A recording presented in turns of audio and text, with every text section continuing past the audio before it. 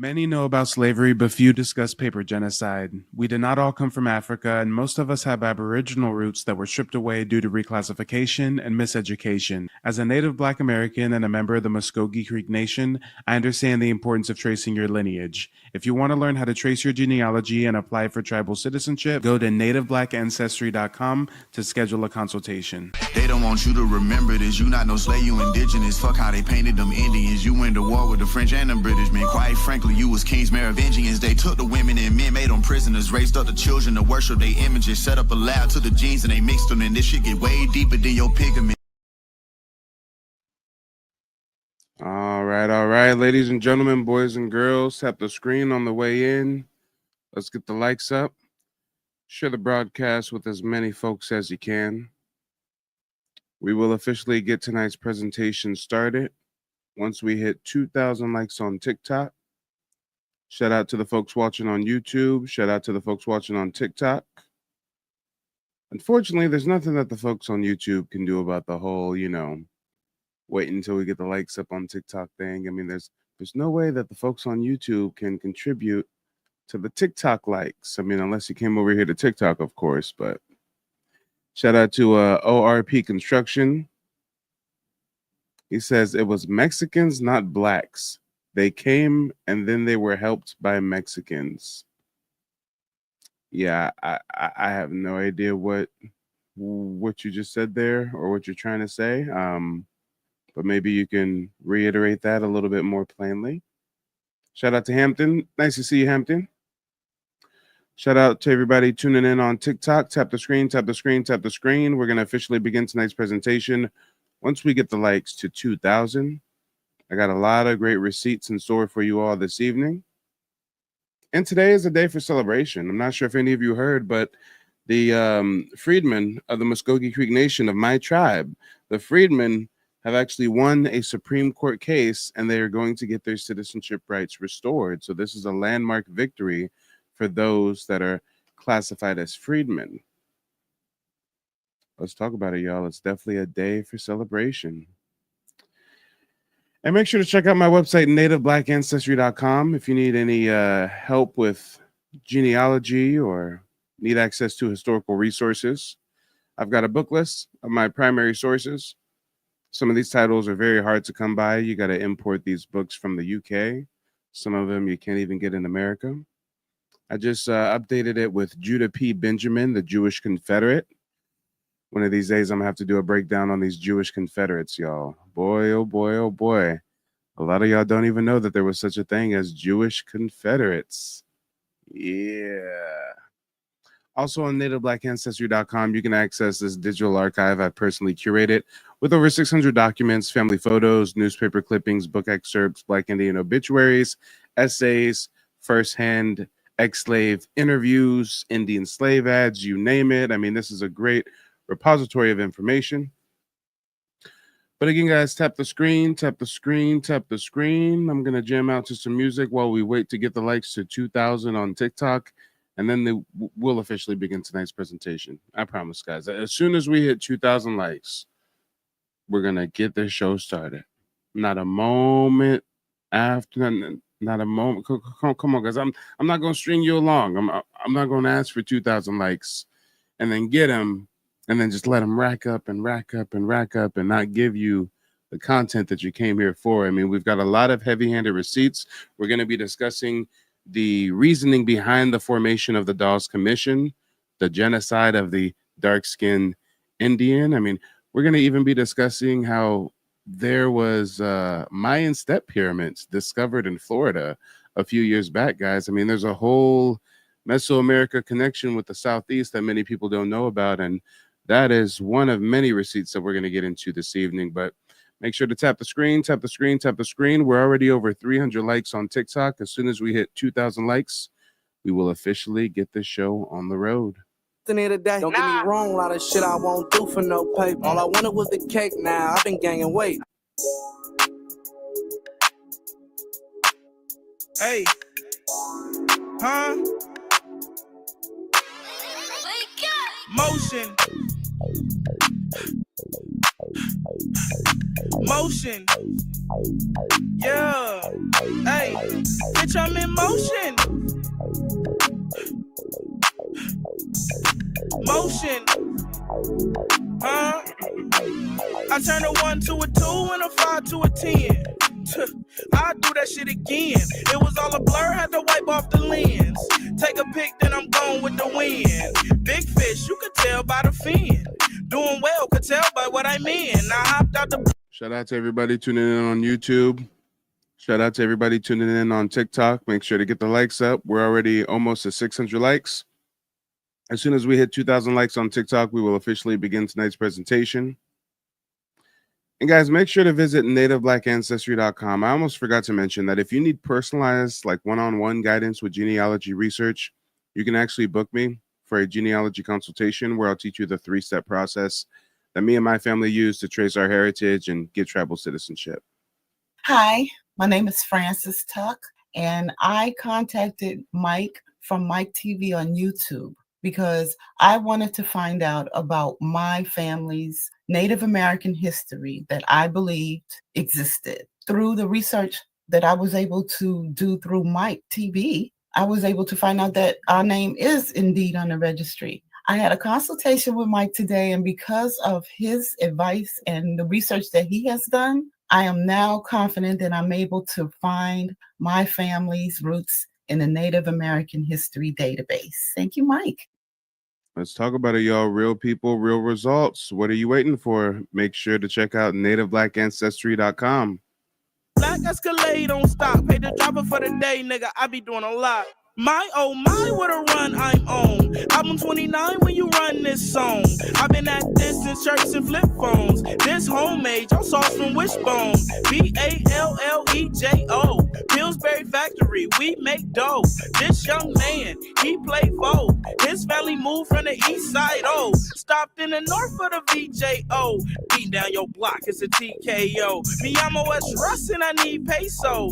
Tostitos and mucho queso. If we talking rap, then it ain't too many clothes. Niggas dead to me and I don't believe in ghosts. You could break bread when you make it by the loaf. 10,000 shots, I'm getting better every pose. Bitch, I'm in motion.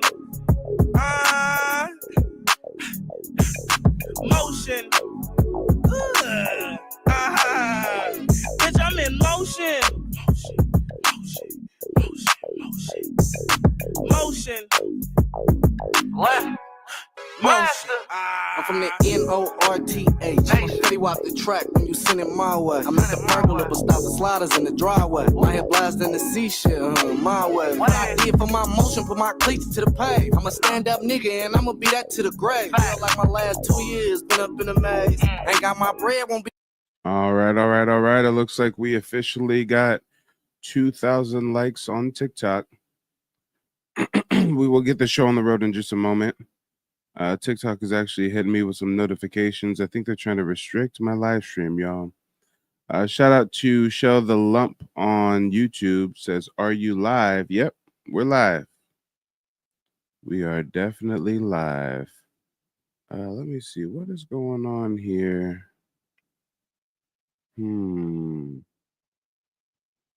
Hold on, guys. I promise we're going to get started in just a moment. I'm trying to figure out what is going on here.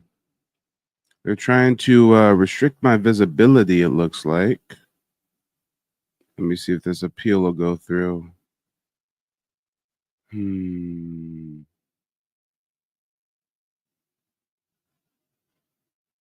Let's see. Yeah, I'm not sure. It's not giving me any notifications now. Whatever. Either way, let's go ahead and get this party started, guys. Let's get started. Shell said, I joined your membership today. Nice. Thanks for joining. Appreciate it. Folks like you definitely help me keep on keeping on with the work that I do for the community. And yeah, you know what, guys? TikTok is trying to mess with my visibility. Give me just a moment. Push comes to shove. I might restart the live stream on TikTok. YouTube is good to go. Yeah. You know what? I'm going to have to restart this live stream for TikTok. YouTube, hang tight just a second. Everybody watching on TikTok, I'm just going to end this stream and start another one again. So just refresh your screen, go right back to my profile, and we'll be live right in about 3 seconds. Yeah. Shout out to my YouTube audience. TikTok is sensitive as fuck, y'all. It's crazy. You can't even say white people on TikTok. You got to say white tea people. You can't even say gun or firearm. You gotta say pew pew and shit. I mean, it's crazy on TikTok, y'all. The censorship is ridiculous. My live streams are always getting censored for hate speech or a myriad of bullshit. But I gotta stop cussing, y'all. We're now live on TikTok again. As I'm telling you, I can speak a lot more freely over on YouTube. I can speak a lot more freely on YouTube. TikTok is sensitive. But all right, we are live once again on TikTok. Make sure to tap the screen, tap the screen, tap the screen. Shout out to Kisha Empress, says Northern California saying hello. That's what's up. What part of Northern Cali? I'm from Sacramento, born and raised. FBA or nothing says, bet you can say black. Yeah, you can say black people. You can say the N-word on TikTok, but you can't say white tea people. I mean, come on. The censorship is wild. Censorship is diabolical. But guys, let's go ahead and jump right into the content. For the people watching on TikTok, you see that there are some questions on the screen. If anybody would like to answer the questions on the screen, you know what to do. Request to join the broadcast as a guest, or you can answer the questions in the chat. And for anybody on YouTube probably wondering what these questions are, let me bring these questions up on YouTube real quick so you guys can see. And I'm going to drop the link in just a second for YouTube. So if anybody wants to call in from the YouTube live stream, you can do so as well. All right. So YouTube, you can now see question number 1. Why is everyone trying to convince Black Americans they come from Africa? Question number 2.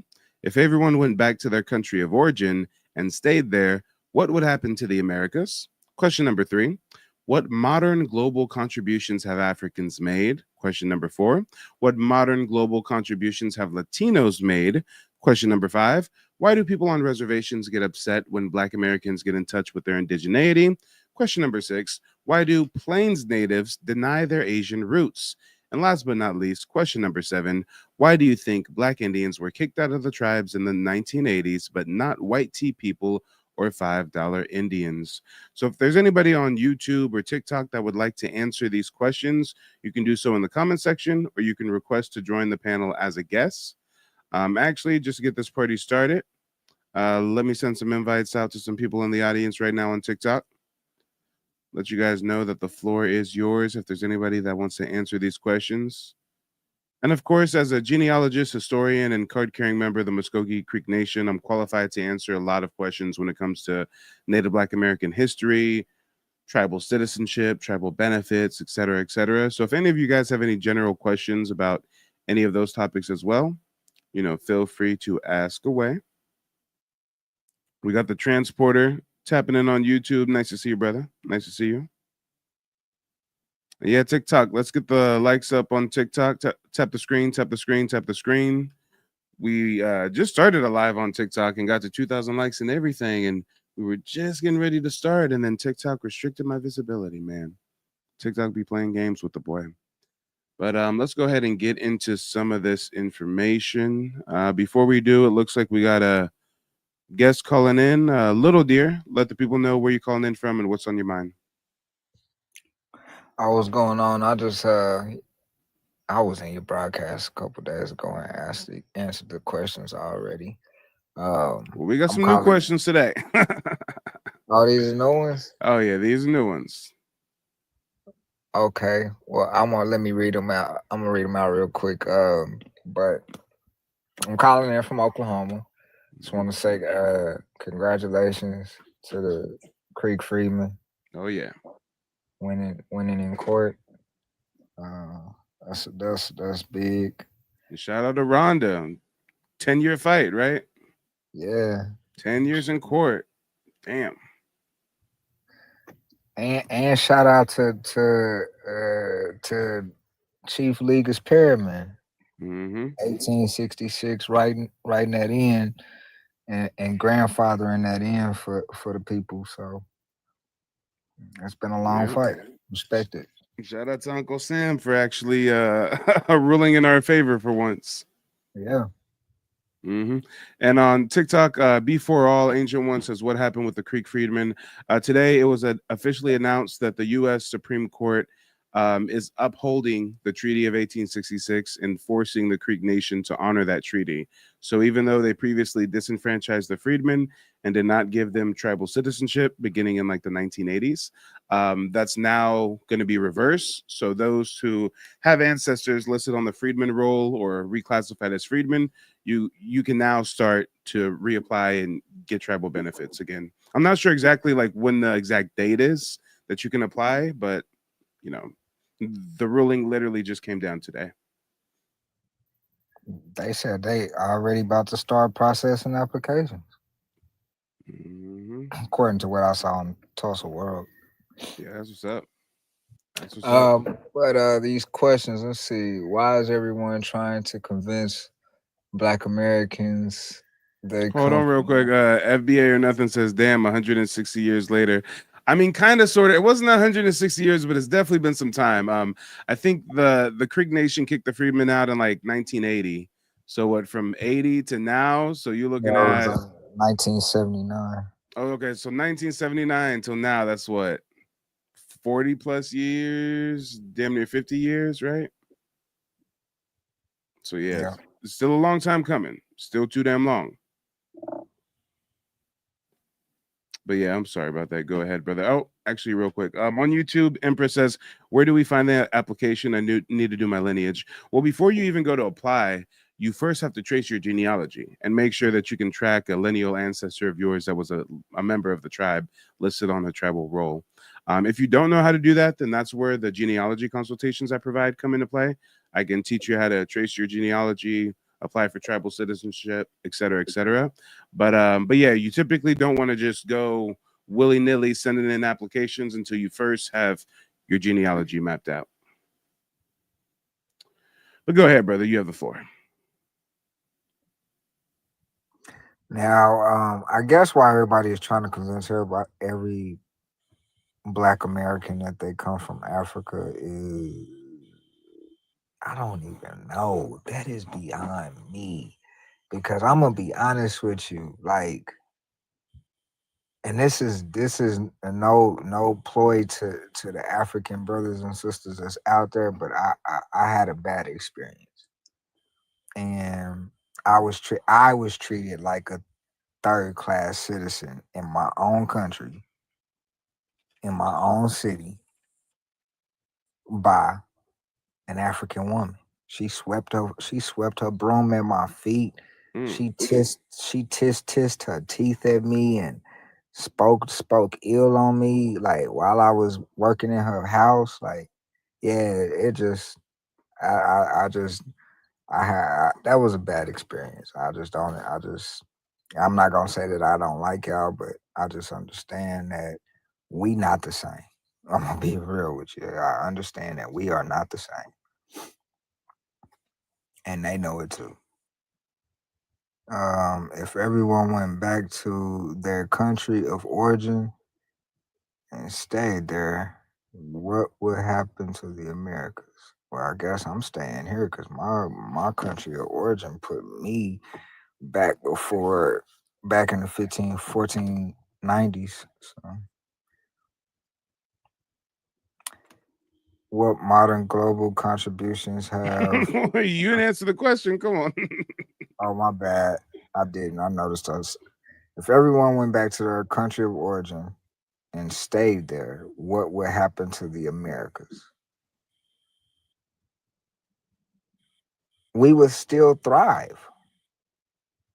Um, honestly, uh, it would be less diverse.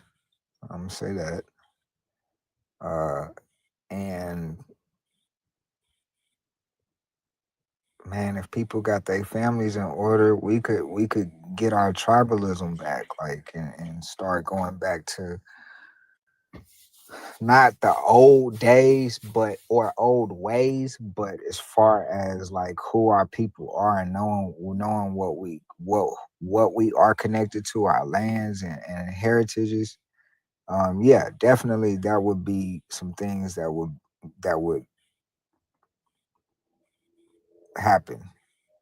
Okay, I got you. Um, what modern global contributions have Africans made? Uh, uh, Africans are the dawn of modern civilization when it came to the Gaza Strip and I mean not Gaza Strip but Giza Strip, with the Giza Plateau and the pyramids and everything that they call That's not Egypt. modern civilization. That's ancient. Ancient civilization, but it anchored in the modern world. Um, once once it was so called discovered, even though you can't discover something that's already Yeah, thriving. I'm confused. But So, what modern contributions have Africans made to the globe? We're not talking about ancient Egypt. um,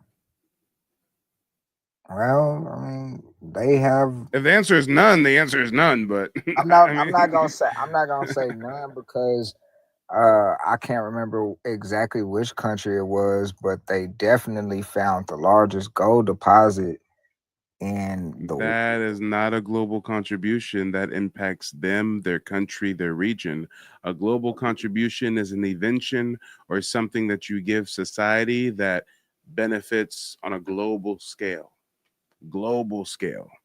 Okay, well, I'm gonna do. Africans finding gold is not impacting the world. Okay, well, on that answer, I'm just gonna say no because I don't know because I haven't researched that as far as that goes. So I'm just gonna say I don't. I'm gonna leave that as I don't know, and Okay. if I just Now, so I. now, even though we're being politically correct and saying I don't know, um, clearly the Africans must not have made any global contributions because if they had, you would have known about it. You would have heard I about was it. I will agree to what you just said there. That I will agree And to. these thoughts and opinions are my own. But I'm Okay, just saying, as far as like he does not me endorse them. researching and looking up some things, I would not know because those things I I haven't. researched it. I looked it up before doing this broadcast. The Africans have not made a single global contribution in modern times. They have Okay. made contributions on like a regional level. Like there will be an African inventor that does something good for their African country, or there may be an African entrepreneur that does something with mobile phone technology to benefit their fellow African, but Africans benefiting the globe in modern times, where they do that at? Where they do that at? But you know what? Okay. Real quick. I just got a notification that TikTok is messing with my live stream. I'm gonna end this live stream and restart it immediately. So just go ahead and refresh your screen or go right back to my profile, and this live will be, live again. Just give me just a second. Same thing to the other person who was on the panel. Just go ahead and refresh your screen, go back to my profile, and we'll be live once again in just a moment. Yeah, YouTube, this is my second time having to restart the TikTok live stream. Come on now. TikTok be on some bullshit. They flagging my live stream talking about unoriginal reproduced content. Bitch, this is a live stream. What is unoriginal about a live stream? This is live TV. Fuck is unoriginal about live television? TikTok is stupid. Chinese bullshit. All right, wait. I'm live again on TikTok. I gotta watch my words. TikTok is the best. China number one. USA number two. Here we go.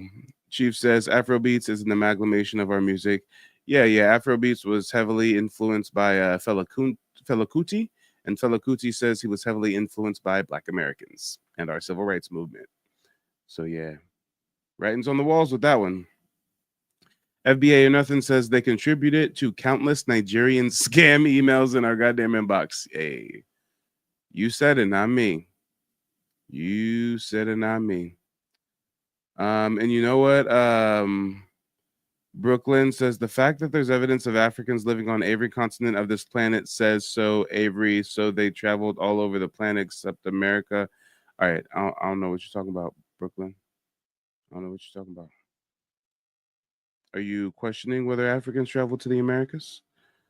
Chief says I was able to trace my family back to the mid 1700s. Thing got lost. Yeah, Chief, tap in. If you need personalized genealogy research guidance, go to nativeblack.ancestry.com. Looks like we got one of our panel members back from the previous stream. Before all, go ahead and unmute yourself. Let us know where you're calling in from and what's on your mind. My name is V for All. I'm from Louisiana, way down in the bayou, way down here. I've been on this journey for a long time.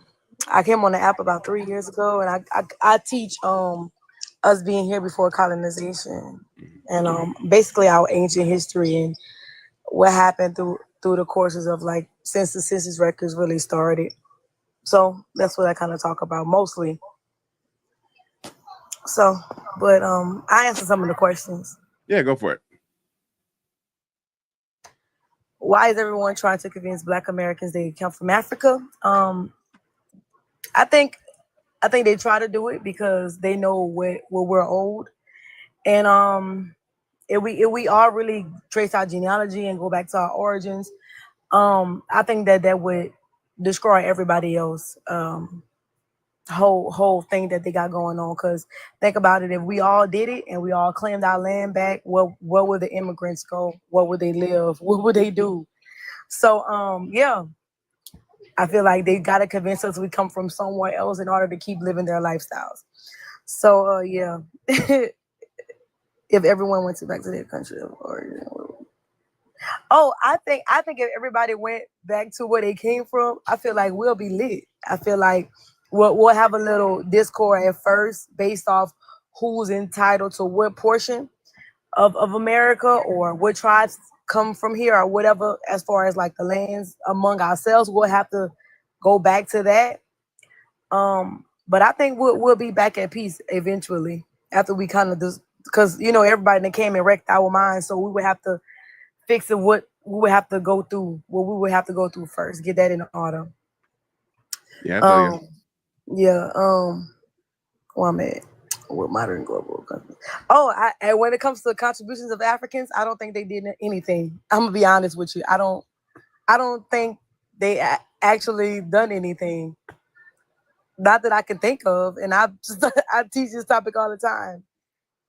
Yeah, because if they was doing something so great, why they keep coming over here? That's just my opinion. Latinos, I can't think of nothing that Latinos did either. The best thing that they did modern times is they gave us Celine for a minute. And that wasn't really that much of a global contribution. I mean, shout out to Celine, R.I.P. Okay. Why do people want to get upset when Black Americans? I feel like they worry about being replaced. I feel like the people on the reservations get nervous about like Black people taking the identity of being like the indigenous people. Yeah, I think they know like once what they call Black people put their hand on something, they take over the culture. Just like we created every music, art, like we got everything online. Everything that you can name there's a Black face attached to it. So I feel like they don't want that to happen with as far as the indigenous culture. But I don't know why they deny it, but they do. Why do people on the plains neighbor? I don't know why they deny it. They act like it never happened, but we could break it down different time periods that they came here. But why do you think Black Indians were kicked out of the tribes in the 80s? But see, especially where I'm from, that's a huge topic right now. Especially with I don't know if you know about the whole Chittamata tribe, how they kicked out their Black members. I don't. Nope. Yeah, out here in Louisiana, we have a tribe in Saint Mary Parish. Mm-hmm. So they inhabited the New Orleans area all the way down to the Gulf of Mexico. And at one point, like if matter of fact, is some of my family is on YouTube right now, fighting with the tribe, because they basically kicked out all the black members in like the 80s, the 90s, and stuff like that, due to white supremacy and all of that stuff. As a matter of fact, me and a girl who's actually enrolled in the Chitamacha, we had a big live like 3 years ago, and she kind of talked about it, and she was like, "Yeah, but we're right now what they're doing is like giving money back to the people that they kicked out. Mm. So they are like in a form of like giving reparations back. But a lot of people in Louisiana, the funny thing about it is that Oh we was wow, you kind of know, hold on, I just looked it up for the first time. Yeah, it says in 1926, all Chitamacha Indians of black ancestry had been removed from the tribal registry and evicted from the reservation. Mhm. All recollection of them had also been removed from tribal history and folklore. As far as the tribe is concerned, there never was or has even been any Chitamacha Indians of mixed Negro ancestry. And see how they always throw the mixed Negro ancestry in there? Like, okay, all Yeah, right, but mixed. and here's the funny part. They was called them Negress. So the Mm, people who was mixed with well, who would they would say were mixed or Negro, they would call them Negress. But in Louisiana, Negress just mean Indian. That's all that it meant. So so back then, like in Louisiana, if you was indigenous or you was of like that darker complexion, they put you as free people of color in Louisiana. So we wasn't documented as Indians. We wasn't documented technically as Indians until like the 1860s. That's when they first got on the on federal record. But by that time, we had already picked up free people of color, black and mulatto. Like we had already ran off with that term by that point. And then the Spanish created like laws in 1524, which stopped us from claiming indigenous status as well. The Spanish started doing that. So and started shipping us off to Europe as Africans. So that's what they was doing in Louisiana. But yeah, but a lot of us in Louisiana are like fighting back. We actually got a museum coming up in St. Tammany Parish. So yeah, it's a lot of stuff that we doing out here in Louisiana, and like, we it's a great movement that I see. But I actually wanted to talk to you about the Creek Nation. mhm. Um so did that ever happen to the Creek? Like did they just like, because I know you said that they gave benefits, like there were no benefits for people being enrolled as Creek as a freeman? No, so originally there was something called the Treaty of 1866, and the Treaty of 1866 stipulated that those who were even classified as freedmen still were entitled to full citizenship, full benefits. What happened was most of the tribes accepted the treaty. Some tribes fought it, dragged their feet, right? But regardless, what happened is a lot of the tribes in the 1970s, 1980s, they changed their tribal constitutions in the middle of the night, didn't let no freedmen vote on it, and they changed it to say that you have to have a blood quantum from here on out in order to be a member of the tribe.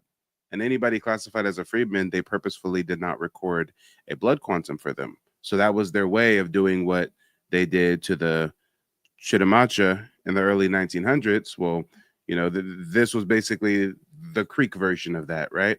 So from 1979 to today, the freedmen had been disenfranchised, no citizenship, no benefits. Some of the freedmen had lawyered up. One of them, named Rhonda Grayson, she's actually been suing the Muskogee Creek Nation for the last 10 years. They've had Senate hearings in front of Congress about it in 2022. And just today, literally today, the Supreme Court has ruled that the freedmen of the Creek Nation are entitled to full tribal benefits and full tribal citizenship. My question with that, like, okay, so Creek never had like a blood quantum form. Like, what were y'all documented as just freemen, or was it like half Negro, half Creek, or how exactly They did had that work? both. They came Mhm. up with, well, first of all, let's take a step back. Are you familiar with the fact that the Dawes Commission was created to go after the the Muskogee Creek Nation? No, I didn't know that. Okay, so what was going on is they tried to convince all the Indians to go to Oklahoma, right? Some of us agree to go. Well, they give us bunch of acres of land, thousands and thousands of acres of land, and we were holding it in communal trusts. We had land patents. My tribe, the Muskogee Creek Nation, had land patents with the President of the United States, saying that this land is what's the word, indissoluble, basically meaning you can't take it. This isn't a tenancy in common relationship. Like you can't eminent domain it. Like there's land patents with the president, right? Well, the U.S. government around the 1890s, they wanted to get the Indians to abandon communal land ownership, and instead they wanted them to adopt a system of individual land allotments because they believed that the way to successfully get the Indians to be assimilated into European society and culture is to get them away from communal living and get them into individual living, right? So they literally came up with the Dawes Commission with the sole purpose of convincing the Muskogee Creek Nation to get away from communal land ownership and instead adopt individual land ownership. So the Dawes Commission is supposed to go around deciding who's a part of the tribe and who's not, and giving everybody equal land allotments. But of course, there was a lot of anti-blackness. There was a lot of white supremacy. There was a lot of black Indians that, because of the color of their skin, they got hit with a bit of a brown paper bag test. And if you were too dark, well, they put you on a separate tribal roll called the freedman roll. You had your by blood roll, and then you had your freedman roll. On the freedman roll, you only got 40 acres. On the by blood roll, you got 160 acres. On the freedman roll, they didn't write down any blood quantum for you. On the by blood roll, they wrote down a blood quantum amount or wrote that you were intermarried into the tribe, et cetera, et cetera. So from day one, they used the term freedman as a tool of racial reclassification and disenfranchisement. And even though it was meant to reclassify and disenfranchise, they still took it a step further. And in 1979, my tribe kicked out everybody that was classified as a freedman, or everyone whose ancestors were on the freedman's roll. So hundreds of thousands of black Indians were just kicked out of the tribe overnight. I think they actually literally sent a memo. They sent like a email or a letter in the mail or something like, "Hey, just so you know, you're disenrolled from the tribe. See ya." I mean, how? That's my question would be is how do people recover from being broken apart from their ancestry? Like how what it, how do you fix that? You know what I'm saying? All that damage that has been done, you literally remove people from their heritage, their identity. How can that be restored? Hey, that's the question. Everybody's going to have their own opinion on that, but it starts with tracing your genealogy and getting tribal citizenship. That's step one, and that's step two. From there, you got to figure out what means the most to you. Okay, because you are enrolled, and this is somebody who has been on that line of like, why should I enroll? And then on top of that, like I said, like coming from a nation who has had these practices, um, that is what has held me back from enrolling because I think about like my generations to come when I'm not there, when I'm not here anymore. So you recommend that people enroll? Not at all. I recommend you do whatever you want to do. I'm not here to tell anybody to enroll in a tribe or to not enroll in a tribe. But for people who want to trace their genealogy and are interested in tribal citizenship, I'm here to help. Okay. See, and you see, like I just really wanted to like see your stance on it. Um, so do you feel like I'm just asking for a personal opinion? Um, like do you feel like things are better for you in life now that you have been, not that you are enrolled, or like how has your experience been coming from a nation like the Creek with these practices? I mean, on the one hand, you can say nothing's changed. On the other hand, you can say everything's changed. I mean, my day to day living hasn't really changed at all, but the benefits that I have access to, the income that I'm able to garner, the social services that me and my family reap the benefit of, I mean, These do play a big part. All my life, I was an African American. Now that I've got tribal citizenship, magically I'm regarded as an American Indian. So when a lot of people are, you know, worried about this label of black and talking about correcting their status and this and that, well, the only legal way to actually do that is to get tribal citizenship.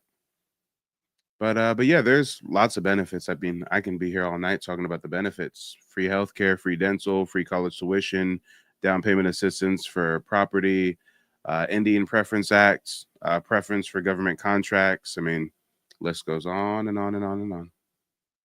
Yeah, yeah, you see, and I feel like that was the purpose of doing what was done to what they call black people or the Negro people or whatever you want to call it, because it was too many of us to please.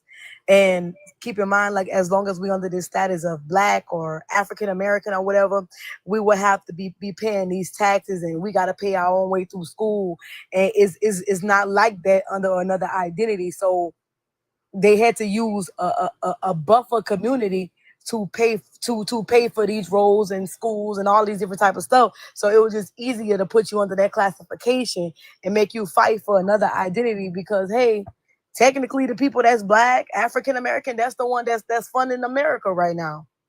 And if it was flipped, everybody would have to fund us. You see what I'm saying? Oh yeah. Yeah, yeah. So I mean, and when you think about it, it was a clever plan, but I don't think they thought that we will really get to the business like we've been doing in this generation and in this time. Hmm. Oh Yeah. yeah. No, they never thought that we would ever know how to read or write, let alone have access to the internet, let alone have access to artificial intelligence. I mean, they would never imagine the access to information and technology that we have. So yeah, we got to use it to our advantage. And hold on, Ricardo saying brown paper bag, brown paper bag. Somebody must have hit my Cash App or something. Hold on. I know what that typically means, Ricardo. Hold on. You're saying brown paper. Wait, hold on. I ain't got no Cash App, and you saying brown paper bag, brown paper bag. What's going on, Ricardo? You over here false flagging, Ricardo. You over here false flagging. Matter of fact, I got two different Cash Apps. It might have been in my other Cash App. I got a Cash App from. I don't know. Let me know if you sent a contribution, Ricardo, and I'll make sure to play that jingle for you. But for everybody watching on TikTok, unfortunately, we've got to restart the live stream yet again.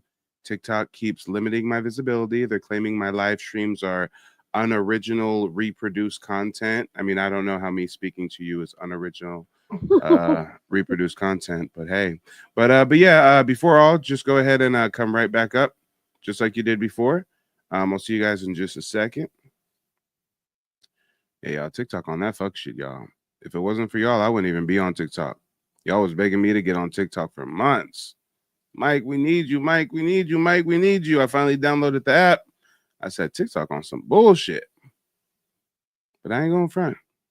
We've been able to spread the message to a lot of people. You know, there's a lot of Black Americans on TikTok.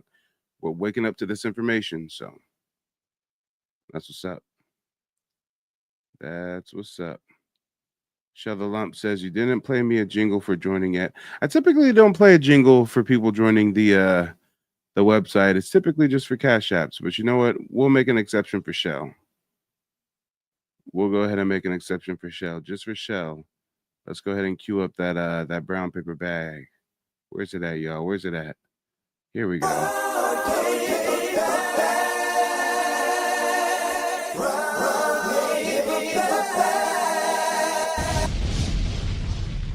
Shout out to Shell. Thank you for becoming a member of the website. I appreciate the support. You guys make sure to tap in, become a member of the website, nativeblack.ancestry.com, for access to exclusive perks and historical resources. Shout out to everybody tuning in yet again on TikTok. Come on, guys. How many times are we going to have to restart our TikTok live stream? I think every 15 minutes, we're just going to have to restart it. Now you'll see why I started going live on YouTube simultaneously. And you know, guys, I totally forgot to drop the call-in link for the folks on YouTube. Let me drop that right now. Here we go. If anybody wants to answer the questions of the evening, you know what to do. Question number 1, why is everyone trying to convince Black Americans they come from Africa? Question number 2, if everyone went back to their country of origin and stayed there, what would happen to the Americas? Question number 3, what modern global contributions have Africans made? Question number 4, what modern global contributions have Latinos made? Question number 5, why do people on reservations get upset when Black Americans get in touch with their indigeneity? Question number 6, why do Plains natives deny their Asian roots? And last but not least, question number 7, why do you think Black Indians were kicked out of the tribes in the 80s, but not white tea people or $5 Indians? Ladies and gentlemen, boys and girls, if anybody would like to answer the questions on the screen, you can do so in the comment section, or you can request to join as a guest. Don't be shy. I don't bite. I don't care if you think that Black Americans are Wabo pretendians who are ashamed to be African. I don't care if you realize that we're the true indigenous people of the Americas or something in between. Either way, I want to hear from you. I want to see what your opinions are. I want to see what your answers are to tonight's prompt. We've got some very, very thought-provoking questions, as you can clearly see. And it looks like we got some guests back up. Before all, thanks for joining again. What were you saying on the last live stream? I don't even remember. I was listening to you talk, so I lost my place. And you know what? I think I had a question over here on YouTube. What was it? I saw a question. What was it? Who was it? Oh yeah, Empress says, "How did you feel finding out who you are for real?" It was kind of surreal. It was just kind of like confirmation. Like I always identified as Indian. Like my family passed down oral tradition that I had Aboriginal roots. So if someone ever asked me like quote unquote what am I always said Irish, German, Indian, and Black. But I didn't realize that Indian and Black was the same thing, right? I never really realized that Indian and Black wasn't two separate things. It was the same thing, right? So when I traced my heritage and got tribal citizenship, it was just like confirmation, you know? It's kind of like, clock is ticking, you got the ball, you go to make the game-winning shot, and you're just moving. You're just in flow state. You're not really thinking about it. You take the shot and you make it, and you're like, oh shit, I made that. Okay. I mean, you knew you were trying to make it. You knew you were doing everything to make the shot, but when you actually make the shot, you're like, oh, all right. Well, now let's keep on with the next thing. But Empress has another question, it looks like. She says, was there any feedback from other people who doubted your lineage? I'm not sure what you mean by that. Like if before I got tribal citizenship, I was identifying as indigenous and people were like, oh no, you're not Indian. And then I got my tribal citizenship and then I'm like, yeah, I am Indian. And people were like, oh man, you are Indian. If that's what you're talking about, nah, there wasn't nothing like that. Nothing like that at all. Let me see what you guys are saying. Faith Ministry says, thank you for all you do. It's appreciated. Love and light. Hey, thank you for tapping in, Faith. Nice to see you as always. Brooklyn says, Mike TV, did you see on the news that the U.S. federal government gave $100,000 in cash reparations to white tea people in New Mexico and their descendants? No, I did not see that. Thank you for keeping me in the loop. Actually, I'll look that up right now. That's super new information to me. Let's see. You said New Mexico? Was it New Mexico? New Mexico reparations. Let me see. Is this fake news or no? Let me see. I hope you ain't promoting some fake news. I'm seeing something in July 10th, 2005 about Trinity Test Area. They're getting compensation for health problems and cancers caused by some kind of testing. I don't know. Damn, TikTok is hating on me. They're trying to restrict my visibility again. Damn, now I know that this is not the TikTok profile to go live from. I gotta go live from my Native Black Ancestry account. They got the Mike TV account shadow banned, y'all. They got me shadow banned. But yeah, you know what? It looks like we got a new guest up on the panel. Seiton Gu. Go ahead, let us know where you're calling in from and what's on your mind. I call in from Cameroon. Can you guys hear me? Yep. Go ahead. What's on your mind? Uh, I want to know if you guys don't come from Africa, then what about the all the Caribbeans and the Jamaicans, all the people that came in America and South Africa and the Caribbean, the way you guys did? Why you guys feel like you have a separate destiny than the other people that were clearly brought to those places the same way you guys deny that you were brought to America? What is special between you and them? Great That's question. what I'm trying to understand. Great question. Great question. And there's a little bit of background noise, so I'm just going to leave you on mute while I answer the question. So, for anybody just now tuning in, he basically said, "Hey, why do you guys claim that you're not from Africa, but there's other black groups in the Americas like Jamaicans and Haitians and stuff, and they came from Africa. So, like, why do you think that your lineage or your heritage is different?" Sir, the answer is because we're not those people. We don't come from Jamaica. We don't come from Brazil. We don't come from Cuba. We don't come from Puerto Rico. Our heritage, our lineage, our ancestors are not the same as the lineage, heritage, or ancestors of people in the Caribbean. There's some overlap. There were some Black American Indians in the 1700s who were taken as slaves and sent to Jamaica, sent to the Caribbean. But when you talk about all these Africans being trafficked as slaves across the transatlantic and sent to South America and the Caribbean, sir, we're different because we're not from South America and we're not from the Caribbean. Does that answer your question? Yeah, the reason I'm saying this is because um, I know you guys are trying to are making a great campaign to separate yourself. I understand this is your right, but I say this because I live in a place where you can still see the way the places slaves were taken from here. I live in Africa, for your information. Which country in Yes. Africa?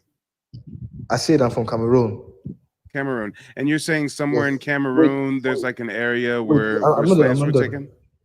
I'm not done. There is a place. I know you're not done. I'm interjecting to ask you a question. Are you saying that in Cameroon, there's like a tourist destination where slaves were taken from? That's where I was getting, but you didn't let me finish. That's I disrespectful. know I'm skipping ahead because this is my show and I have people backstage and another person on the panel, and you're going a little slow. We needed to go a little bit faster. So again, what's the name of this slave tourism spot in Cameroon? What's the name of it? Go ahead, unmute yourself.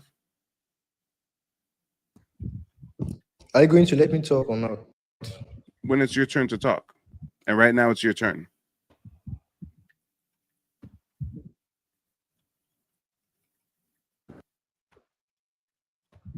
All right, we're just hearing static on your end, sir. Do you have anything else you want to say, or should we move on to the next person?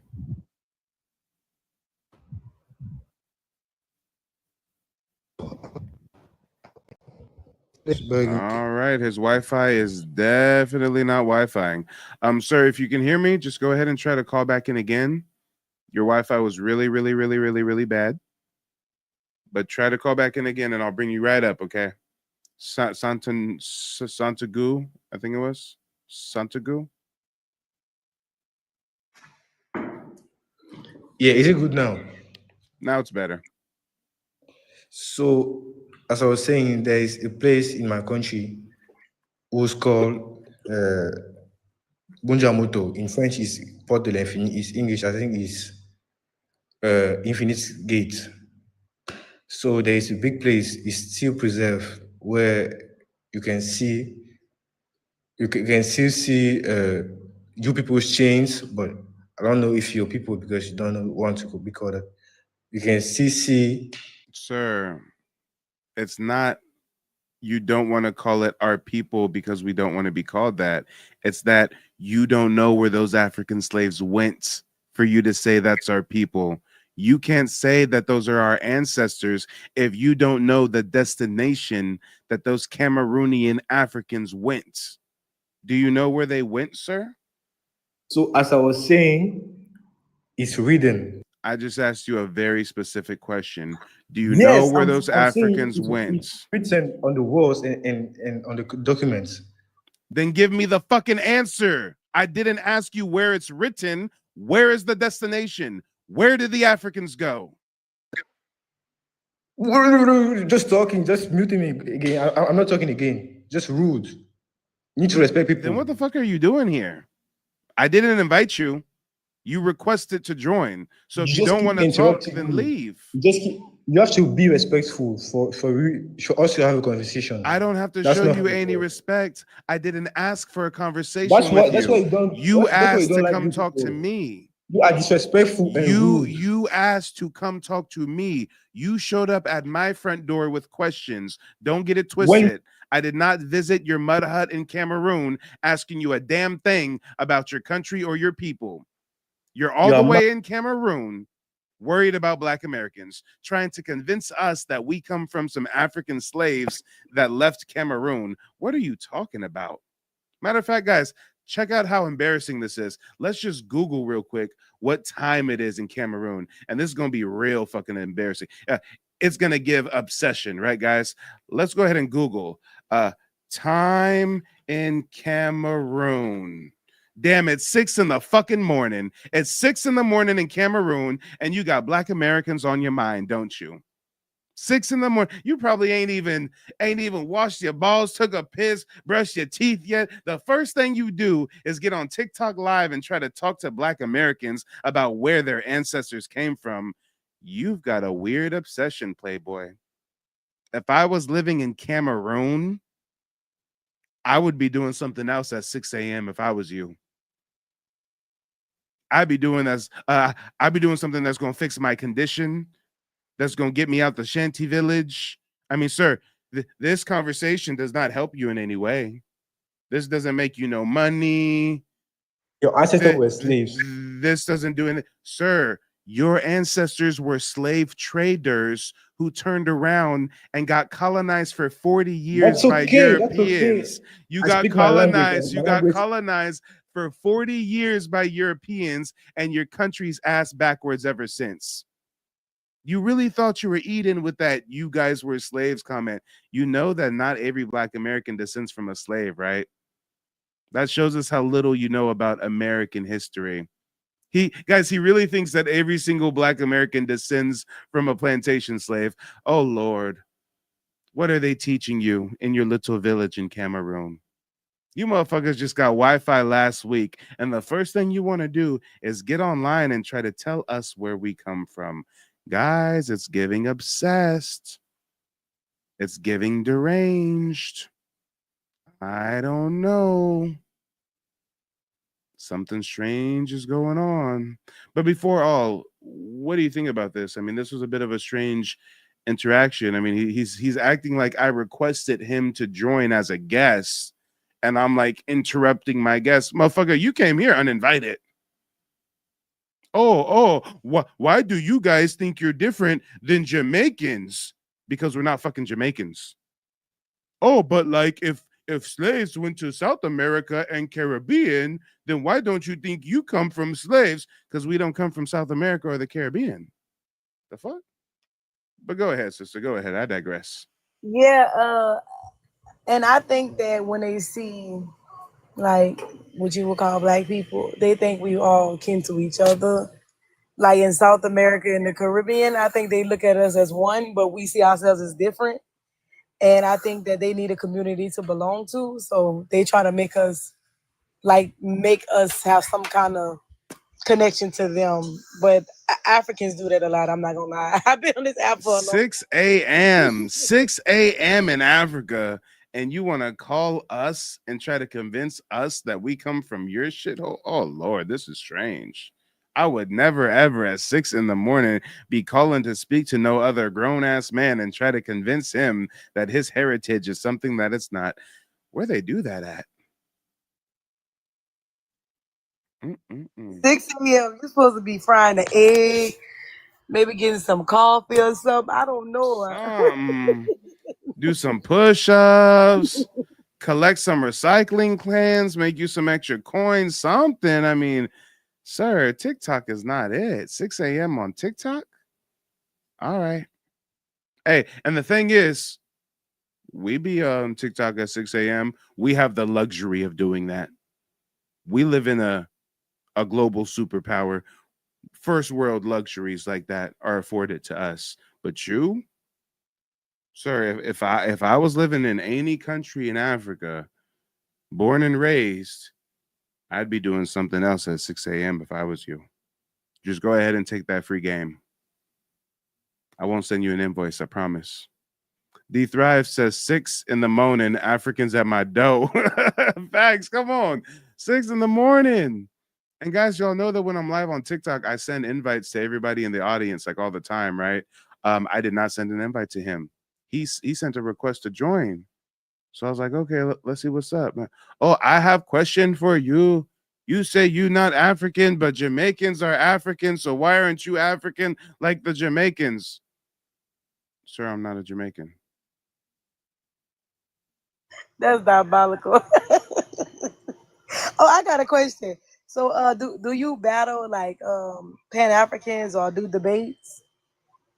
I mean, I've done debates before, but I mean, I just always kind of defeat my opponent savagely, and then people see the debate, and then no one wants to debate me again. So, I mean, I've done a handful of debates on YouTube, but as soon as people saw how I get down, nobody wanted to debate. So I guess people calling into my TikTok having these little convos could kind of qualify as a debate. But I mean, last night we had an interesting discussion with some Africans. We had 3 Africans call in. 2 of them was living in America, of course. One of them was calling in from Liberia or some shit.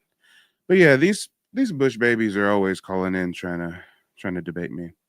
It's really juvenile, as you can tell from the last interaction. I mean, it's sad. It's like I'm debating a preschooler, right? Like,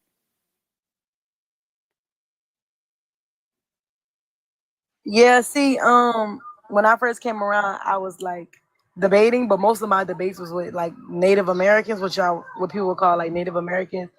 Then Pan Africans got involved, and then it just started to spiral. Like it was crazy. I'm not sure if you bump into like all the OGs Pan Africans or the OG Native Americans yet, but they got a whole squad of them in here over here in TikTok. So I'm not sure if you bumped into them yet, but I know they be talking about you, and I was like, "That's talking about Mike TV." Okay, let me go see what that's about. So hey, they know me. I don't know them. I don't know none of these OGs. yeah, These people don't their names don't ring bells or nothing. I mean, it is whatever, you know. But yes, at any given time, you know, word gets back to me that there's a myriad of folks doing live streams, either discussing me or talking about me in some way. So, hey, I must be doing something right. yeah. I heard them over there talking about they was gonna call the police. Oh The F- no, not the not police, the FBI, no, the feds, the yeah, federales on me. yeah. Oh no, I I was quit. Wait, laughing. I quit. I'm gonna end this live stream, right? I'm gonna stop talking about Black American indigeneity because I don't want the feds called on me, guys. I don't want the feds called. I'm like, yo, this is crazy. Imagine calling the police on somebody from saying they are Indian. This is crazy. Yeah, Oh, this is crazy. I but just laugh it but off. uh, white tea people could claim they Indian all day, no problem. Yep, that's how it goes. What's that tell you? What's that Mhm. tell you? And you know, I got people in the YouTube chat and the TikTok chat talking about last night was good, last night was wild. Y'all, I don't even remember half of the shit that happened last night. I was live streaming for so long. I had like 4 hours of sleep. It's all a daze. It's all a blur. I'm gonna have to watch the replay my damn self. Catch up on what happened. But yeah, let's keep it going. Let's keep it going. We got a few thought-provoking questions on the screen. If there's anybody that wants to join and ask the questions, you know what to do. I'm dropping the call-in link on YouTube. If you're on TikTok, go ahead and request to join as a guest. In a few minutes, we'll probably have to restart the stream yet again since TikTok is restricting me. They hating on your boy. What can I say? They hating on your boy. Do you go by Mike TV on YouTube as well? Yeah, so TikTok, I have 2 TikTok pages, Mike TV and Native Black Ancestry. And then on YouTube, I've got those same 2 pages, Mike TV and Native Black Ancestry.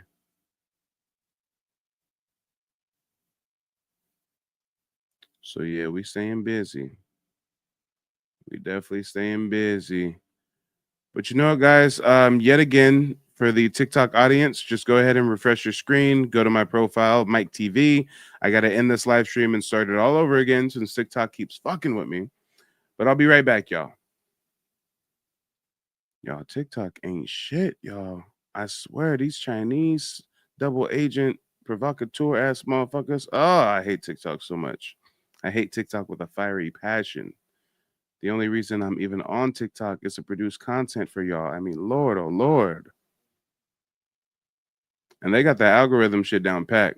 TikTok know just how to mind fuck you. They get all up in your brain. Next thing you know, you've been on TikTok for 2 hours scrolling mindlessly. Oh Lord. And dudes, oh yeah, dudes, stay away from TikTok. TikTok is in your dreams.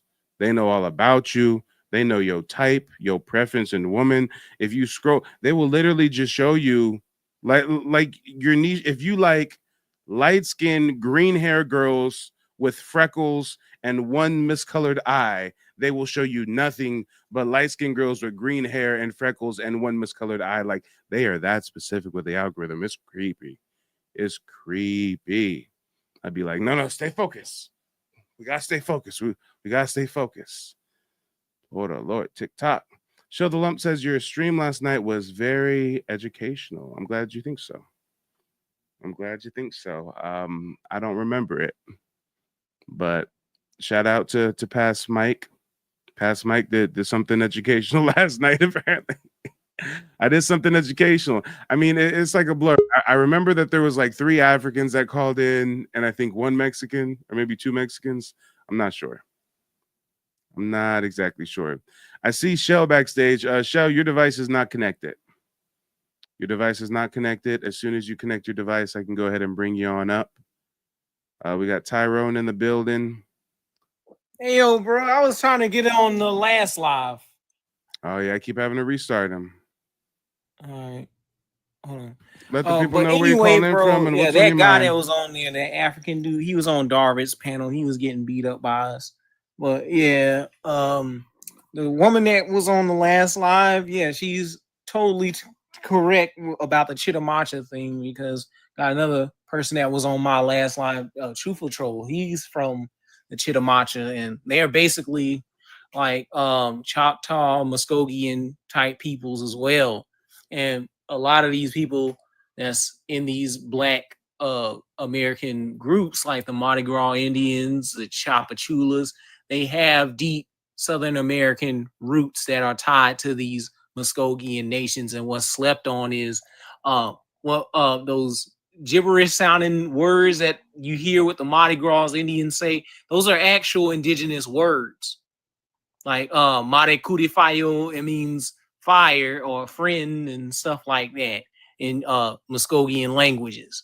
So we overlook these things, and people try to Africanize a culture, but in reality, we're not doing our due diligence in uncovering the indigenous roots behind these things. And real quick, for everybody on TikTok, all 9 people, please do me a favor. Share this broadcast with a few of your friends. TikTok keeps censoring my live streams. This is like the 4th live stream I'd had to start tonight. We've been live for over an hour, but I keep having to restart the TikTok lives because they're limiting my visibility. So if you want to help me get this information out there, please tap the screen and share the broadcast. But go ahead, Tyrone. What were you saying? Yeah. Hey, that's crazy though. I'm glad that sister came and told me about that, because I had no idea that they were kicking out the black members of that Louisiana tribe. I mean, same thing that they did with the freedmen of the 5 civilized tribes, right? Heck, they even doing that now with the Yamasee, trying to say, oh, that's a fake tribe. Oh, they went extinct in the 1700s. No, they didn't. They became other ethnic groups. It's just that Siku is the main one that's revitalizing the Yamasee. He speaks the language. He got the ties. He got the bloodline. Like, why do these reservation Fed recognized natives are trying to disqualify him putting in his work, and they're reaching for his criminal cases that ain't got nothing to do with so-called pretendianism. What they're accusing him of is basically things that's lesser charges. Well, I didn't even know about no charges till you brought it up. Yeah, like you got this character by the name of Dean Gullah Maroon. He's out here trying to dox his information, trying to disqualify him or dirty up his reputation when Chief is literally recognized in the state. He's literally in the Gadsden Wharf Museum in a movie about the Gullah Geechee. It's really these self-hating Negroes that's out here in these social media streets, out here tap dancing for these racist Native Americans. But yeah, the answer to tonight's prompt, what that African dude couldn't explain on the panel because he's worried about trying to get the AU to absorb our culture. Why is everyone trying to convince Black Americans that they come from West Central Africa? I believe it's mainstream purposes of trying to erase Black American lineage. When we look at the data from David Eltis and Skip Gates, so main Negro that was trying to say we ain't got no Indian DNA. And real quick, he basically said hold that on, the real quick. numbers Shout out to Sosa Bread. Sosa Bread, thank you so much for sharing the live. D Thrive, thank you for sharing the live. Black Man, thank you for sharing the live. Tyrone, thank you for sharing the live. I appreciate all of you guys. Again, TikTok keeps limiting my visibility. They're trying to shadow ban me 15 minutes after my live. They always tell me that I'm no longer in the For You page. I'm being restricted. They claim that it's unoriginal, reproduced content, even though we're live having a discussion. So please, please, please share the broadcast with as many people as you guys can and tap the screen, tap the screen, tap the screen. That's the only way we can fight the censorship that TikTok is trying to hit me with. Also, we're live on YouTube right now. So if any of you guys want to catch the replays of these streams or would rather just watch me on the TV or something, then definitely check out YouTube. My channel name is Mike TV. But go ahead, Tyrone. Pick up. Back what I was saying with Skip Gates and the Harvard transition, because you showed me this stuff. They literally said that only 221,000 alleged Africans got brought to the United States. So adding that with that DNA stuff, because what most people don't get about those DNA tests, they only bringing you to the BCE with living Africans that share a common haplogroup with you. And but TikTok just cut my visibility again. What the heck? Your live is being restricted. It cannot be recommended or displayed in search results because it contains unoriginal or reproduced content. See? Why do they keep doing that stuff? Because they're just trying to take my live down, y'all. This is what censorship looks like, live and direct. Yeah, they do that to me. Like literally, I just posted something talking about the AU, and they said that I'm attacking people's community, and you already know who flagged that, right? Because it must have been an African or a Pan-African. Mm-hmm. You know it. Well, are you going to restart again, or are we going to have to just let it go? I don't feel like restarting again. What I'll do is just keep sharing the broadcast, guys. If you guys can just keep sharing it, then more people will find the broadcast, even though it's not showing up in the For You page and stuff. And if we're really not getting the exposure we need, I might restart it one more time. But either way, the stream has been continuous on YouTube. So, if anybody's tired of the stream restarting, just watch it on YouTube. Mike TV. It's been going now on YouTube for 1 hour and 13 minutes strong. So, yeah. But let's continue with our conversation for now, Tyrone. Go ahead. But yeah, back to the thing with the DNA and the why they want to erase us, because with recombination, they're not you're not getting any like descendancy from ancestor that you're trying to go to, like say for Africans. They're not going to give you an enslaved ancestor within the antebellum. And for those that don't know what the antebellum is, that's like the 1700s up to the before like the Civil War. Postbellum is like after Civil War, going into the 1900s in our time up to the 2025. And colonial period, that would be the late 1400 all the way up to the 1700s, right? So you're not going to get any ancestors from that time frame because that'll be 20, 30, or even 40 generations away. And that's not how DNA works because it can only take you up to 8 generations, right? Mm-hmm. And so what they're going to give you is hold on real quick. Let's try to answer the questions in a rapid fashion, and then let me and then afterwards quickly we'll have more of a general discussion. So the next one, if everyone went back to their country of origin land, stayed there, what would happen to the Americas? That would give us enough time to work on ourselves. Like people got to fix their own stuff. The next one would be, what modern global contributions have Africans made? I'm aware that they invented their own universities, they had their own metallurgy, but to the world, that's not I don't modern. think so, because that is not modern. It's not modern. It's only ancient BCE stuff. And the question said outside modern. of Makossa, Michael Jackson singing the Makossa song, that I don't really know what they contributed to the world. It's mostly been Black Americans and everybody taken from Black American culture and so again, we got to do this a little bit quicker. So is the answer nothing? No, they don't. They didn't provide anything to the Americans or the world. What modern global contributions have Latinos made? I don't think anything, because they keep trying to appropriate hip hop and soul music. Like what's that dude that was Konzo or whatever his name was that was battling with Tariq? The next one is, why do people on reservations get upset when Black Americans get in touch with their indigeneity? Is because they trying to hoard restitution, reparations, and casino money and benefits like that. Because if we start demanding on wholesale, they would have to change their entire narratives and let in Black Americans, and that would mess with their money. So next one, why do Plains niggas deny their Asian roots?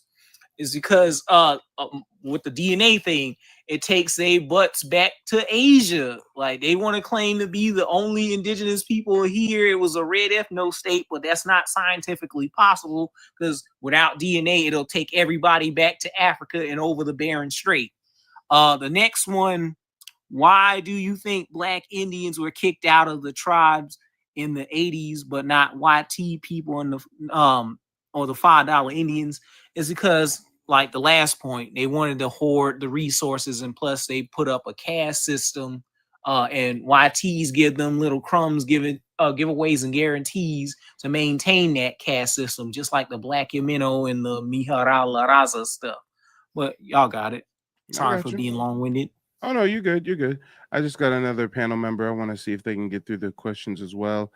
Rip Van Winkle, go ahead, unmute yourself. Let us know where you're calling in from and what's on your mind. What up? What up? I didn't even know I came up. I don't know if you guys invited me up or not, but I'm from KC. What's up with the Tyron? What up, bro? Yeah, I'm from KC. I'm working right now, but yeah, I can't really read the topic or anything, so y'all gonna have to read that shit for me. Well, the first question, why is everyone trying to convince Black Americans they come from Africa? It's a land grab. This is 100%. It's a land grab. The land grab ain't never ended, and they thought they had it under thumb because they convinced, a lot of our people with this whole out of Africa theory and Africa being the motherland, and a lot of our people start, representing Africa, thinking that that's where all origins of humanity comes from. So I mean, they kind of manipulated us that way, and them teaching us at schools, and got our parents, with the D-rugs in our neighborhoods, and got everybody occupied. So fuck that. I'm speaking freely. TikTok done censored my shit. God damn it, I'm speaking freely. Them white cracker motherfuckers put drugs in our community to fund a contra rebel faction in South America. God damn it, I said it. Okay. Fuck the CIA. Fuck Edgar Hoover. All that shit is fucking made up anyway. How you gonna have be recognized by? See, I already know you recognize and all, but I look at the whole federal government as a legal fiction anyway. I mean, that's a delegated power. The actual power comes from the states, and the states is the only reason why there's a federal government to begin with. So if I just look at it like, if you're recognized by a fictitious entity, Because I look at, the federal government like the Federal Reserve. No, there's no backing. It's all fiat. So I mean, it's just all that shit is just delegated. Like they deputies to me in my eyes. That shit is just all delegated authority. Yeah, I feel you. Well, next question is: if everyone went back to their country of origin and stayed there, what would happen to the Americas? We can live free. That's how I look at it. Shit, we would be living free. We wouldn't have all these people in our business, and we actually be able to, profit off of our land. I heard that. Next question: what modern global contributions have Africans made? Has Africans made? Yep. Shit, they can't even take credit for fufu. Fuck. Shit. Damn. I don't know. I thought the Africans at least had credit for fufu. Man, cassava comes from fucking America. Oh shit. So, that's right. Yeah, damn. Yeah, they can't even take credit for fufu. Shit, I don't fucking know. Damn. Stealing, I don't know, scamming shit. Selling people, if that's what I call that credit, I fucking don't know. Next question. What modern global contributions have Latinos made? Has Latinos made? Oh shit. Again, that's another one that really I don't know. Shoot, I don't think they can take credit for like salsa music or salsa in general. Shit. And even Jamaicans got salsa. Like I don't fucking know. I don't know. The best thing I can think that we can give the Latinos credit for is Selena. And that was short-lived, so I wouldn't. Really oh, you a bastard! Oh, come on. That's too soon. Come on, man. That's too soon. He said that was short-lived. Yeah. So Quanto was sitting up there trying to claim hip-hop. He was also trying to claim jazz music that was influenced by Latinos. Man, like, these people need to go somewhere with that shit. He was trying to appropriate Josephine Baker and all that. Well, all right, next question. Why do people on reservations get upset when Black Americans get in touch with their indigeneity? I've been kind of waiting for that question. So, growing up, what I heard, because like legit, my grandma was born at Chickasaw at Chakotah Reservation in Oklahoma, right? Mm-hmm. So from what she was telling me, because I asked her like, what's up with all these people that don't look like us claiming to be Indians and stuff, like growing up. And what I heard was, they let like white passing or mixed people represent them to talk to the white man, and they betrayed us. That's what I was growing up, the story I heard. So if that's the case, they don't want us to take claim because they betrayed us, one, and for the most part, they all imposters. Yeah, and who's that? Who told you that? Is that your grandmother? Yeah, my grandma was born on Chakotah Reservation in Oklahoma. Yeah, no, so grandma definitely knew what she was talking about, because that's literally how the Trail of Tears happened. If you look up the people who actually signed these treaties, they were all half-breed Indians. Every single one of them had a Scottish father and an Indian mother. Uh-huh. Like my grandma, she actually went to Booker T. Washington after it was rebuilt when she was in school. My mom told me all about the stories about them going to the missions and stuff in Kansas City and getting food and everything else. So, not being an Indian would be kind of like weird for me. Like I always knew I was Indian. Yeah, I feel you. Well, next question. Why do Plains natives deny their Asian roots? Again, that's a land grab, man.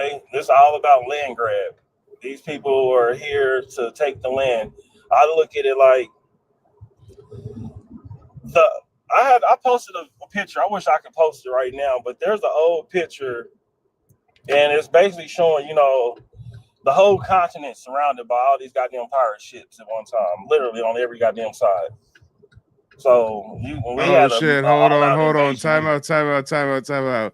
Bay K says, I can't help who my 5 times grandpa is. Bay K, I didn't even know you was watching Bay K. Bay K, that was not a shot at you. I swear that was not a shot at you. Believe it or not, William McIntosh was not the only half Scottish sellout. Okay, I think the one who signed the treaty for the Cherokee, the one who signed the treaty for the Choctaw as well, they were half Scottish. I mean, it was kind of a thing, like specifically Scottish. It's not like just half European, half Indian. Like they literally Scottish fathers. So them Scots, they came up with a play and they ran that motherfucker. They said, okay, listen, we gonna go out, we gonna get some Indian bitches, okay? We gonna get some Indian bitches, we gonna have some Indian mixed breed mongrel babies, and they gonna get propped up as a chief, and they're gonna sign away all that land to us, okay? Ready, set, go. Yeah, and the thing is, those Scottish people, the names that you see for the 5 tribes, those are Scottish corporations. Says it all right there. Yep. And last question, brother. Last question. Why do you think Black Indians were kicked out of the tribes in the 80s, but not the white tea people or the $5 Indians? Greed and money. Greed, money, and disrespect for our people. I mean, point blank, you know, they didn't want to split the money up like that. More people means that less cut for you. So the greed, the money, and then just the lack of respect for our people. Like I said, it's always been about a land grab. America is always, since they discovered America, America has been feeding the world. And they got the illusion that we're the big superpower and all, but when I look over in Africa and they simply building wooden cars, and it seems like they got all the freedom they could ever ask for, building all the wooden cars and 2-liter pop bottle shoes. But we got all these goddamn regulations and shit. We the real slaves. We still slaves in my eyes. Let's talk about it. Well, those are all the questions, so we can now open it up to have some more general discussion. Actually, I wanted to ask before all a question. Before all, did you say that the I forget how you pronounce the tribe name, but did you say that they reversed that ruling and they even like offered some kind of reparations for the Black Indians they kicked out? Yeah, they actually like asking people to basically come and basically like try to resolve it, the families that were removed.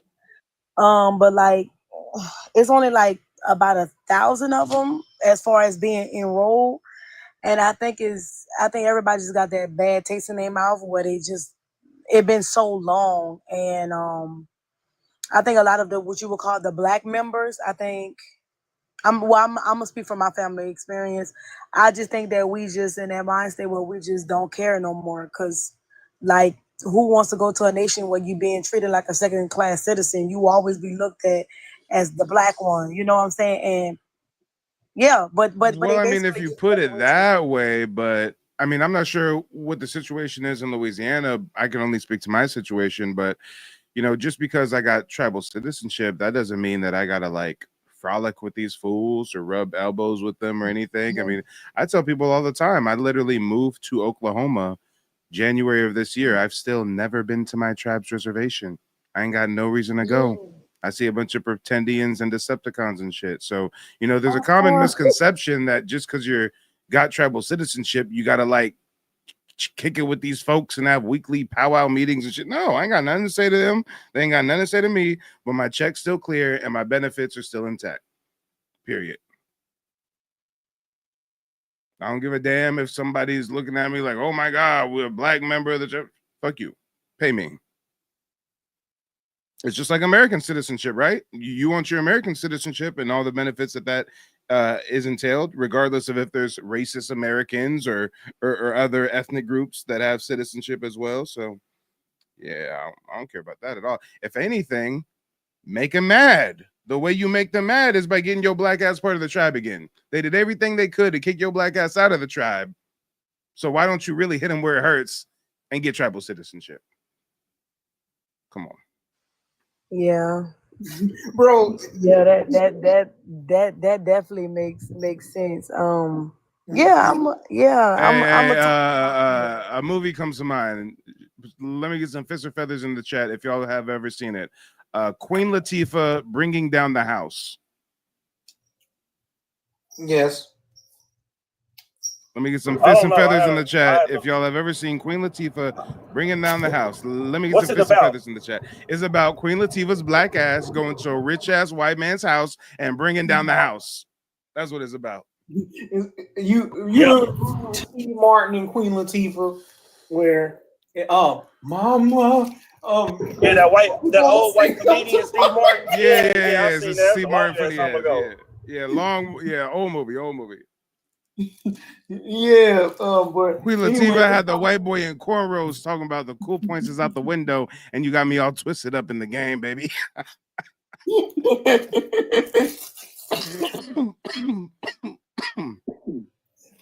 but this comes to mind today. Actually, is most recent panel I was on. Is a panel full of mulattoes. They was unsure and unaware of what to claim. Please don't tell me it's that Louisiana Creole panel. No. It's not even that one. It's a different one. You know what I'm talking about? It's ran by that weird black dude, and they're like weirdly fetishizing Louisiana you talking Creole. about Cam? You talking about Cam? If that's his name, I mean, sometimes I'm scrolling and I see it, and I'm like, y'all are just circle jerking each other over being Creole. Like, it's just weird. You talking about Cam? We're our own race. We're our own. I'm like, last time I checked, there's no fucking Creole on the census, Playboy. Like, what? No, it's not even him. What's this guy? Because he wanted me to come on again tomorrow. Hey, for my Creole side of my family, hey, we was kind of, they were really raised to be prideful in being Creole. I don't know why, but for my Creole side, y'all gotta recognize it. No. So that side of the family. So like the Creole people are prideful in general, and there's nothing wrong with that. It's just specifically this one dude on TikTok Live is just like a weirdo, and he just like, you talking about Cam? He got the black background. Black background. Yeah, it's just super. Like for example, we know. That's what he calls himself. Like for example, we know Black Indians exist, right? But if I was acting really weird with how I present the information, like being a weirdo is being a weirdo. So it's not that there's anything wrong with Louisiana Creoles or that it's not a rich history and culture, but it's just this dude in particular is a fucking weirdo with how he puts together these live streams about it. Yeah, it's this guy right here, Mulatto Mindset. Yeah, I don't even need to see a picture of him. I don't even care that much. Like, it's a non-starter. The gist of it was it's a he was over here mad because black people. He doesn't like the fact that Black Americans, have. No. I also don't need the background story. See, the one detriment with you, Tyrone, the one drawback with Tyrone, okay? Tyrone is a repository of knowledge, okay? But the one drawback is every time Tyrone he come through letting me know the Zeus Network, growing up hip hop, loving basketball, Shade Room, Black indigenous social media tea, and I just don't give a damn. I don't care about these different factions and who's beefing with who and this is that and this that. All these motherfuckers weirdos to me. I ain't spending no mental capacity on it at all. But as I was asking before, so are you saying that they got reparations? So you said there's like 1,000 that are living descendants of folks who got kicked out, and no. There's only about 1,000 Chitamacha that's enrolled. None of them like is right now is 1,000 of them. And keep in mind, like the reservation, how it looks in Louisiana is not like your typical reservation. It's like a neighborhood, right? And within the neighborhood, they have like a school, playground, dental, and like that kind of. It's not like all grand. Most people live in mobile homes and stuff like that. Yeah. So most right reservations. Now, yeah. If y'all look up your average reservation, it literally looks like a mobile home park. Yeah. Well, yeah. They have like a store and something like that, like a casino too, as well at the beginning. But it's mostly in like the cutoff area, like I said, way down at the bottom of Louisiana. But they have like 1,000 members, 1,000 people that live on a reservation. Nobody who is what you would call black people. Right now, everybody's kind of in that stage of finding out where are the black people that used to be here. Like where did they go? And how the tribe gets so white. Yeah. It's matter of fact, you can see the current people right now who is enrolled because most of them work at the gas stations and stuff like that. That kind of reminds me of the Seminole tribe. If you look at a lot of the Seminole Indians, especially the ones that claim that they didn't get removed, the ones that claim to stay and they got the casino and they own the Hard Rock and stuff. I mean, all of them look very European presenting. Yeah, yeah, it's the same thing. But like I said, a lot of them are aware about the whitening of the tribe, and they talk about it literally all the time. It's like one of their main talking points of on their channels and stuff like that. So right now, like I say, everybody's kind of at that point where they kind of everybody getting their documentation together and gearing up. But the funny part about that is, due to colonization, a lot of people documents in southern Louisiana say free people of color. Yeah. Now, if you descend from free people of color, that in Louisiana, that means that you were not of fully African blooded. That's the original origin of it. Yeah. So majority of our paperwork say free people of color or colors or things like that. So you're saying that that indigenous people were reclassified to free people of color, and not only do you know that, but that's such a prevailing notion that it's used as evidence to find lost members of the tribe, because anybody that was kicked off of the tribal roles would have been absorbed into this free person of color identity. Yes. I got you. Now the funny thing about the Chitamacha tribe, right? They've been having a reservation since the 1830s. Right. So we need to, like I said, we need to see what your documentation say. If you special, if you in Louisiana, your documentation should not say free people of color. Hear me out. This is what I'm saying. If you on a reservation in the 1830s, we need to see what your documentation say, because I know it don't say Indian. And if it says Indian, you definitely got some kind of free treatment, because that wasn't even a category in the federal census record. All it was free people of color. So if your stuff saying Indian, something about that a little fishy. Is this made up documents? Because they made it a point to not put Indian on the census record to the 1860s. That was after the Trail of Tears was already done. Yep. And how is it that you have a reservation in Louisiana in the 1830s, in the smack dead middle of the Trail of Tears? That is crazy. Fishy. That is fishy. So while everybody else was getting removed, you was building your reservation to preserve your culture, and while simultaneously kicking out your so-called black members. How is this? So what happened in that area too, a lot of the times, is you have European settlers learn a little bit of the customs, learn a little bit of the tribal tradition, and then they will literally create a version of the tribe and get some kind of government recognition, and then hey, they're seen as the real Indians. Like I didn't know until a couple years ago about the Chata and how the true tribe was the Chata, and the white folks basically took it over and created the Choctaw, right? So you know, it's a lot of that going on, a lot of it. Yeah, but you heard about the fishy to me. My bad. I was just saying, but to kind of talk about what Mike was talking about, but recently the governor of Louisiana, well, the mayor of New Orleans just recognized a tribe. The whole tribe with Chief Warhorse and all that stuff. Oh, really? So yeah, just recently they had a big old event. Wow. Yeah, and matter of fact, they gave her funding to build the museum in St. Tammany Parish. Wow, that is a big deal. Shout out to Chief Warhorse. Hey, we got a lot of shit popping up today. Guess what happened today? The freedmen of the Muskogee Creek Nation got their citizenship rights restored by the Supreme Court today. Yeah, I love that. And then you heard about the Cherokee? You heard about the Cherokee? Now the Cherokee, they try to do the same thing. The same thing that the Creek did. They calling all their black members, y'all come on, we're gonna give y'all full citizenship rights and all of this stuff too. Yeah, they calling for people to come on.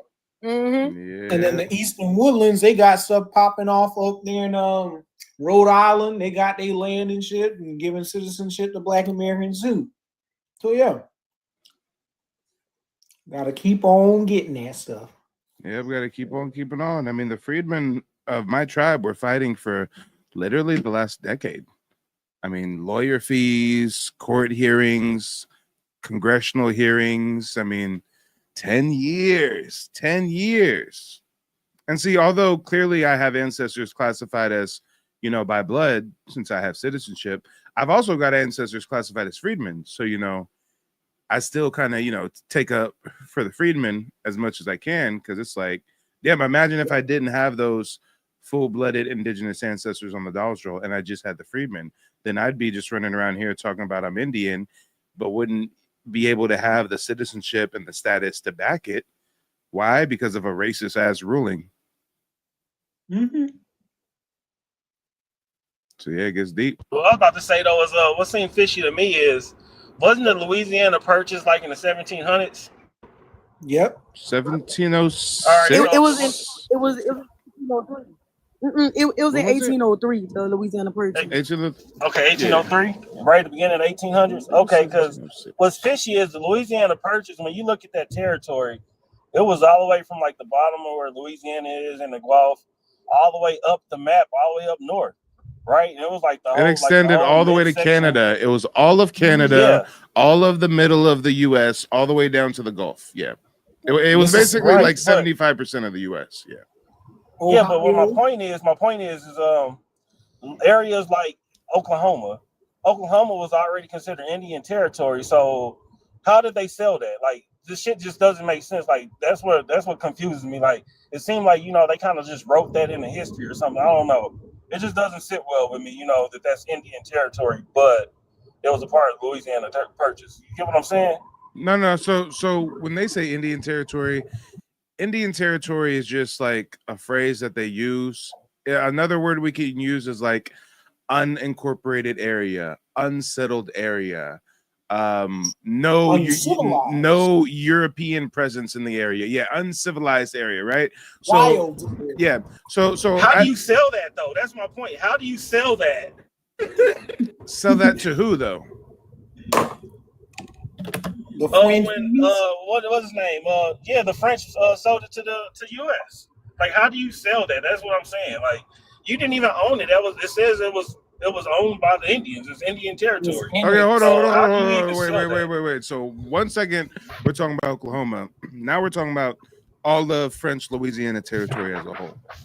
So if we're gonna talk about it all as a whole, you have to realize that they had the quote unquote right to sell it because of what's the actual phrase? I forget what the actual phrase is, but basically the Europeans came up with a legal precedent where as long as they can literally stake their name in a tree or etch their name on a stone or set up a fort or set up some installation, then technically, as far as all the other European powers are concerned, they have, you know, title to, or they have dominion over that land. So when we talk about the French having Louisiana territory, I mean, it's not that the Indians are like, yeah, you own all this land, it's not ours anymore, but the French have maintained dominance. They have trade relations with the Indians. They've converted a lot of the Indians to Catholicism. They've reclassified a lot of them, assimilated a lot of them. They have control over all of that area, more or less. So if another European faction wants to come into that area and you're not down with the French, well, you're risking international war, right? You're risking a massive conflict. So if we even get back to why did the French sell Louisiana, this goes back to the Haitian Revolution. The Haitian, the island of Haiti was their biggest cash crop. The island of Haiti was producing so much from the sugar cane, they was getting to the bag. But when the revolution happens, the money stops. And the King of France, he needed money to fund wars and expeditions that he was doing in Europe. So how does he get money real quick? He says, you know what? All this area in the Americas, let's sell that. We won't have to worry about it. I mean, it is very expensive maintaining these colonies and these forts and sending supplies and ships and shit, right? So he says, you know what? Let's try to sell this. Originally, when the U.S. ambassadors went and spoke with the French, they were just trying to get New Orleans. They just wanted to get New Orleans because New Orleans is a port city. You can have access to Mississippi River, you know, exchange goods all up and down, right? So they just wanted New Orleans, and they were surprised when the French came back and said, well, actually, why don't you take all this land for pennies on the dollar? So this is what we call a coincidence of wants. The U.S. wants nothing more than to keep pushing westward expansion, taking over indigenous land, mechanizing it, monetizing it. And the French want a bunch of cash real quick so they can fund their wars in Europe.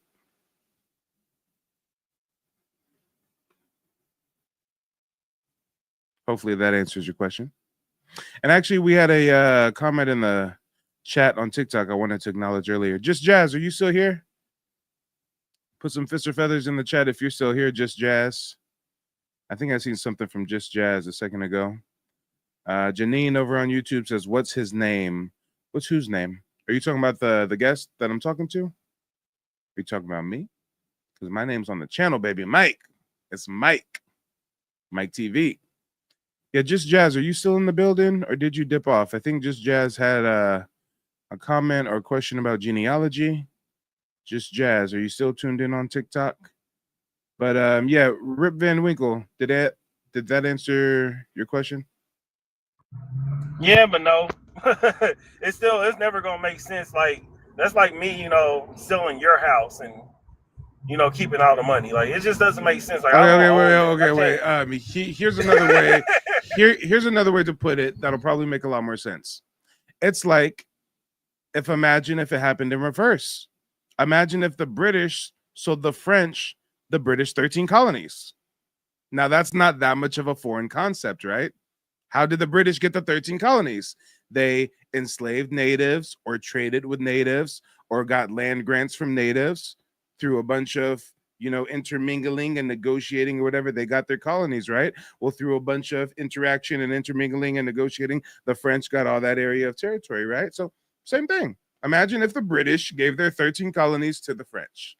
Now it probably becomes less of a foreign concept to you, right? Maybe, possibly. Well, it seems to me, like on the East Coast where the colonies were, there was a lot going on. Like you had, the war with like the Palatine. You had wars and stuff that went on. That's what I'm saying. Like in there was Oklahoma, wars everywhere. when they it was wars everywhere though. And on the East Coast, those battles are happening in the 1600s, the 1700s. By the time we get to the 1800s, right. the 1900s, there ain't no more battles. Right, but I don't really recall, well, maybe I just ain't done enough research, but I don't recall, the French actually warring like with the Indians in Oklahoma and Colorado. There was literally a French and Indian war. Okay. Yeah, maybe I just need to do some more research. Yeah. I mostly paid more attention to, on the southeastern end. I really didn't pay attention to like the Louisiana. Have you heard about? And everything else, and that's where my roots is. I really should have. I kind of did myself a disservice. Have you heard about the 7 Years' War? Nope, 7 Year War. Which one was that? So see, this is the type of stuff that you got to look into. So first, I'll start with the French Indian War, right? So the French Indian War actually started as a dispute over the Ohio River Valley. France and Britain claimed the Ohio River Valley, and it was a strategic area for the fur trade. There was native nations that were living there, and they were trying to protect their homelands from encroachment, right? British colonists wanted to expand beyond the Appalachian Mountains, while France aimed to maintain its control over the interior of the continent, linking its territories in Canada with Louisiana, right? So when we talk about, battles, wars, there was literally a French and Indian War where the British and the French are beefing over these contested areas. And there was native alliances, right? The French had some native tribes that aligned with them. The British had some tribes that aligned with them, et cetera, et cetera.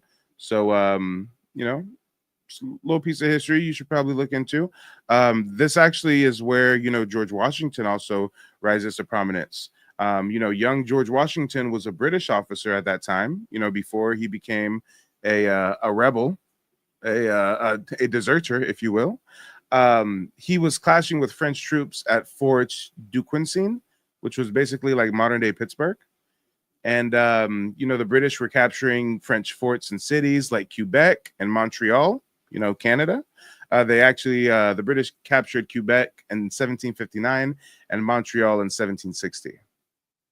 And the result of the war was actually the Treaty of Paris. In the Treaty of Paris in 1763, France lost almost all of its territory in North America, British gained Canada from France. This is how, Canada becomes a British area, right? And Britain gained all of the land east of the Mississippi. Now, Spain was France's ally, and they seceded Florida to Britain, but they gained Louisiana. So what a lot of people don't even realize when we talk about Louisiana area, Louisiana is constantly changing hands between the French and the Spanish. Situations will happen, wars will happen, the French will govern that area. Some other things happen, now the Spanish govern that area. Some other things happen, now the French govern that area. Some other things happen, now the French sell it to the descendants of the British, the Americans, right? So that area was, constantly changing European landlords, if you will. But yeah, there was a lot of colonial tensions after this conflict, because this actually directly leads to the American Revolution. So imagine it this way, right? French and Indian War, the British and the French are beefing. Well, after that war is over, Britain increases the taxes on the colonists to pay for that debt for coming to, fight the French, for the colonists, right? Well, the British colonists use that increase in taxes as an excuse to be like, oh, let's rebel and taxation without representation. So they blow it out of proportion to do a coup, because they just really wanted to do a coup.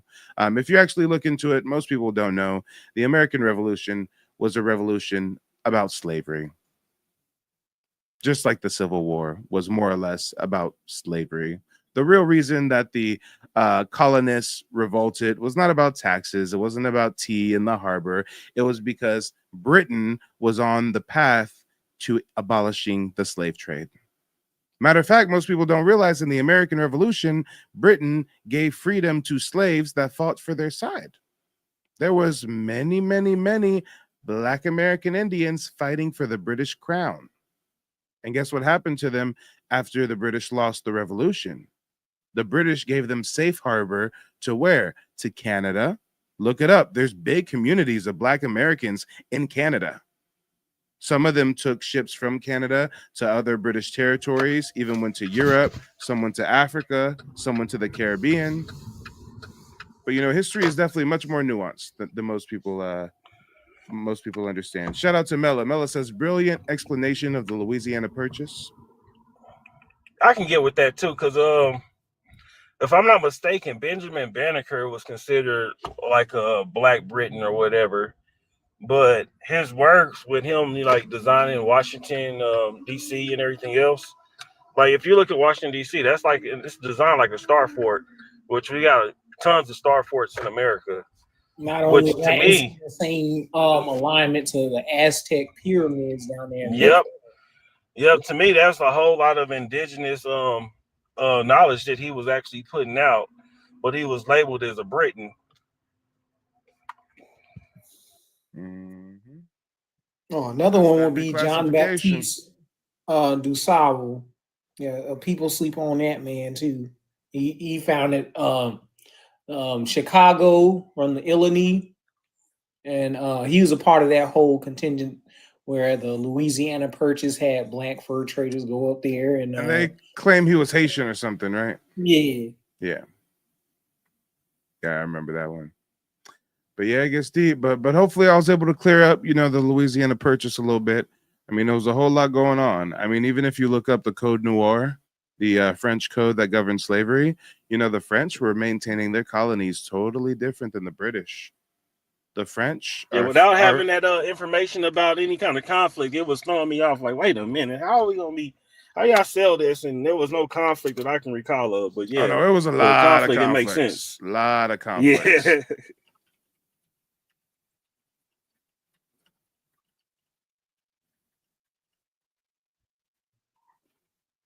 And actually, I more so talked about the European conflicts. When we talk about the conflicts that the French actually had with the indigenous people, some wars that you'd probably want to look up are the Beaver Wars, also known as the Iroquois Wars. This was from the 1640s to 1701. This was a series of wars between the French and their Algonquin Indian allies and the Iroquois Confederacy. They were basically beefing over control over the fur trade. and the territory around the Great Lakes region and the St. Lawrence River. Actually, a movie that you guys should look at. It's kind of some tomfoolery, but if you know the real history, you know it's entertaining. But the movie The Last Mohican, it discusses that Great Lakes region, George Lake, the French and the British battling, their different indigenous allies, et cetera, et cetera. I think the movie actually covers the French Indian War. Actually, let me look it up. What war is in Last of Mohicans? I haven't seen that movie since I was a kid. Yeah, the French and Indian War. Yeah, so this same exact French and Indian War I'm telling you about, that's the war that they're showing in that movie, The Last of the Mohicans. So you got to watch that movie now as an adult from a new perspective. Like, wait a minute, okay. Right, because I was definitely like in my teenage years or something when I seen that. They also had the Micmac resistance from the 1600s to the 1700s. The Micmac and other Wabanaki Confederacy tribes were clashing with the French and the British. You got the Fox Wars. There was a first and a second Fox War, 1712 to 1733. French settlers and fur traders were fighting the Meskwaki Fox tribe in the Great Lakes region. The Fox were resisting French expansion and attempts to control trade routes in present-day Wisconsin and Illinois. When we talk about Louisiana Territory, have you ever heard of the Natchez War or the Natchez Rebellion? Yeah, in 1726, right? Yep. I know about the Natchez. They was getting shipped to the islands and stuff. Yeah. So again, when we talk about wars, you know, that's a pretty big conflict going on right there. You know, the Natchez Nation versus the French colonists at Fort Rosalie, present-day Mississippi. The French were taking the Aztec lands for tobacco plantations. And like you said, the French, along with their Choctaw allies, crushed the Natchez, enslaving them or unaliving them. You also had the Chickasaw Wars of 1720 to 1740s. These were battles between the French, who were allied with Choctaw and Illinois tribes, versus the Chickasaw Nation. The Chickasaw actually allied with the British, and they controlled vital trade routes along the Mississippi. The French failed to defeat the Choctaw, and the tribe maintained its independence. And actually, related to the Natchez conflict, you've also got the Yazoo Wars. The Yazoo Wars were also targeted and destroyed, the Yazoo Indians were also targeted and destroyed after the Natchez War. So yeah, there's a lot of displacement. Basically, indigenous folks. I thought all that was with the Spanish, though. I never thought about it being the French. I always assumed it was the Spanish that with the Natchez and the Yazoo out in Mississippi. But yeah, I'm learning now. Oh yeah, no, the Spanish definitely had their quarrels with them as well, but yeah, the French did also. There's a lot. I mean, every European that came to the Americas, as much as you could say that some of them had peaceful relations and traded and stuff, you know, for every one example of peaceful trade, there's like 5 examples of wars and conflict and economic usury and debt peonage and, you know, various forms of slavery. So yeah, it gets deep.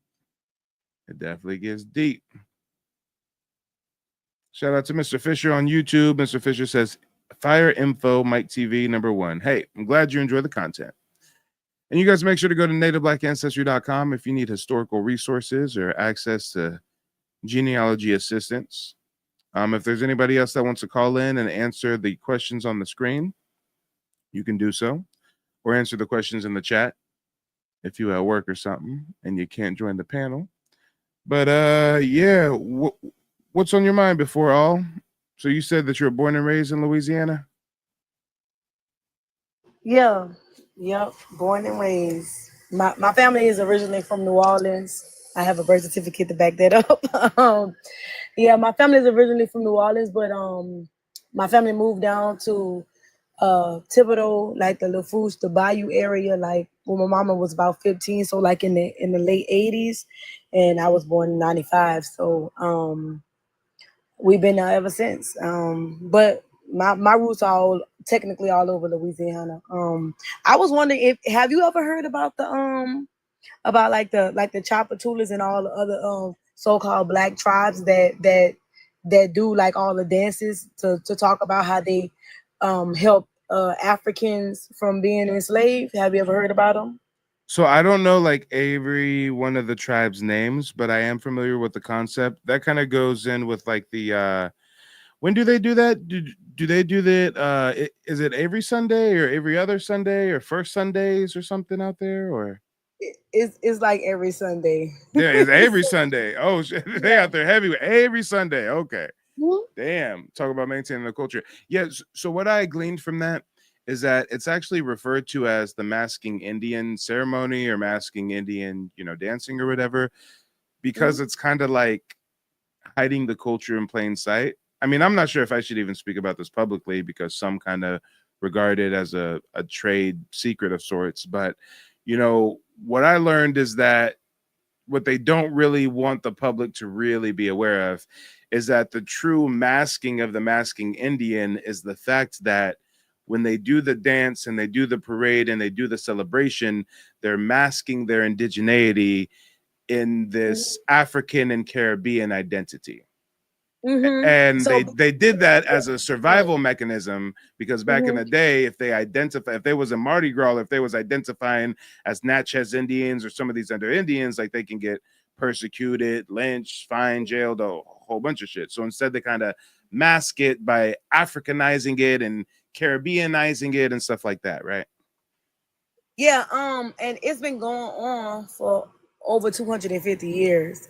So it was a way of basically they would hide African individuals who's coming through on the transatlantic slave trade, right? So what that's the origin. That's what they say. It was to stop enslavement of people. So basically it was they were saying that they would hide people from being enslaved, so they would put them in the tribe to kind of blend in with the indigenous people. And what's important about that, if people got to understand, is that the people that you see on the reservations in Louisiana, they're not practicing that culture. Not at all. They haven't been practicing it, and the only people that practice it is what y'all will call black people. And people have to understand this, like, okay, because it couldn't be the people on the reservation that was doing these things, because Africans couldn't hide among them at all. Talk So about it. people have to understand this. And if like it's also this chant that we got out here.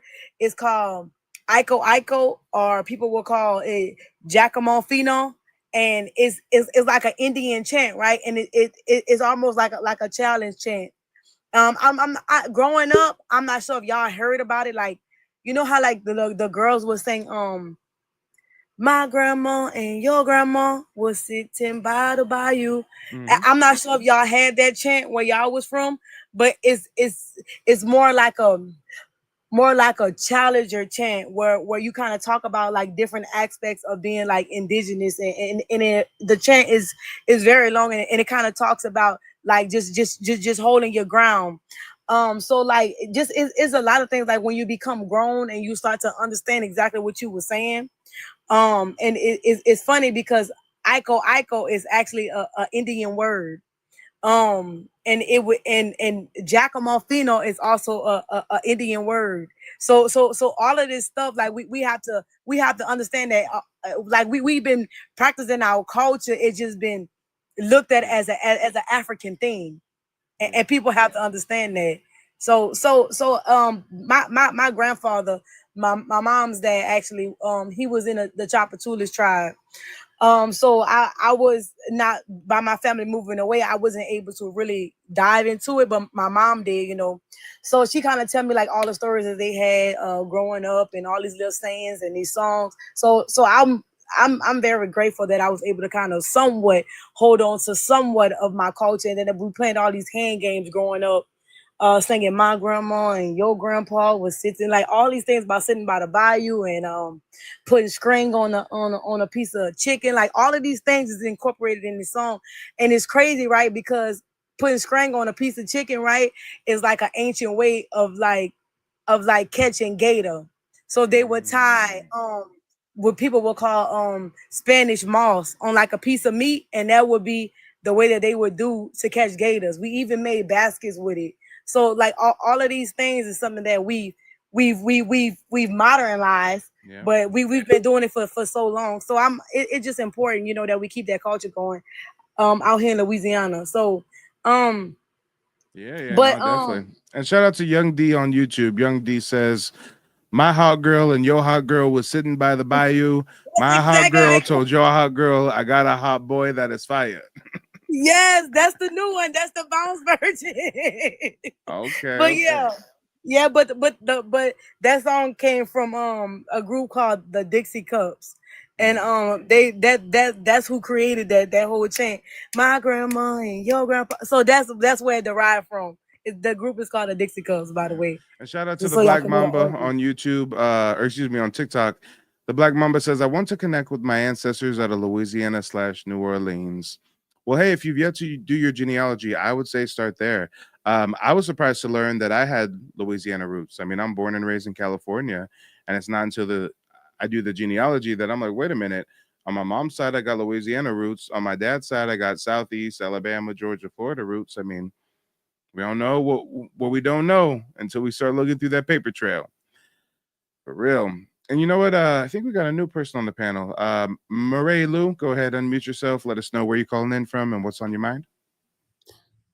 Peace. I'm from Georgia, and well, I don't really have much to talk about. I just know that my family never said anything about anyone come from Africa, and I had one grandparent that said, well, great grand that said he was full Indian, and the other side of the family, which is my dad's side, they said that somebody was part Indian. So I've been doing my genealogy, and I've been running to a bunch of Europeans, and I did run to some Indians by backtrack and deleted because I wasn't sure. I got you. I got you. Well, we did have some questions on the screen. Let me see if I can bring those back up. If you want to tackle these questions one by one, go for it. And before you do, Black Mamba says, I've done it, but I can't get more info on them. Okay. Yeah, Black Mamba, I think you'd probably benefit from a one-on-one consultation. I mean, if I drop these many gems on a random TikTok live stream, imagine how in depth we can get with your family heritage during a 90-minute session. So you know, if there's any parts that the paper trail just kind of runs out, like for example, a lot of times we run into a brick wall around like the 1860s, 1870s. You know, if there's a certain maybe line of yours where you don't really have a whole lot of documentation, whereas another side of the family you can take back much further, then I can kind of give you some tricks of the trade to balance out that family tree and make sure we can get your maternal and paternal side traced back sufficiently. But yeah, there's some questions on the screen, Murray, if you want to tackle them one by one. I'm not sure if you can read them. If you can't, I can read them out loud to you. Okay, why is everyone trying to convince Black Americans they come from Africa? Because America is the land of milk and honey, and you know they try to do destiny swap. The second one, if everyone went back to their origin and stayed there, Oh no, would if everyone went back to their country of origin. okay, country of origin, Yep. okay, we'll be a whole lot happier. Hey, y'all don't realize how much land we had in abundance. Imagine this. Imagine like for any of those of us that grew up in the suburbs, right? Imagine your one suburban enclave, and imagine you and your family own that whole suburb. We were living with so much land in abundance, and when them greedy ass Europeans saw that, and they said, "Damn, y'all living like this along the river with pyramids and mounds and shit in abundance. What? Where they do that at? What? Oh, we need to get over here. We need to get over here and carve this land up and split it up in different acreage and surveys and land allotments and tax it and mechanize it and make everybody slaves." Let's talk about it. But I digress. Next question. Okay, as for that third question, they're not smart enough. They have made no contribution. Well, tell us how And you really feel. as for the Latinos, I don't know. They ain't do nothing either. And you It know was what? all us. I got to give you a little bit of pushback, okay? Because how dare you say that the Africans have not given any modern global contributions? I mean, don't you know that they've got like an area in Africa that's hidden by a hologram forest, and within this hologram is a super advanced Afro-futuristic kingdom of Wakanda? I gotta call Cap because Wakanda's in No, that's America. over here. They got flying They wish. cars and jets and spears and shit, vibranium. I mean, come on. They're just hiding from us because we're Akatas. Akatas don't get to go to Wakanda. No Akatas in Wakanda. Hey, y'all see what happened when an Akata showed up in Wakanda? They cheated that nigga out of everything. He whooped T'Challa's ass fair and square. They cheated. They bent the rules. They gave T'Challa the herb that they stole and shit. They did everything so that the Akata did not rule Wakanda. Real talk. I'm joking, but I'm not. I mean, if y'all seen the movie, and they demonized the Black American like a motherfucker in that movie, made him seem like that outrageous maniac ass motherfucker, and he was right the whole time. He was right the whole time. He said, y'all motherfuckers have been hiding in the forest and shit through the transatlantic slave trade, through Jim Crow, through segregation. Y'all niggas was just hiding in the forest. Oh, nah. We burning all this shit down. He just wanted our artifacts back, our stuff back. They did make him look bad. They made that nigga look like the devil. For real. And if you really think about it, he didn't do a damn thing wrong. He had the blood right. He followed the ancient custom of tribal combat. Nigga did everything right. But he was a kata. No Akata. Yeah, the Black Mamba says he was the hero. Yeah, he was the real hero of the movie. Come on. Even the way T'Challa took him out was on some old bitch shit. Turning on and off the force field and on some old tricky dicky shit. I mean, come on. Let's talk about it. FBA or nothing says they just didn't like his hair. Hey, Black Americans are too damn impactful. Y'all know after that movie, every motherfucker had that hairstyle. And then every Black cartoon character or Black video game person or Black person with like that hairstyle got played out like a motherfucker. That Killmonger hairstyle. Oh, Lord. Oh, Lord. If I had $1 for every time I seen a video game character with that hairstyle after that movie came out. I seen an African wearing that hairstyle yesterday on a live. Africans have hair now? I thought they'd be bald headed. Hey, it might be a man unit fucking around with them Africans. If they will bleach their skin, they will wear a man unit. Shout out to Young D. He says Static Shock was ahead of his time. Yeah, Static Shock is the OG. We over here calling it the Killmonger. Static Shock is an OG of that. Jim says facts. They wore that hairstyle out. Yep. The Black Mamba says, my boy said, bury me in the ocean with my ancestors. For real, on some gangster shit. On some gangster shit. T'Challa said, we have hospitals. We can fix you. He said, fix me just to put me in a cage? Nah. Bury me in the ocean with my ancestors who jumped from the boats because they knew that death was better than bondage or some shit like that. I'm paraphrasing, y'all. I ain't seen that movie in a long time. But I think I did pretty good. That's pretty good for out the top of the dome. But yeah, Murray, if you want to answer the rest of the questions, go for it. Okay, so as for why the natives get upset about us claiming our identity, it's because they might lose benefits, and I wish we can just deport them. But where would we deport them to? They claim that this is their Aboriginal land. I don't know, but they got to go. I don't know. A lot of them are starting to recognize that they from Siberia. I have a sneaking suspicion that if we sent them to the Philippines, they'd fit in just fine. Oh yeah, most definitely. Most definitely. They sound alike. Dang. Yeah, but they got to go. And I don't know why they denied they Their Asian roots. I don't know. It's nothing wrong with it. They should claim it.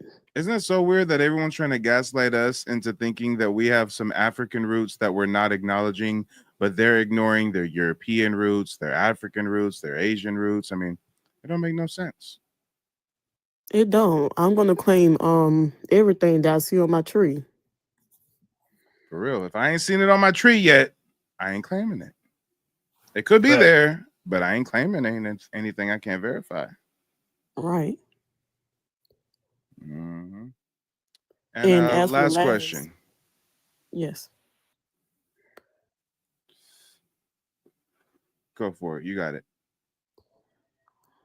Well, they had to kick us out because they had to teach us that fake history. If they had not kicked us out and they taught us that fake history, then we would have caught on sooner.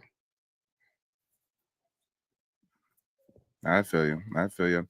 Wait, real quick. Let's introduce our next guest. Jem, go ahead, unmute yourself. Let the people know where you're calling in from and what's on your mind. What up? What up? I'm out here in California, SoCal. I'm American Indian, Gullah Geechee. Okay, let me read the first one. Gullah Geechee done went Hollywood. Yeah, we out here. Why is everyone trying to convince so-called Black Americans they come from Africa? Because they're actually in real time trying to steal your birthright. That's why they want to lump these Africans in with you so they can get a piece of the pie too. So let me see the number 2. If everyone went back to their country of origin or land and stayed there, what would happen to the Americas? Oh, the Americas would thrive like they was thriving before these colonizers and immigrants came here leeching off the land, dropping Dorito bags and tobacco ashes everywhere. And oh yeah, my bad. Rubbing alcohol, plastic bottles everywhere. And what modern global contributions have Africans made? I don't really know. Me too. Besides scamming, they good at scamming. Nigeria is actually the number 2 country in the world at scamming. India number 1. Shout out to India, aka Bharat. What modern global contributions have Latinos made? I don't really know.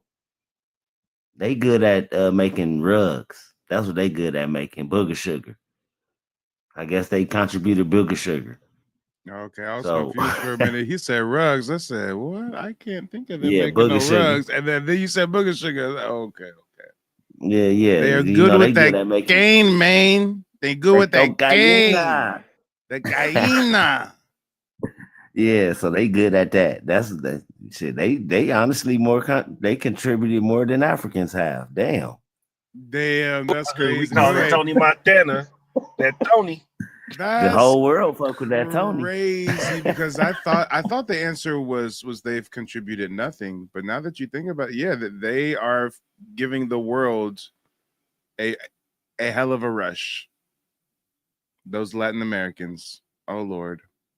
They're funding all the addictions.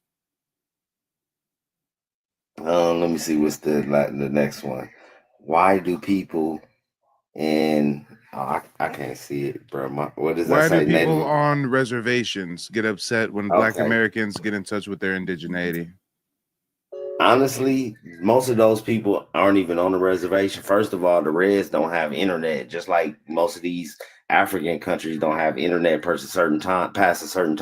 Damn. But the Reds so much in poverty that internet is like the last thing on their list of expenses. Hold on, time.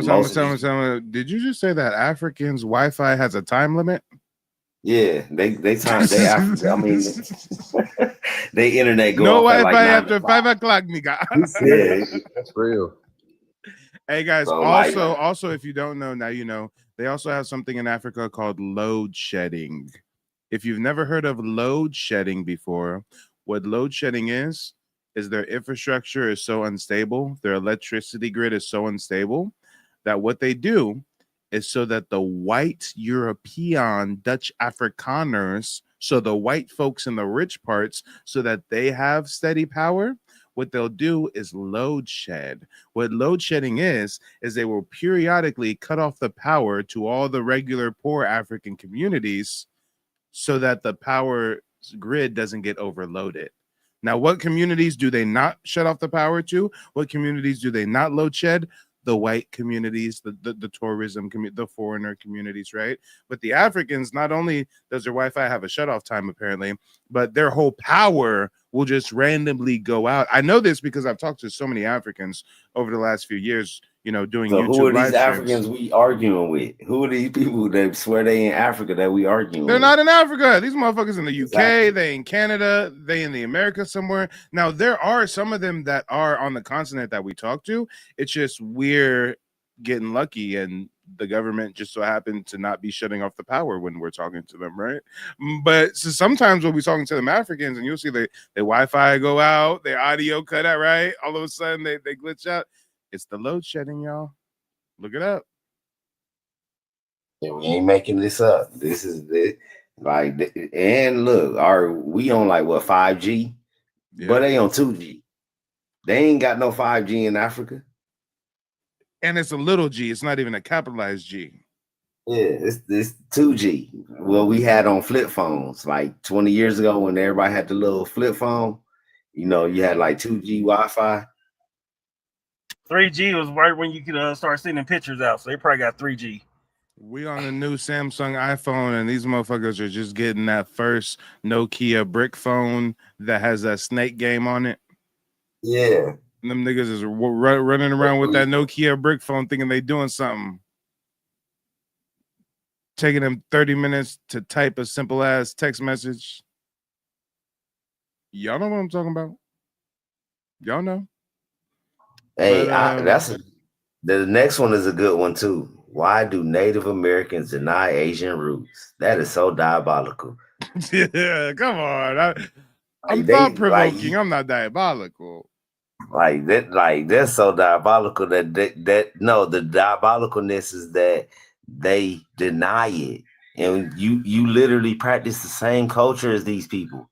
You sleep in teepees, aka chums. In Asia saying that you're their cousins, like, bro. Come on. Yes, and y'all look alike. There's a distinction between us and Africans, just like I can tell there's a distinction between Japanese and Chinese, Japanese and Koreans, Koreans and China. They all don't look alike. They have distinctive. You throw Vietnamese in there and Cambodian and stuff. Yeah, they all look different a little bit. Exactly. You can still they still related, but they look a little different. Hey, but to them, hold on. all melanated people, we all since you mentioned one big teepees, Negro. Hold on. Since you mentioned teepees, do you know where this photo was taken? Guess. Russia. Close. Siberia. Hey, basically Russia. Do you know where this photo was taken? That looked Wyoming. Like Wyoming. Facts. Just think about it. Plains region of the Americas. Temporary shelter.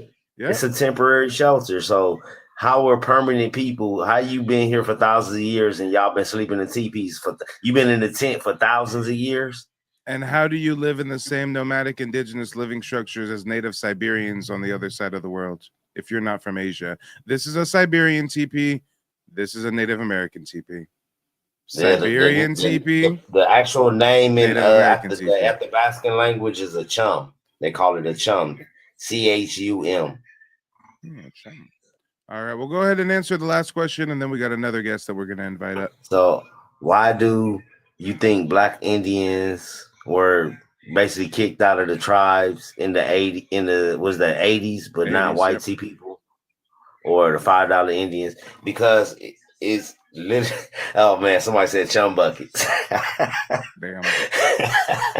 Nah, they do be eating whale and hey, those Inuits, those Alaska Mongols, they do have whale as the center focus of their diet. Yeah. That's what make it funny. But okay, the last question. No, honestly, these people, it's like Sis said before I went, it's a money grab. So when we stand on our 10, we messing up their bag. And that's the only reason they was able to get into position, because they was brought here basically to replace us. All these people are brought here to play us and replace us.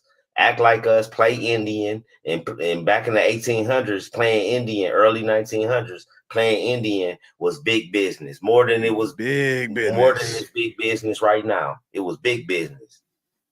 Them $5 Indians pay $160.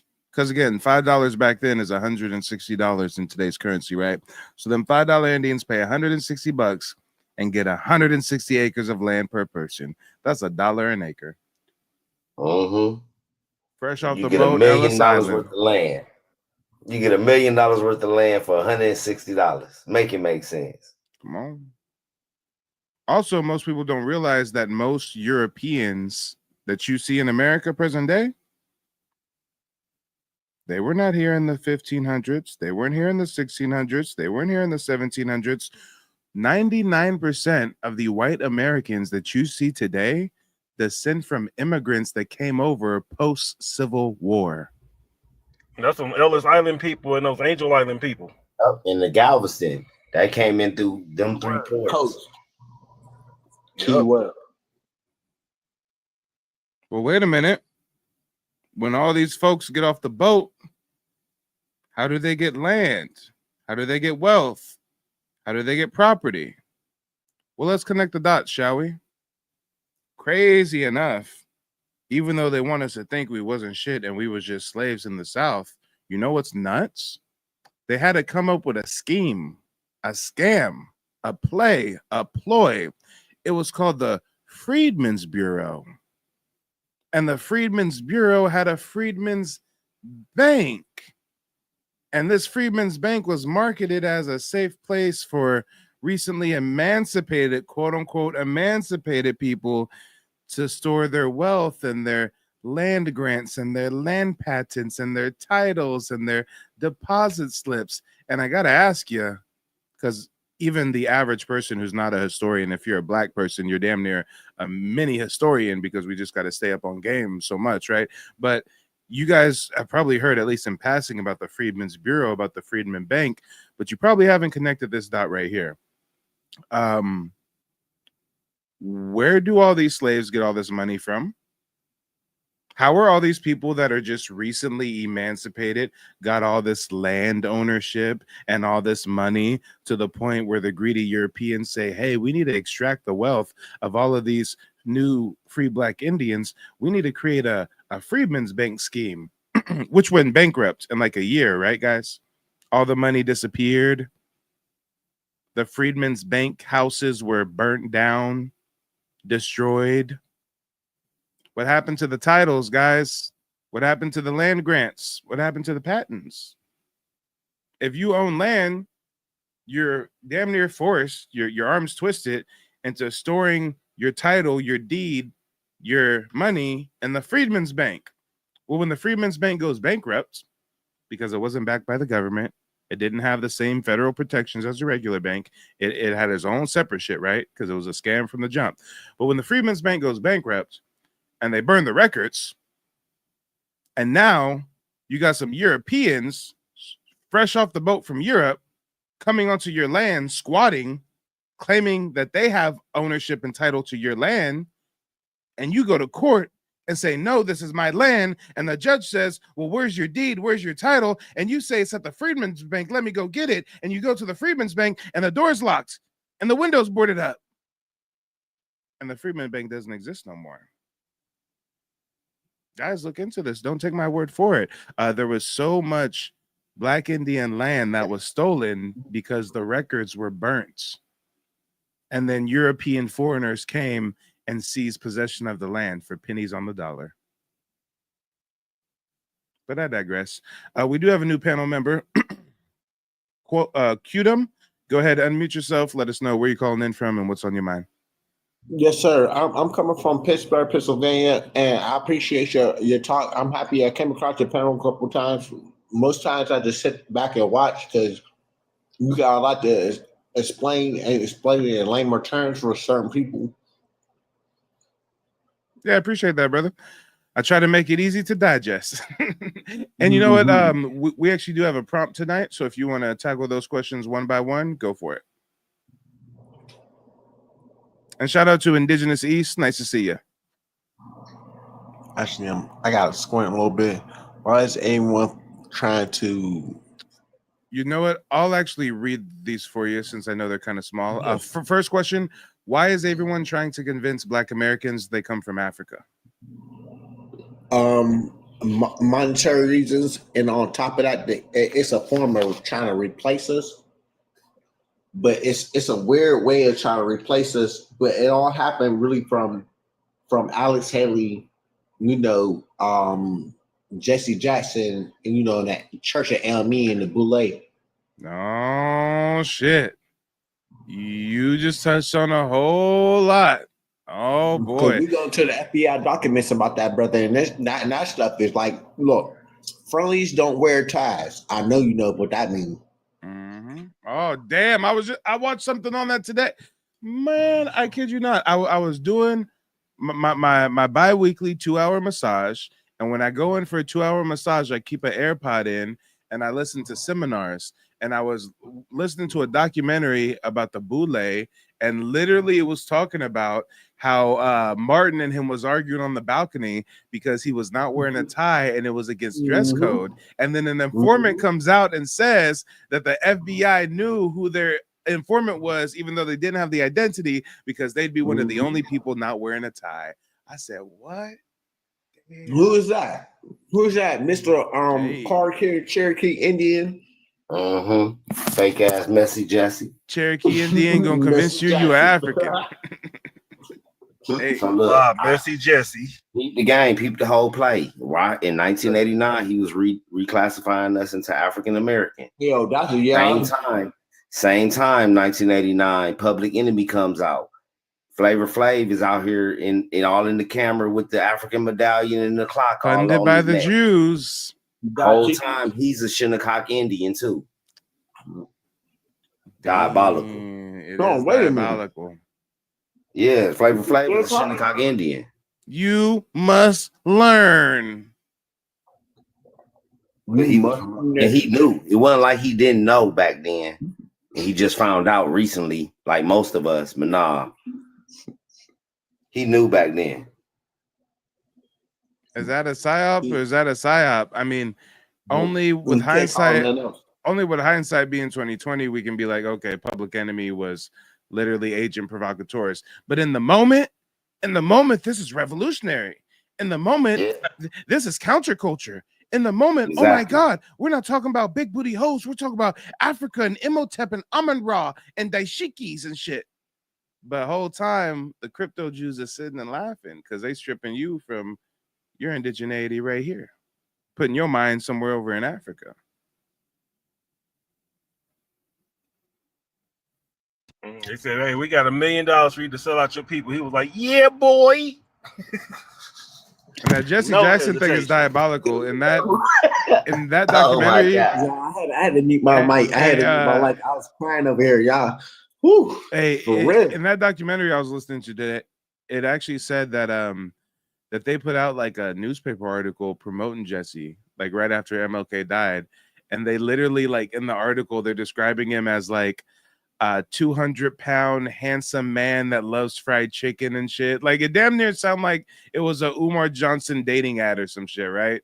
And they're like promoting him as like the next best, brightest like leader and shit. And I'm so, bro, come on. Same shit they do in Africa, right? Assassinate a leader, put up a democratic. Sound like Tropic Thunder. Yeah. Y'all, you ever seen Tropic Thunder? Yep. A dude playing a dude. Robert Downey Jr.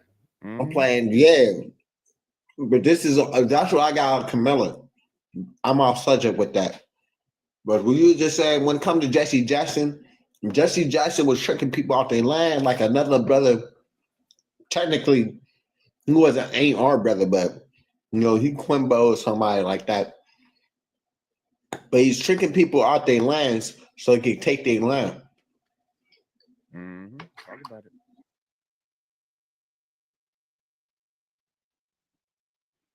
That's how they Church of AME. Yep. And the Church of AME comes from the Protestants and the Moravians, who were over here colonizing, baptizing, and racially reclassifying Indians that they were enslaving. To do what? To fill the church coffers. Because why? Most people don't realize that the original banks were churches. Before there was ever a bank, banks were the church. The church had a vault of wealth on some Harry Potter shit. When Harry Potter goes to visit the family vault and it's a bunch of gold and shit. Yeah.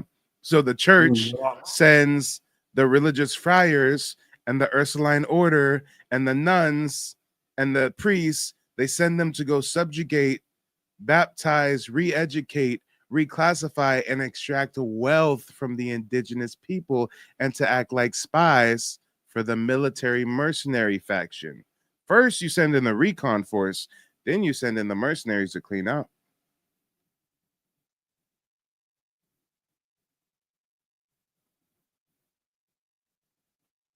That's very particular. Diabolical. I thought Jim was gonna say it, but he didn't. I was waiting too. Now, yeah. Hey, Q. We got some more questions for you on the screen. Next question. If everyone went back to their country of origin and stayed there, what would happen to the Americas?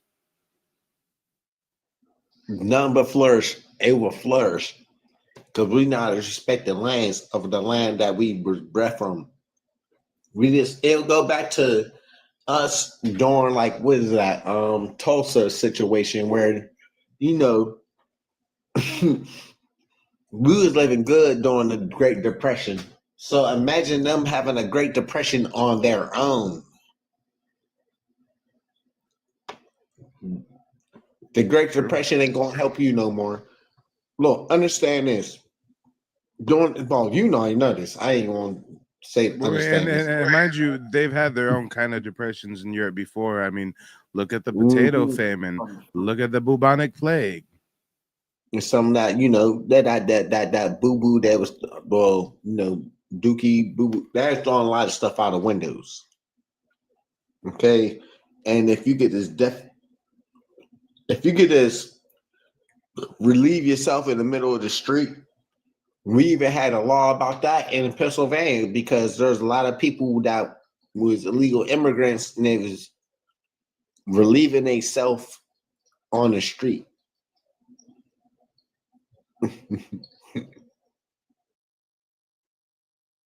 If you know what I mean, with the bubblies, with the heavily bubblies. But I'm off subject, but I'm on subject.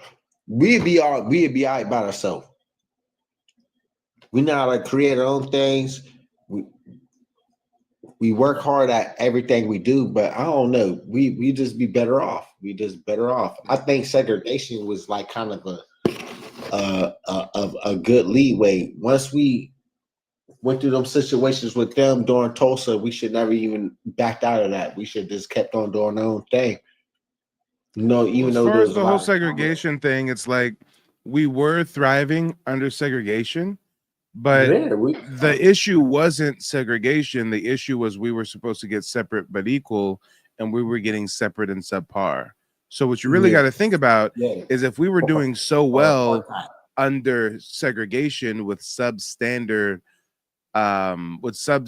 accommodations, then imagine if we actually got separate but equal. Imagine how much we would flourish then. But instead, they have to say, hold on, these guys are rallying, they're protesting. Okay, let's hijack that energy and twist it into a desegregation. So now all that wealth that your community can create is going to get siphoned and suckled off by our community. Your children are going to come and get educated by us. That's a horror.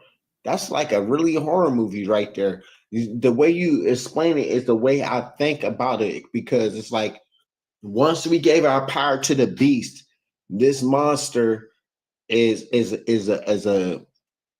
clonal monster because it's not non-clonal. It can't just have an original thought. It needs us. I don't know. We live under a weird system that, in a way, maybe we should just endure just a little bit longer, But you know, many of us are not going to be probably standing here because of situations dealing with them.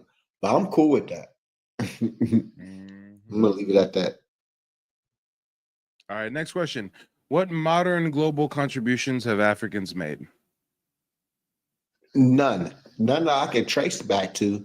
We could say, quote unquote, parentheses, African Americans, but we got contributions that last and been here for generations.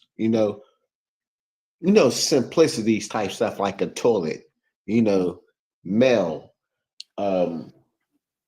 just being cool down in your house without being suffocated in your house because caller ID, call waiting, fiber optic cables, super soaker, your cell phone, lithium battery, digital cell phone technology, modern gas masks, travel signal system, modern ambulances. Matter of fact, did y'all know that the modern ambulance system was created by black men? Did anybody know that? The ambulance was. Put a 0 in the chat. People watching on YouTube and TikTok, put a 0 in the chat if you did not know that the whole concept of an ambulance was created by black men who were supporting their community. Guys, all this shit is us. They just rip our shit off and steal it. Free lunch in schools, created by the Black Panthers. Idea stolen by the government, right? The California lottery system, federal lottery system. Black folks in Harlem on the East Coast was doing the numbers. They outlaw us gambling, and instead they privatize it and mechanize it, and the government controls gambling, right? But I see some zeros. This is what I'm going to do. People on the panel, I'm going to drop you down so I can play a quick video about these black dudes who created the whole concept of ambulance. And the reason why I got to drop you down is because if I just play the video right now, you guys won't hear the audio. Only people like in the audience can hear the audio for some reason. So I'm just going to drop you guys down real quick, play the video, and then you guys can request to join, and I'll bring you right back up. All right? Bam, this is going to be dope. That's fine. Oh, yeah, we getting into some history, y'all. Y'all ain't never heard about black men created, and I'm not saying like they were instrumental, and I'm not saying like they played a role in. No, I'm saying they created. I'm saying the whole concept of an ambulance, a van, a vehicle riding around to give you first responder aid to stabilize you until you can get to the hospital. That was literally created by us because our community was underserved. Let's talk about it. But here, guys, without further ado, let's play this video. They call me the king of receipts, and every day I work to live up to the name. Here we go, y'all. Let's talk about it. The key moment in American history, the group of black men in Pittsburgh becoming the country's first paramedics. Their story captured in the new book, American Sirens. Sorry, I was diminishing their accomplishments. It's not just that they created the modern ambulance system. They were the first paramedics. The first paramedics. They invented this whole paramedic industry, this whole paramedic concept, invented by black men, black American men. My experience as a paramedic greatly flavored how I wrote this book. I didn't hear about Freedom House until after I'd already left the field. There's a gap in that history that most of us have never known. I was working as an orderly at the hospital. These two gentlemen had white uniforms. They were quite distinguishable because both of them had afros and they had beards. And they conducted themselves with such confidence and professionalism. I just happened to look at the patch on one of them's shirt, and it said Freedom House Ambulance. We kind of pioneered a lot of things that they use today, the design of the stretcher, the design of the vehicle, the seat at the head of the patient to control their breathing and monitor them. But I think what makes this a truly relatable human story is the caliber of work they did in the face of such unimaginable hurdles. They were facing racism from the police, from local government, from sometimes their own patients. And yet they showed up every day and did an incredibly difficult job. All great American stories have an underdog who perseveres, and that's really what this is. This is the story of a group of people who persevered through strength of character. I want people to understand as they read the book that there was a service here prior to what you see today. The EMS systems across this country did not begin in LA or Jacksonville or Miami or Seattle. It began in a little known neighborhood in Pittsburgh, Pennsylvania. Paramedics did not exist when they first began. You know, they were pioneering a new field that we all rely upon. Incredibly difficult work to do. And they did it with such tremendous grace. And American Sirens is available now everywhere books are sold. Come on, y'all. Let's talk about it. They don't teach you that one in school. Come on.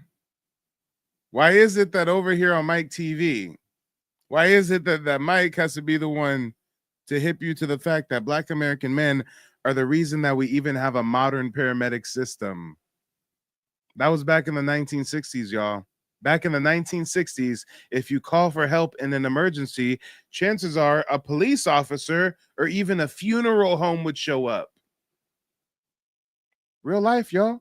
1960s, you call 911, the cops show up, or a funeral home director shows up. No medical training, no life-saving care on the spot, no stabilizing you. That all changed in 1967 in the Pittsburgh Hill District, a Black community. That group of Black men that we just saw, that group of Black men, most of them were unemployed and overlooked.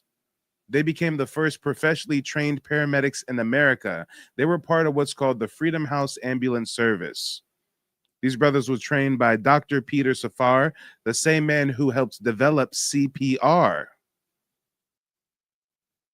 And they learned advanced life-saving techniques that no one else on the streets had. And guess what? As we always do, they outperformed everyone. They saved lives at a level that shocked the medical community. And here's the kicker.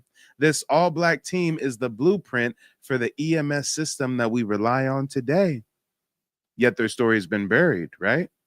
The city of Pittsburgh eventually shut down Freedom House and replaced them, erasing their contributions from the narrative. So the next time you see an ambulance or a paramedic saving a life, remember that system was born from the brilliance, the courage, and the determination of Black American men who refuse to be forgotten.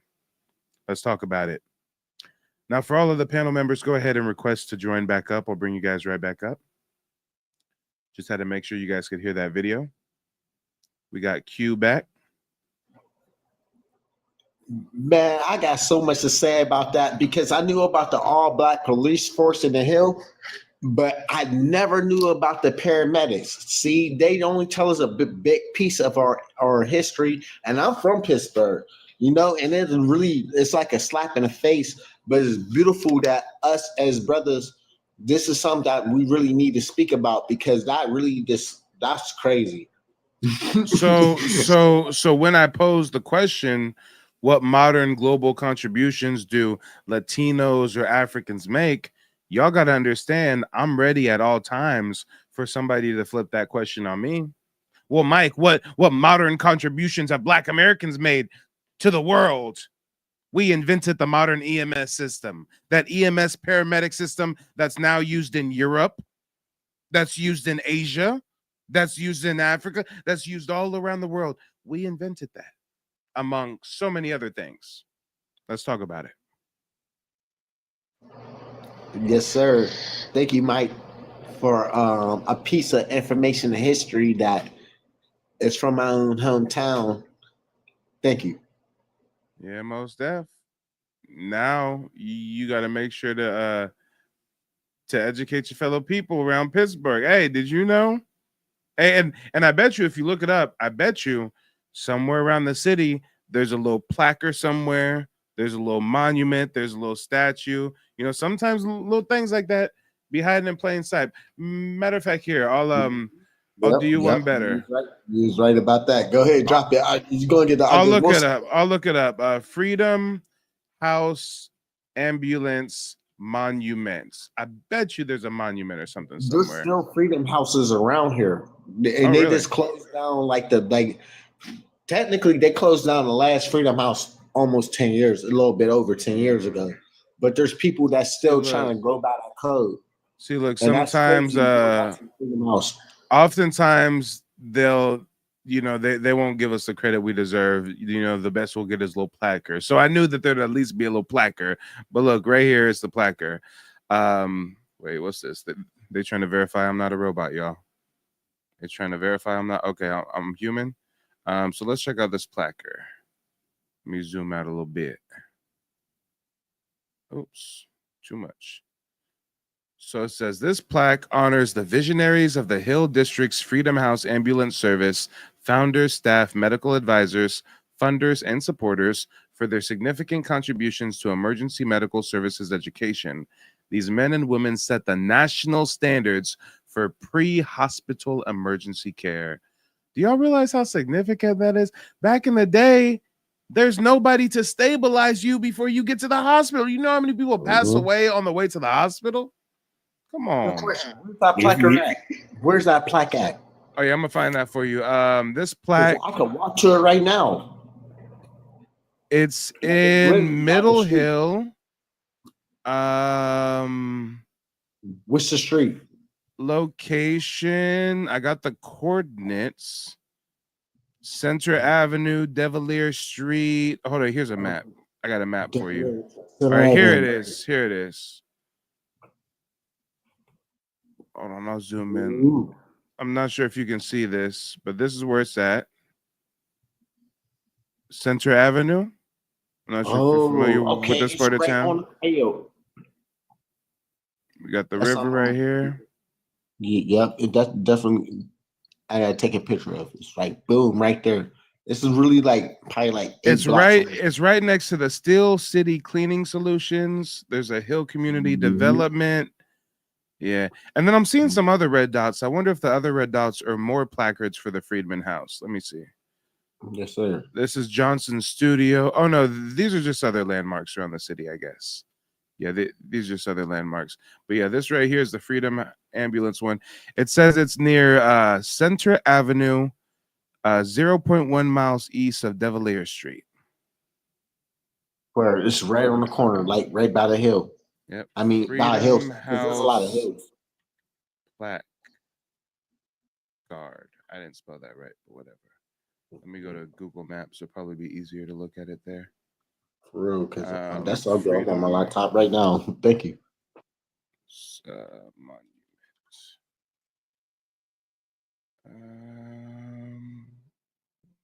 Pittsburgh. Let's see. Let's go over here to Pittsburgh real quick. Where's Pittsburgh? That's just another Pittsburgh. notch on our belt of Where's American inventions. Pittsburgh's in Pennsylvania, right? Okay, yeah, Mhm. I found it. I found it. Yeah, it's on the tip of like the South and the Midwest and the East Coast. It's like right. It's called the Rusted Belt. I see. Because the South is only like 45 minutes away when you go to West Virginia, but the Midwest is only like 30, not even that sometimes, depending on how you drive. And Yeah, Ohio right there by you. Yep. East, So especially here's East Side. Center. Here's Wiley. Yeah, Wiley Ave. And then there was a Hill Community Development. Let me see. Hill Community Development Corporation is right here. So the Freedman plaque is like right here, right over here. Matter of fact, let me go to Street View, see if we can see it. Oh. So there's the Hill Community Development right here. And then the Freedman plaque, I think it's supposed to be down. That's old. That's crazy how they make it old like that. It's old. All that's developed now, and some of that's knocked down. Yeah, this photo is just from whenever the last time that Google car went through and took photos, But you know what? Let me see where this thing, because the Hill Development is right there. And the Freeman thing is right there. Freedom, yes, right at where the street opens up to Crow Street. Oh wait, you know what? I'm tripping. There's street view on this too. Here, look. Now we got it. Yeah, a lot of that stuff don't exist no more. So where's the placard at then? The placard should be right here. Basic. Is that it on the wall? Oh damn! I just went inside a building. Store, yeah, right. I don't know. I can go inside the building. Yeah, right. What is this? Grand Theft Auto? For real. What's going on? I'm thinking this thing right here kind of looks like a placard. It kind of looks like the same. Yeah, it's that same logo, right? Kind of Yeah, that that's the circle. placard. That's it. Yeah, that's the it placard right there. there. So Right that there. placard was on the Federal Credit Union. Okay. So I wonder if the placard is still there or not. I would think it's still to be there. I mean, What if that building not even there no more? Motherfuckers. Right, that's what I'm thinking. Better Because put a new placard when I up. walk up that street, I don't look that right there. That's the library. This right here, that colorful thing, that's the library. And then this right here, see, that's the library. Then spin over a little bit more. Just spin over, boom. I don't know. I gotta go check that out myself because I live in the hill. That kind of bugging me out right there. This must be from like years ago. Yeah, it looks like this is when they just first started the gentrification. Yeah. Colorful lofts, first wave of gentrification. Now I'm sure these are Starbucks and little cafes and shit now. There's probably a little park over here for your dog, little doggy park. Who knows? Who knows? But yeah, the more you know, guys, the modern EMS paramedic ambulance system was created by Black American men. And then that's crazy. It's not just Black Americans, but men in particular. I mean, nowadays you don't really associate paramedics or first responders with men like that. I mean, firefighters, yes, but first responders, I guess we kind of do. It's not as gender biased as like nursing, right? You know, nursing is much more female prevalent, but yeah, the first responders. Now I think about it, most of the times I got an ambulance ride. There's been at least one dude, if not two dudes. Yeah, that makes sense. But imagine how many European EMS people are being trained, and I bet you they don't have a lesson on the Freedom House. I bet you they aren't. Just like how the Air Force, after Trump stopped the DEI stuff, now the Air Force isn't showing their pilots videos on the Tuskegee Airmen.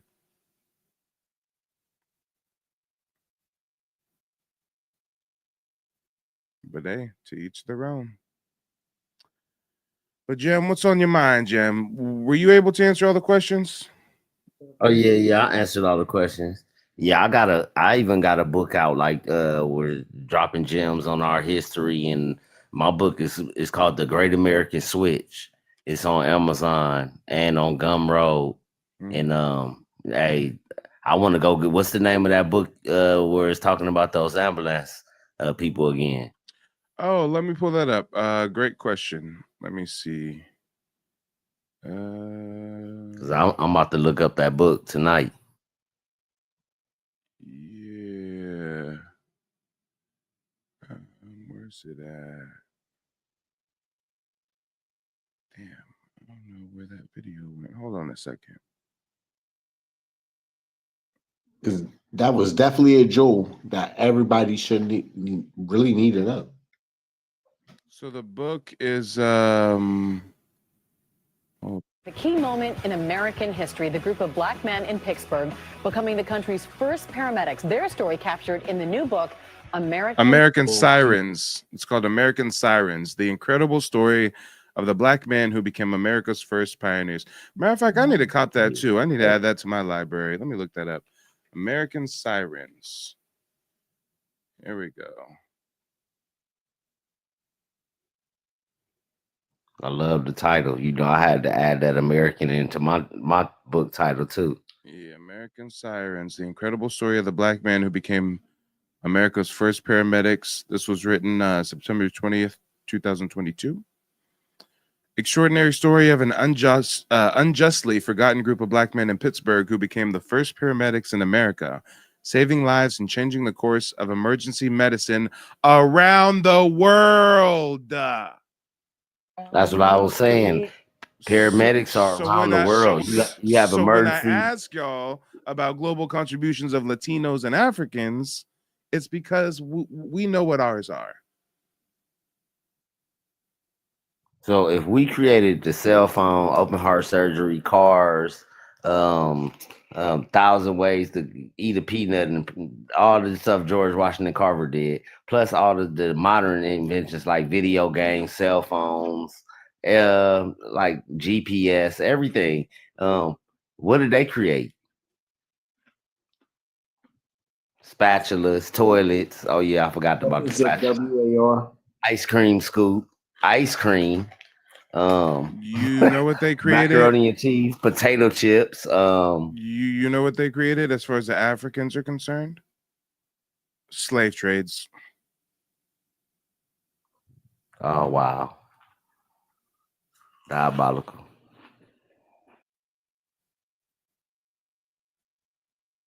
I feel like the frequency of coups is also kind of an African thing. I mean, I'm sure Africans didn't invent the concept of a coup, but damn it if they didn't run with it. But God damn, right? They perfected it, huh? I mean, even the dude that they talking about right now is supposed to be like the next Marcus Garvey or shit, the next revolutionary, Ibrahim Chador. I mean, he rose to power from a coup, right? No, I don't really know about his backstory. I do. He did a coup. It's a coup. There was a leader. He was a general in the military. There was already a president or a leader, and Ibrahim Traore did a coup and said, "I'm the leader now. I'm the captain now." And now everybody's saying, "Hey, he's good. He's a revolutionary. He's gonna make change and stuff." But it's just crazy how the way he got power was a coup. Like many of them, huh? And of other nations. Seem like the same song and dance. Yeah, they use the same playbook. They don't even got no new plays. They've been using the same 2 plays on us. Ibrahim joined Burkina Faso's armed forces in 2009. He served in Mali with the UN peacekeepers. He was promoted to captain in 2020. By 2022, he was commanding troops like the Cobra Special Forces. Along the front lines, younger officers like Traore were deeply frustrated by delays in pay, chronic lack of equipment, and civilian government's failure to contain a growing Islamic insurgency. In January 2022, a previous coup brought Lieutenant Colonel Paul Henry Damiba to power.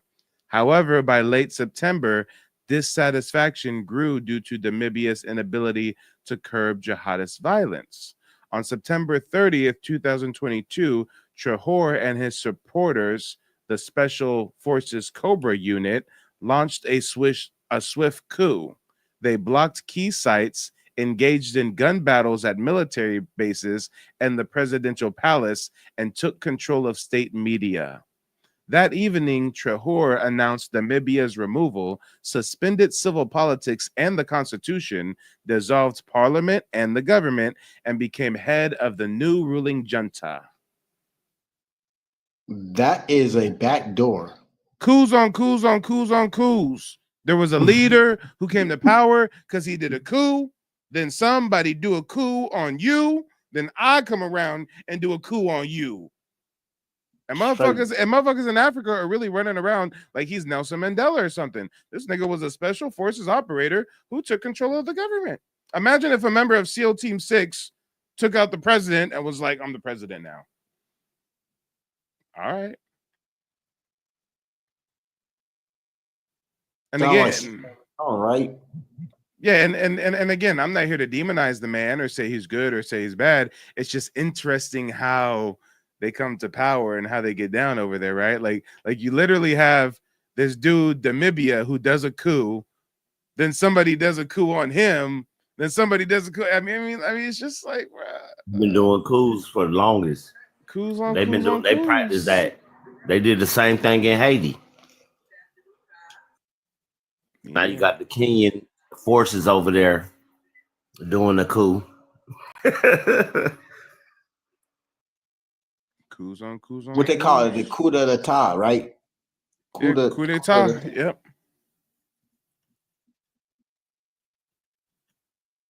Hold up, I'm gonna look it up. Are there coups in Europe? Because I never really hear about coups in Europe. I mean, sure, there might be a king who oversteps his boundaries, but you know, it's typically that ancient incestual bloodline type shit. But You look up Prince Louis and the brothers, or they was cousins. oh no, I looked that it up. I looked it up. All I of know the you got something coups, crazy. all of the coups in Europe are all like 1900s. So yeah, coups weren't really going on in Europe like that. 1917 in Russia, there was a Bolshevik revolution. Italy, 1922, Benito Mussolini marched on Rome. Germany, 1933, Hitler rose through elections, but the Reshed Fire decree allowed him to seize total power in a coup-like consolidation. Spain, 1936, Francisco Franco led a coup against the Spanish Republic, triggering the Spanish Civil War. Greece, 1967, a group of right-wing military officers seized power in a coup, leading to the rule of the colonial junta.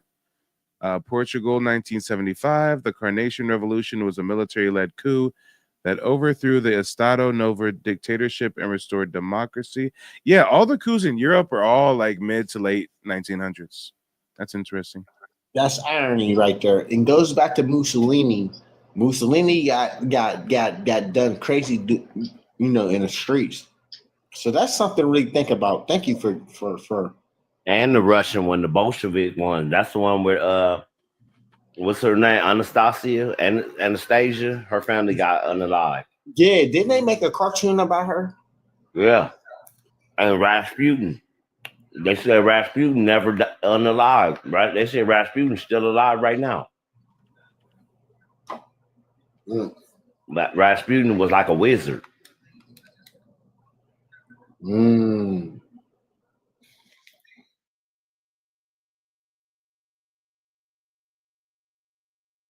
know what? Hold on. I'm going to invite some more people up on the panel. Let me see if anybody else wants to answer the questions of the evening.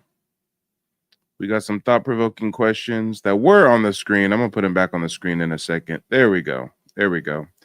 If anybody wants to answer the questions of the evening, you can do so in the comment section or join the panel. We would love to hear from you. Let's see what you got to say. We've had quite some Africans calling in lately, quite a few. If there's any Africans out there, we would love to hear what global contributions you've made to the betterment of humanity. We do understand that you've become the global face of poverty, but we hope that there are global contributions you have made other than that.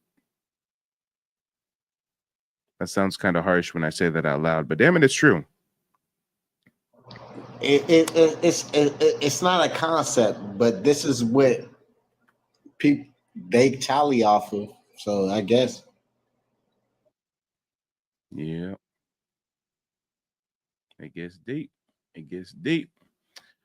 Oh, and you know what? We got a new panel member. Oh no, it's an existing one. Murray is back. Murray, go ahead and unmute yourself. I think you were still in the middle of answering the questions, right?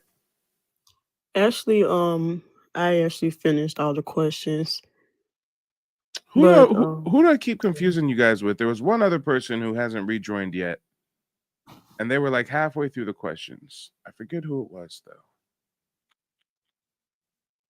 I know the one dude went back to work. I don't know. It's been a long day, guys. I'm working on 4 hours of sleep. But Murray, since we've got you back, I gotta ask you. You're the one in Louisiana, right? No, I'm located in Georgia.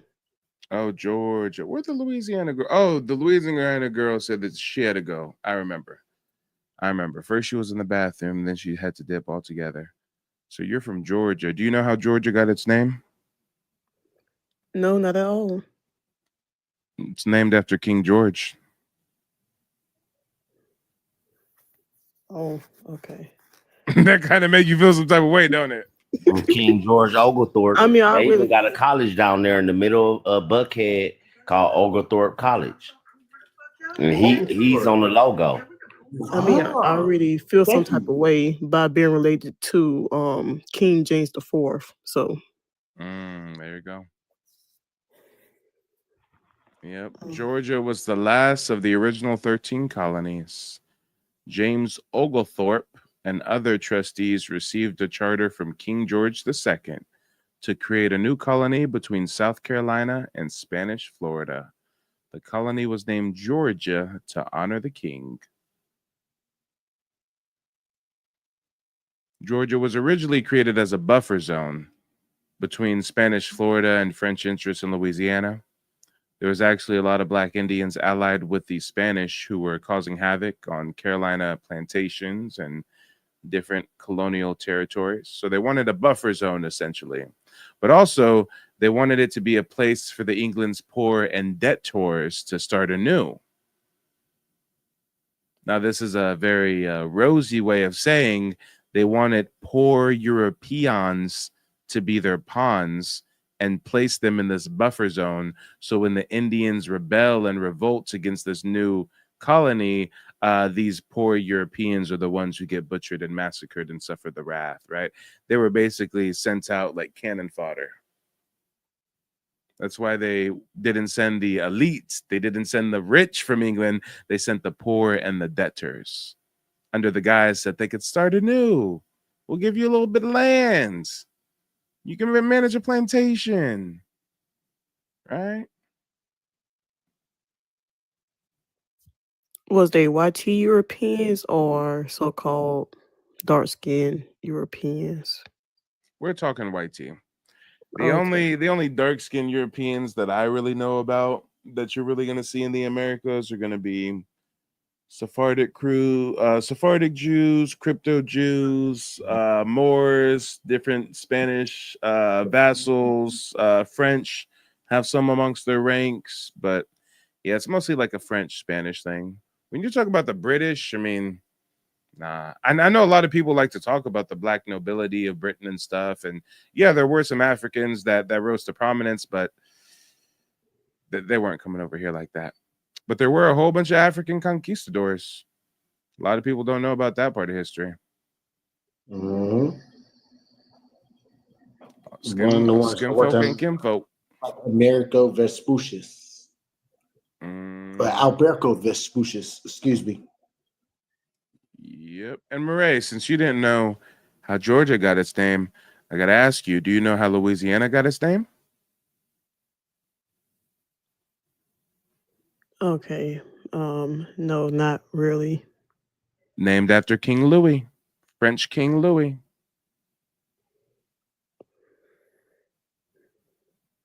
Things that make you go, The same guy that his so-called his nephew Napoleon Bonaparte was able to buy the Louisiana Purchase that went from St. Louis all the way down to Louisiana, and at the same time he was invading Egypt at the same time. How? Yep. I know I got a ancestor buried in Louisiana. I think his last name was Owens. Was it Jasper Owens? Mm. Hmm. Do you know how the Carolinas got its name?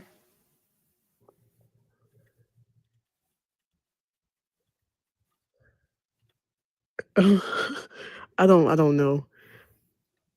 Named after King Charles. Mm-hmm.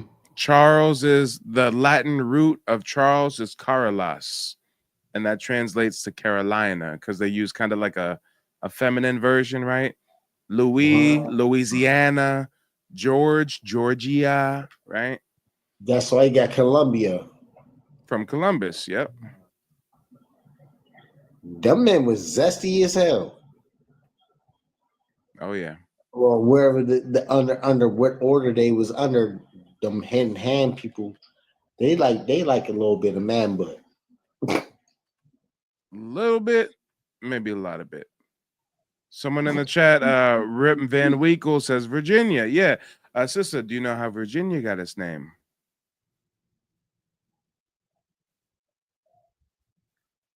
I don't. No. Named after Queen Elizabeth because she was known as the Virgin Queen, hence the name Virginia. Who was she married to? I don't know. I can look it up. Who was Queen Elizabeth the first husband? She never married, and she was famously known as the Virgin Queen. So maybe that's why she's known as the Virgin Queen, because she never married nobody. Okay, got you. She had several suitors and close relationships with men. Oh, so she was starting it up, but she never officially married somebody. Okay. No commitment, just cheek clapping. What a scallywag. What a hussy. She living that hot girl summer year round, y'all. What was her last name? Queen Elizabeth's last name? Mm-hmm.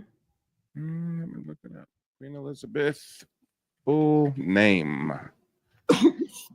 Elizabeth Tudor. Okay, yes. I don't know. She ain't on my tree. I just know I got a lot of Elizabeths on there.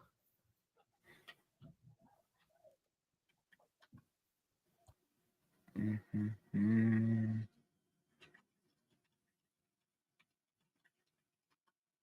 And actually, if we look up the Tudor family was a royal dynasty that ruled England and Wales from 1485 to 1603, one of the most famous periods in English history.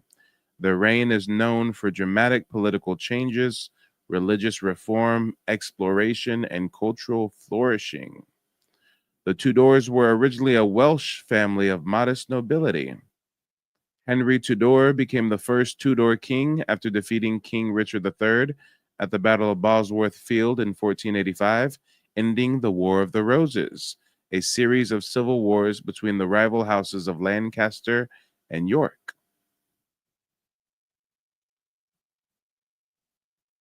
Sound like Pennsylvania. Because we got a Lancaster, Pennsylvania, and we got a York, Pennsylvania. Mm-hmm.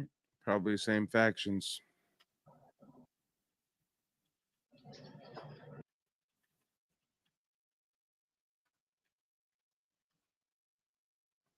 Actually, I just looked it up.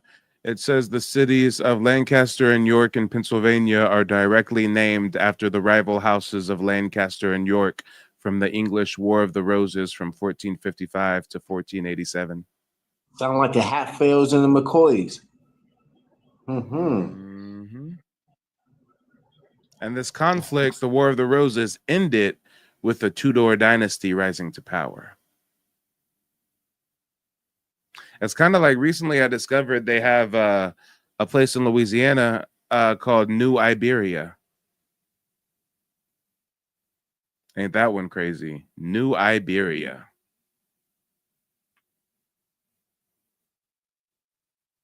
And shout out to the Prince of Paraphernalia. Nice to see you, brother. Nice to see you. But ladies and gentlemen, boys and girls, let's go ahead and do a little round robin of closing remarks. Then I have a couple videos that I want to share with you all before we wrap up this broadcast. Let's start with Q. Q, lay it on us. What's on your mind? Man, great and major and great topics and bulletins that you had to explain to us and give us some facts of how you understand your own knowledge of the world in reality, because TikTok is one thing, but you actually have substance for people to actually learn and understand what's really going on and in the broad spectrum of the world and what's going on right now, because we're really by ourselves right now. And the next 5 years, next 10, 5 years, whatever, we really got to just endure and just keep working on ourselves, because we're going through a weird era right now. I would say that, and I will leave it at that. And I appreciate you bringing me on your panel, because it's very educational. I actually learned something, and now I got to do my own little due diligence myself and get funky with a lot of things when it comes to my own city, because I never even knew that. Mm-hmm. Thank you. Yep. Wait, were you the one earlier that mentioned the AME church, or was that someone else? Yeah, that's me. When it comes to the AME Church, they was all created from the Boule. The Boule been working hard, so-called the devil never sleeps. But these are our own people that feel like. Well, see, the reason that I ask is because if you keep tracing that back, you'll learn that the AME really is birthed from the Lord's Proprietors and the Moravians.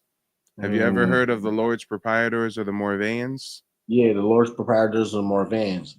Those are people that have been working very hard for a long time. Those are secret, not I won't call them secret, but they are old generations of a secret angelic order. Mm-hmm. Not so secret, but definitely an angelic order when it comes to the Moravians. When it comes to the Lord's Proprietors, these are more like ruling elitist families that were given a charter from the king to colonize the Carolinas.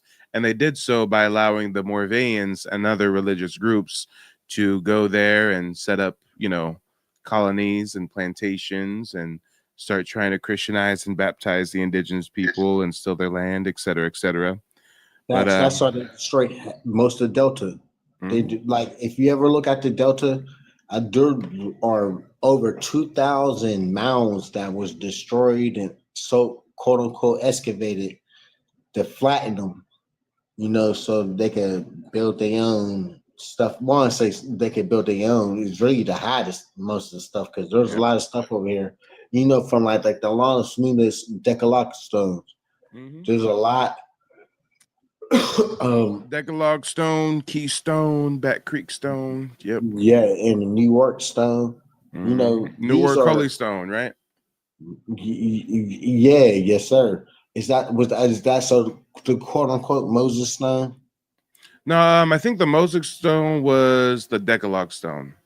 No, that's the Los Lunas Decalogue Stone. That's like the Ten Commandments on the cord. Then you got the Moses Stone, which is the Newark Stone. It's like a. So I thought you were referring to the Decalogue Stone as the Moses Stone because it has on the outside the abbreviated Ten Commandments, but in the center it has a depiction of Moses. Or was it Abraham? I don't know. I forget now. No. It's the Los Lunas Decalogue Stone. It's just a stone that has old so-called Paleolithic Hebrew, and somehow, some way, they was able to decipher it in the 1900s, but they called it a forgery in the 1700s. Yeah.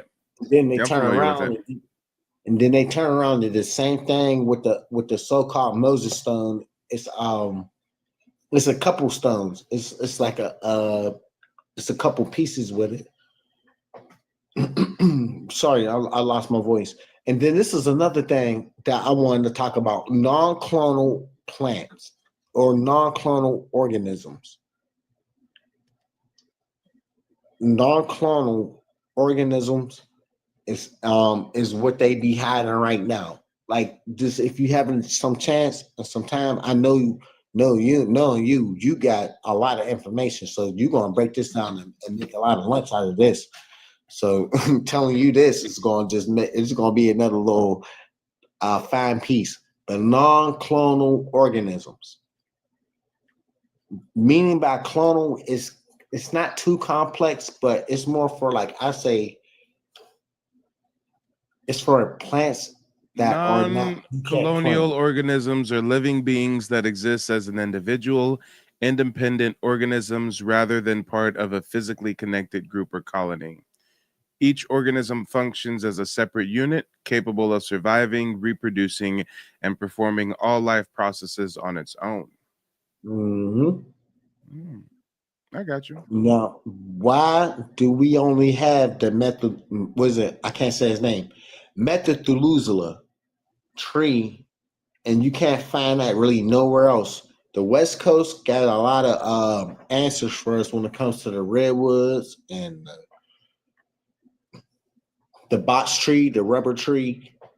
These are trees and hold on, for anybody who's confused about non-colonial organisms, some examples would be us.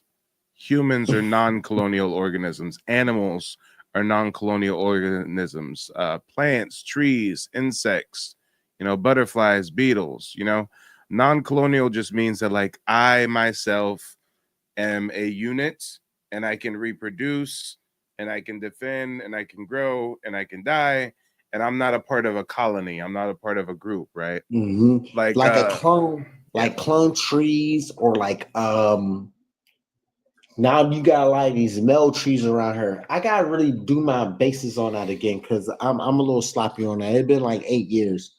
But I used to do a lot of stuff when it comes to trees and animals and stuff like that, and original original beings. And that's one thing that came up to me because if you look at the Methuselah tree, I apologize, I can't say that word right. Sure, you said it better than me. Methuselah. Methuselah. Methuselah. When you look up that tree, the government got to hide it. Not even so-called GOV got it hidden. It's for a reason. That's why most of Utah is chopped. A lot of pieces of the West Coast and certain parts of the South is chopped because they don't want you to know certain things. Because Cedar Sinai, when it comes to the cedars and the burning cedars, that goes back to the West Coast and the curse with Solomon. And Yeah, it sounds like you've been watching a lot of UBTV. Yeah, yes, I do. Yeah, I can tell. He's going deep. I like UB. Yeah, no, he don't. Yeah, he's the truth. He's the truth. Well, real quick, finish out your closing remarks, and then we got to hear closing remarks from Jim. Yeah, I apologize because I'm running my mouth. Oh no, you good. And my closing remarks is, man, much love, man. We gonna keep building, man, because I'm trying to do well. A lot of us is doing much more because we need to reclaim our standing land. Even if we can't even do that, maybe we could at least monetize our own situation without spending ourselves with Versace. Shit, the most expensive name brand item I buy is my $20 Nike hats. Okay, ain't nobody might know the Versace over here. Okay, the most you get out of me is a $20 Nike hat. Because a lot of us might have some very very good stuff, but we're not selling it because a lot of our folks is not trying to buy off of one of each other, or trying to support each other. Even excuse me. Let me stop. Yeah, most def. Well, hey, thanks for calling in, brother. Don't hesitate to click that button in the future. I'm not going to be live for the next few days, but when I come back, I'm going to come back with a vengeance. So I'll see you on the next live. And you know what, Jim? Jim, go ahead and unmute yourself. Give us some closing remarks. Yeah. What's on your mind? Yeah, man, it was a great live. I wasn't up here long, but I did enjoy myself. And you had some very informative questions on the background that everybody needs to think about. And the ambulance thing did, that was definitely a gem, and that blew my mind. Like I kind of knew we created everything, but just to see that the confirmation of what you already know, like on paper, and then the news story that like added the cherry on top of it. So yeah, this is a great live, but yeah, we showing these people who we are every day, and this is why they mad. They don't like us telling the truth, and that's why I wrote my book, The Great American Switch, out now on Amazon and Gumroad. With that being said, I'm out. Peace. All right, till next time, brother. Thanks for calling in. And then there was two. Mireille, go ahead and lay it on us. Closing remarks. Okay, thank you so much for having me up, and I do enjoy your live. It's a lot of stuff I learned from your live, and also, the comedy is I love it. But thank you so much, and you enjoy the rest of your day. Yeah, you too. Thanks for calling in. Talk to you later. Peace. And what was I gonna say before we get started with the next thing? What was I gonna say? Oh yeah, there was other inventions I wanted to cite just because most people probably haven't heard of it. Dr. Patricia Bath Laser eye surgery. She invented the laser phaco probe. It's a revolutionary tool for treating cataracts. This was 1988. Garrett Morgan. Some of you guys have heard of Garrett Morgan. He pioneered the traffic light and the gas mask, 1923. He created the 3-position traffic light, which introduced the yellow caution signal. His design saved countless lives and is still the foundation of modern traffic control systems worldwide. We global with it. We global. You've got Charles Drew with the blood bank, 1940. He developed large-scale methods for blood plasma storage and transfusion. His work led to the first large blood banks, saving thousands of soldiers' lives during World War II and millions of people since. You've got Marie Van Britten Brown, Home Security System, 1966. She created the first closed-circuit home security system, camera, monitor, intercom. Laid the foundation for modern security systems in homes and businesses. Let's talk about it, y'all. Why don't they teach us all of this in school? Because it make them little pink belly Mayo kids real insecure about themselves. They make them real insecure about themselves. Shout out to Parrish Wallace over on YouTube. Parrish says, "What's good, Mike? Shout out, you're doing God's work." Hey, somebody got to do it. Shout out to you for tuning in. BZ the Great, nice to see you. Shout out to the CCIN family. What's CCIN? That's the what's that? The Copper Color Indigenous Network. Pretty sure I heard of y'all. CCIN, right? Copper Color Indigenous Network.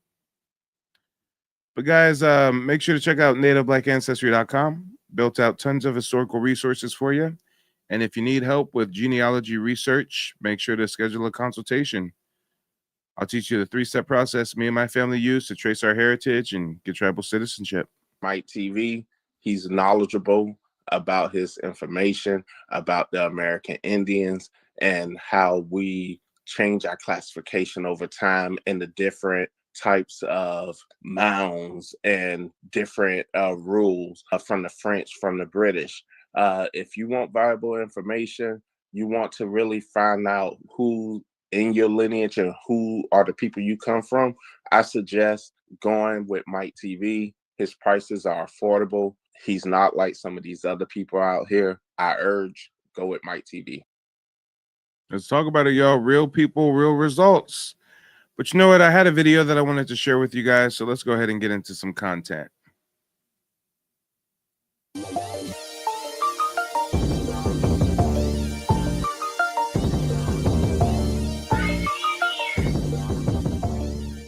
Shout out to the Black Mamba.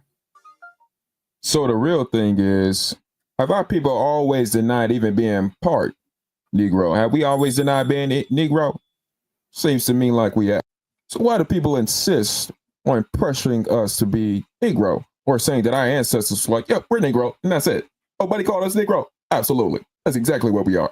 We have this one right here. This is the Indians fight the Negro ruling Mattapony. Right? Yes, it's very interesting. You got Saponi, Mattapony, and the chief makes a spirited reply to the state. And they talking about something, man. Them folks were talking about something, man, that all Virginians, they said virtually all Virginia Indians have African blood. What the French told us is the African blood? Can anybody tell me what that is? Please, good gracious. Because last time I checked, we always be tracking back to the same places where they're literally keeping track of us. Look at that. Hold on. Oh, heck no. Look at that. It says the history of the African-American settlement in Africa extends to the beginning of ex-slave repatriation to Africa from European colonies. But why are y'all keeping track of us? You got us in Sierra Leone, Liberia, Ghana. But you know what's interesting about this whole shebang? The fact that, you know what I'm saying, ain't that the same locations where they give percentages of us in the DNA test? Look at that. Sub-Saharan Africa. Come on, y'all. When you do the DNA test and it says Liberia and Sierra Leone and Ghana, you know these just so happen to be the countries that Black Americans repatriate to, right?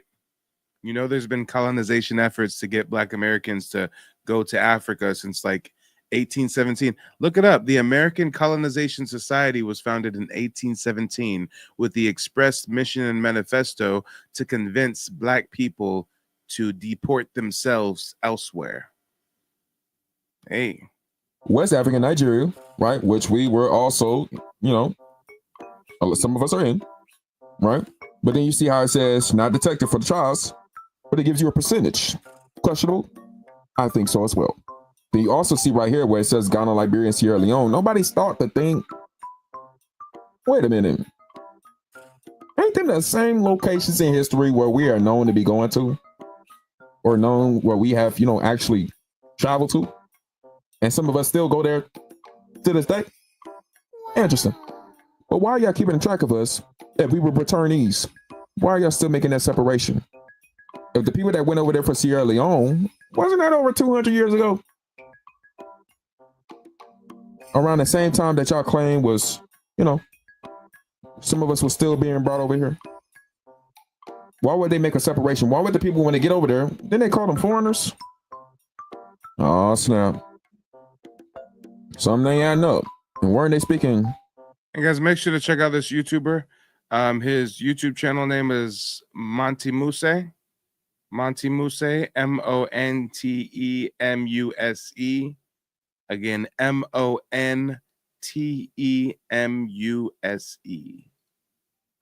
Our language?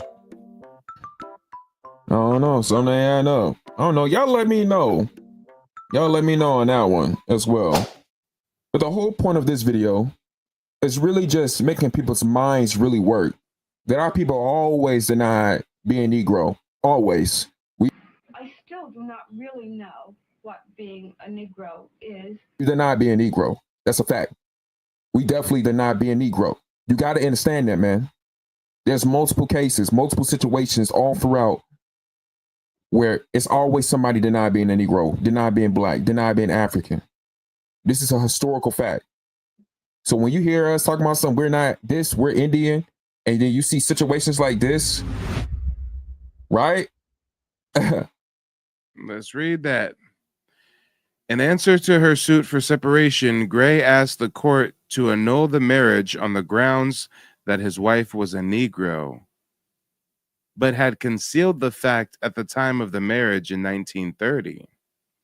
Mrs. Gray denied that there was any Negro blood in her family, saying that her father was Indian and her mother was French Canadian. All throughout history, what time frame was it? 1935. The time frame keep going back and back. Now she's from Jamaica.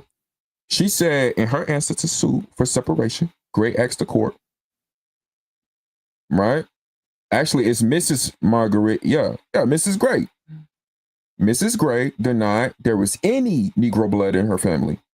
She said it was none, right? Saying that her father was an Indian, not no part Indian, not no half Indian. You know what I'm saying? Grandmama was part Indian, how people like to infiltrate oral traditions on the slide and be subtle with it, which is extremely dangerous, by the way. And it says right there, and her mother was a French Canadian, of Canada. French don't mean that she was a pale person. Think about that. We know that the Europeans is really the Fee or the She or the Phoenicians, right? Or Canada, you got Canada. So we know that she was also melanated and her father was melanated as well. And we can, make the assumption that, hey, if you got an Indian, right, they love to claim this, oh my gosh, it's straight haired and, so-called straight haired, and in French are so-called straight haired. Why would she be confused for being a Negro or a full-blooded Negro? Put the puzzle pieces together. Let's not be obtuse, man. We're not here for that. We're not going to be obtuse. I'm not going to let you guys get away with that. I'm going to repeat myself over and over again. There's never been a time where there's like 100% of us talking about, oh, we're going to call ourselves black and Negro. No, there's always been a time where we denied it. Always. I'm showing you guys right now. Now, this is from the Kansas City, right? Missouri. Okay. Zulu, Missouri. All right, let's get it. All right. So what are you guys' thoughts on this matter? Should we be shouting to the rooftops? I think so. We are not African, Negroes, or black.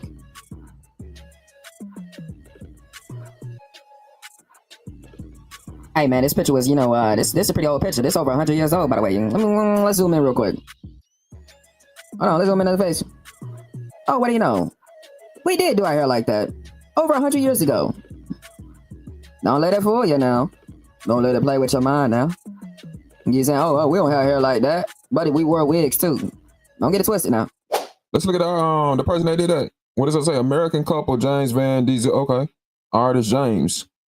Man was born with a late 1800s. Clearly, he was trying to document that we were, with the Indians for real. Oh, look at that attire though. That looks real nice on it. Look at that.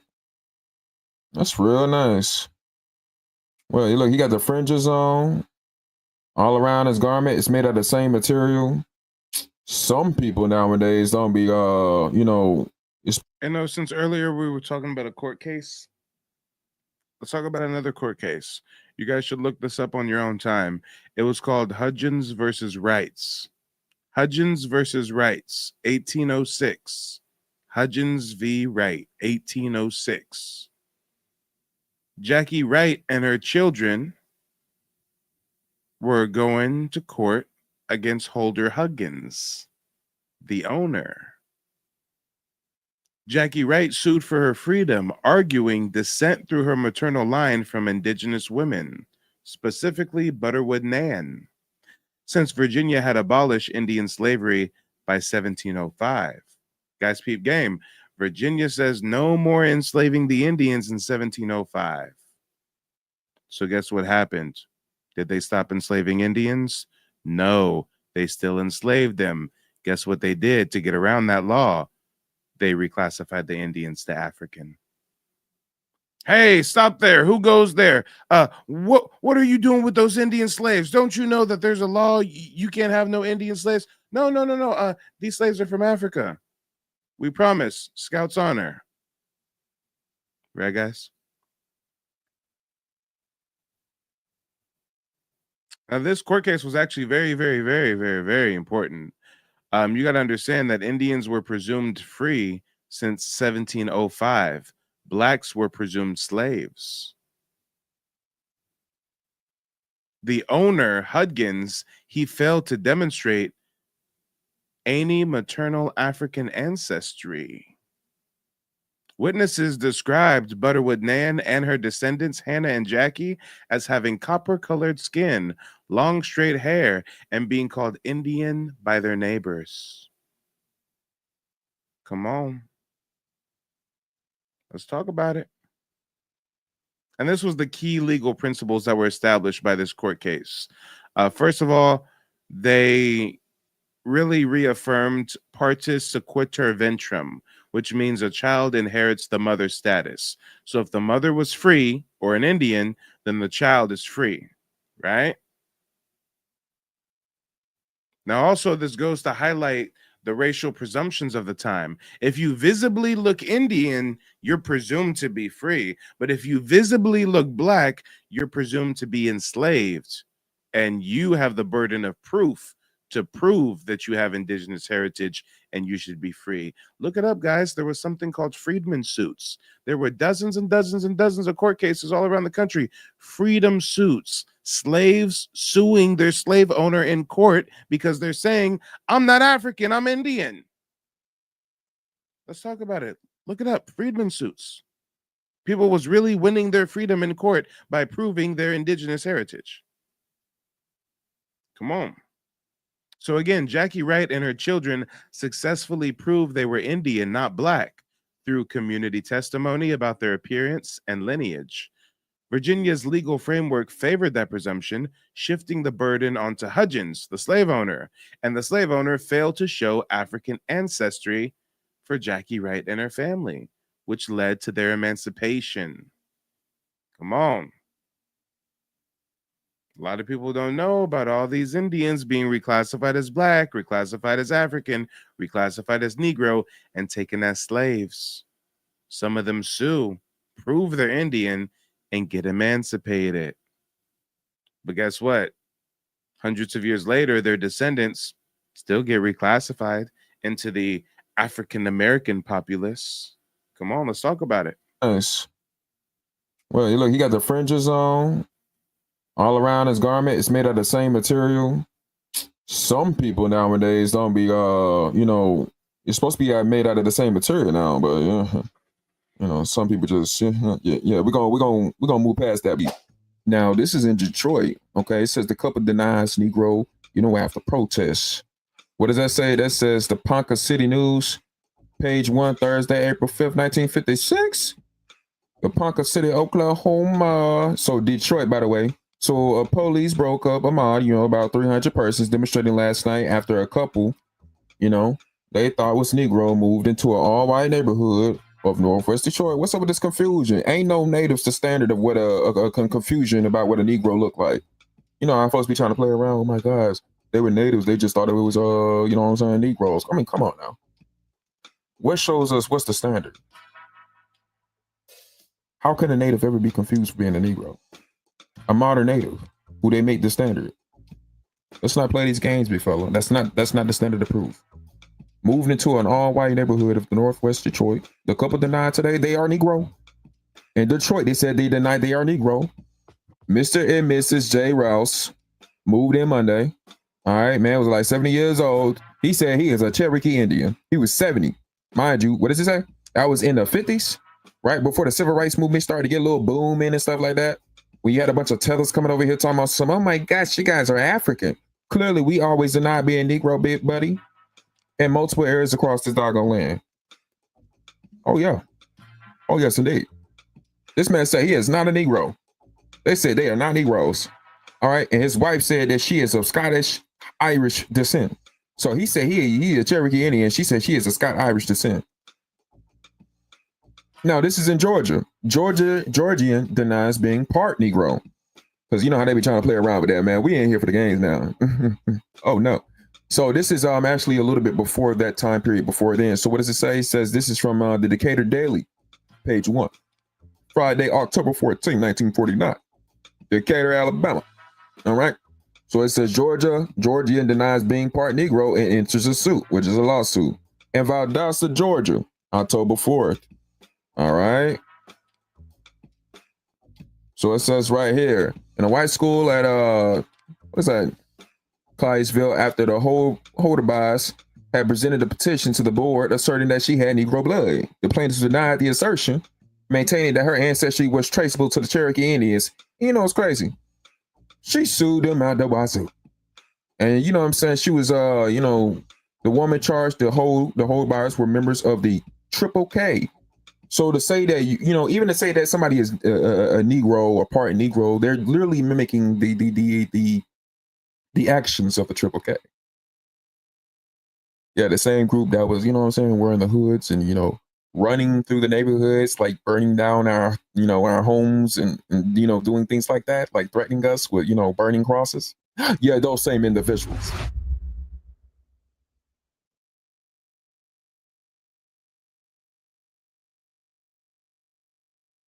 Hey, y'all. I got to run that last part back.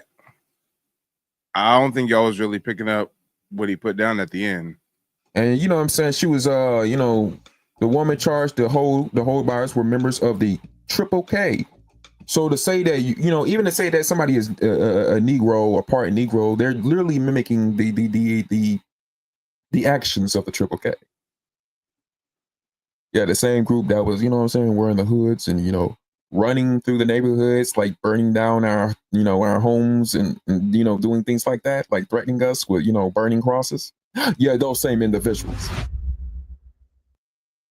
Hey, let's talk about it, y'all. Let's talk about it. Let's talk about it.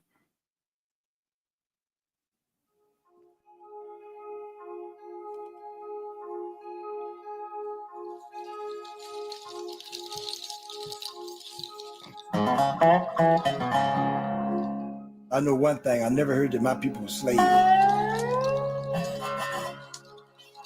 Mama knew what she was talking about, but I always thought that she wanted to be something that we wasn't. And I remember I used to say, Mama, we black.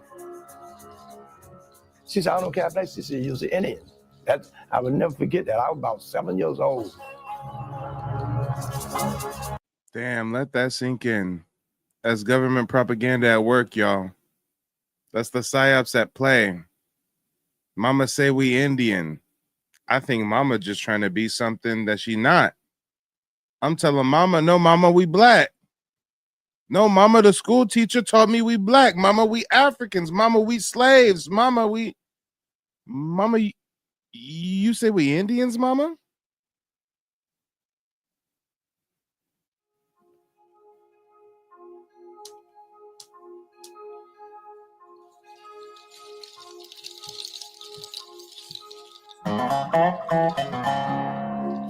I know one thing. I never heard that my people were slaves. Mama knew what she was talking about, but I always thought that she wanted to be something that we wasn't. And I remember I used to say, Mama, we black.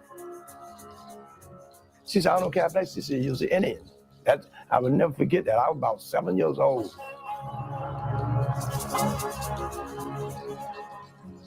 Like I said, I've been thinking like a native all my life, but I didn't never want to expose it because I was in the South. Then I said, well, maybe if I go to New York, I can more expand myself, not knowing that I was going to meet other Indians that more so look like me.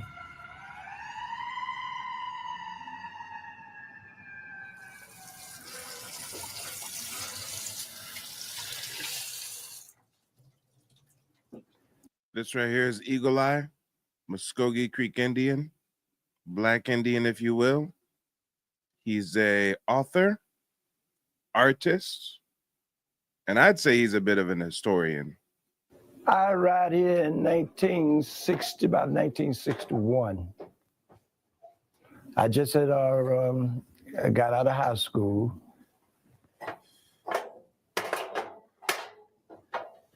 I became another person after I got here. I ain't saying I'm not black, but I'm not an African, you know? I'm a Native American from this country.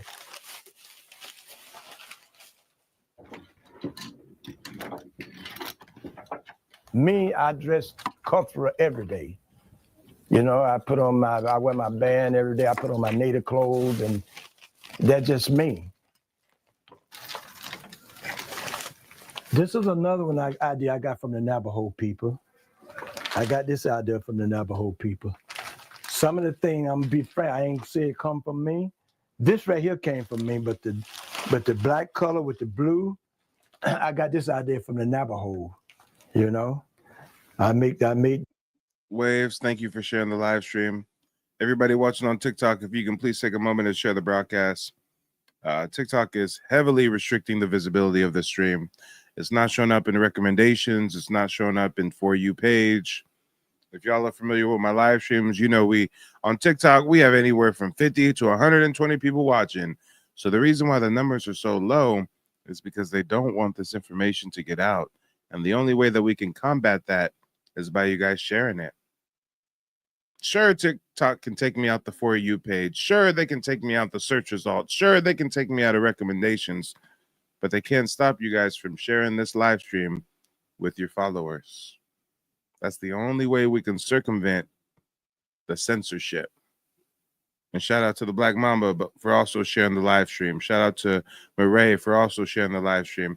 And for anybody who wants to catch these replays, for anybody who's like, damn, I just joined the live stream late. I wonder what he's been talking about for the last 4 hours, right? Go to YouTube, Mike TV. All of my TikToks are on YouTube. You know, TikTok, you can't watch replays of live streams, right? You just catch it live and you miss it, right? But on YouTube, I live stream all of my TikToks on YouTube at the same time. So YouTube has a whole database of hundreds and hundreds of hours of live streams and different videos and content I've done. So definitely check me out on YouTube, Mike TV. It's myself, and I just love this shirt. And shout out to Jason on YouTube. Says Chickasaw Tribe over here, fam. Yeah, shout out to the Chickasaw. Everything I basically got, the spirit give it to me, you know? And that's a good thing about me, you know? I go by the spirit, and the funny thing about it, I don't be asking for it, you know, like people go, so I'm going to spirit, I'm gonna ask for a name, I'm going to name ceremony, I'm gonna ask for a name. Everything I ever got, I never went to nobody for it. The spirit already gave it to me.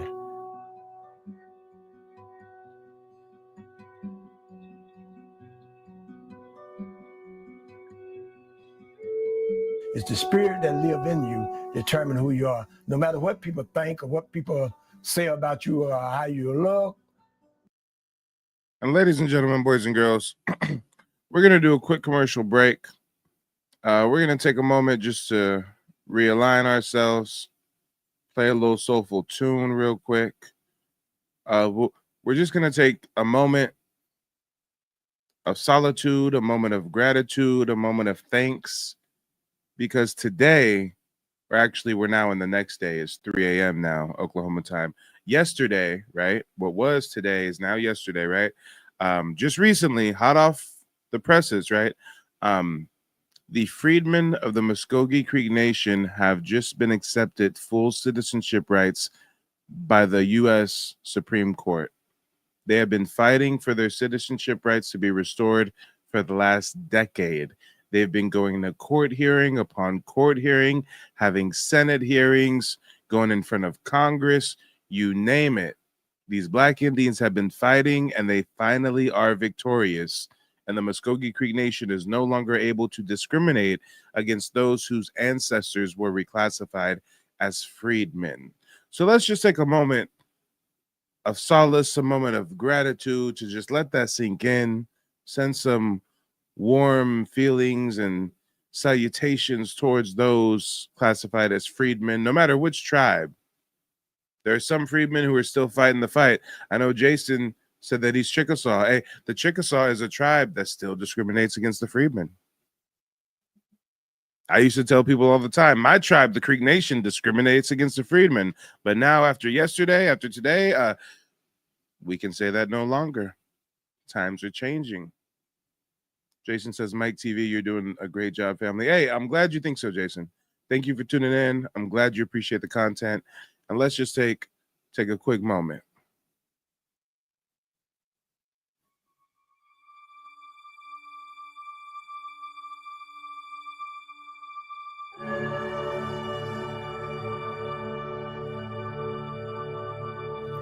Early in this morning,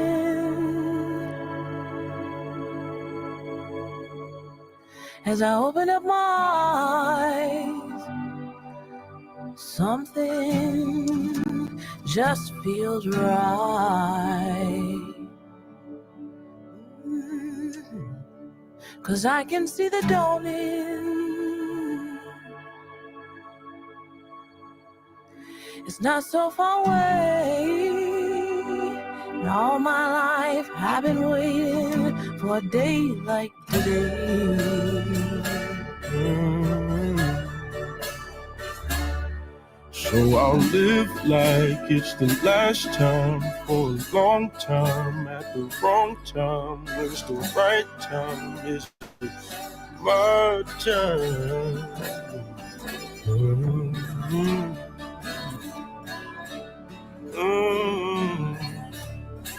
And if I'm dreaming,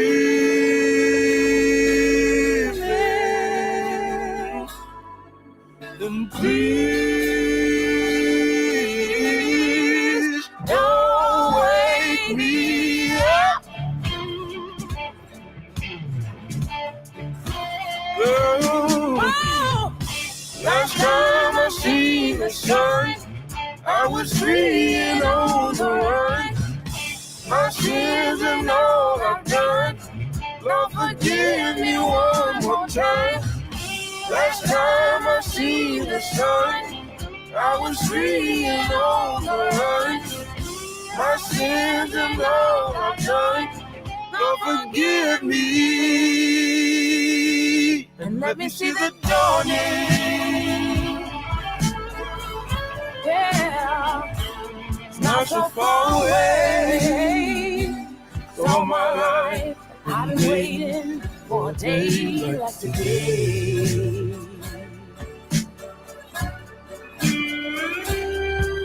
So I live like it's the last time for a long time at the wrong time. When the right time isn't my time. My time, yeah. And if I'm dreaming,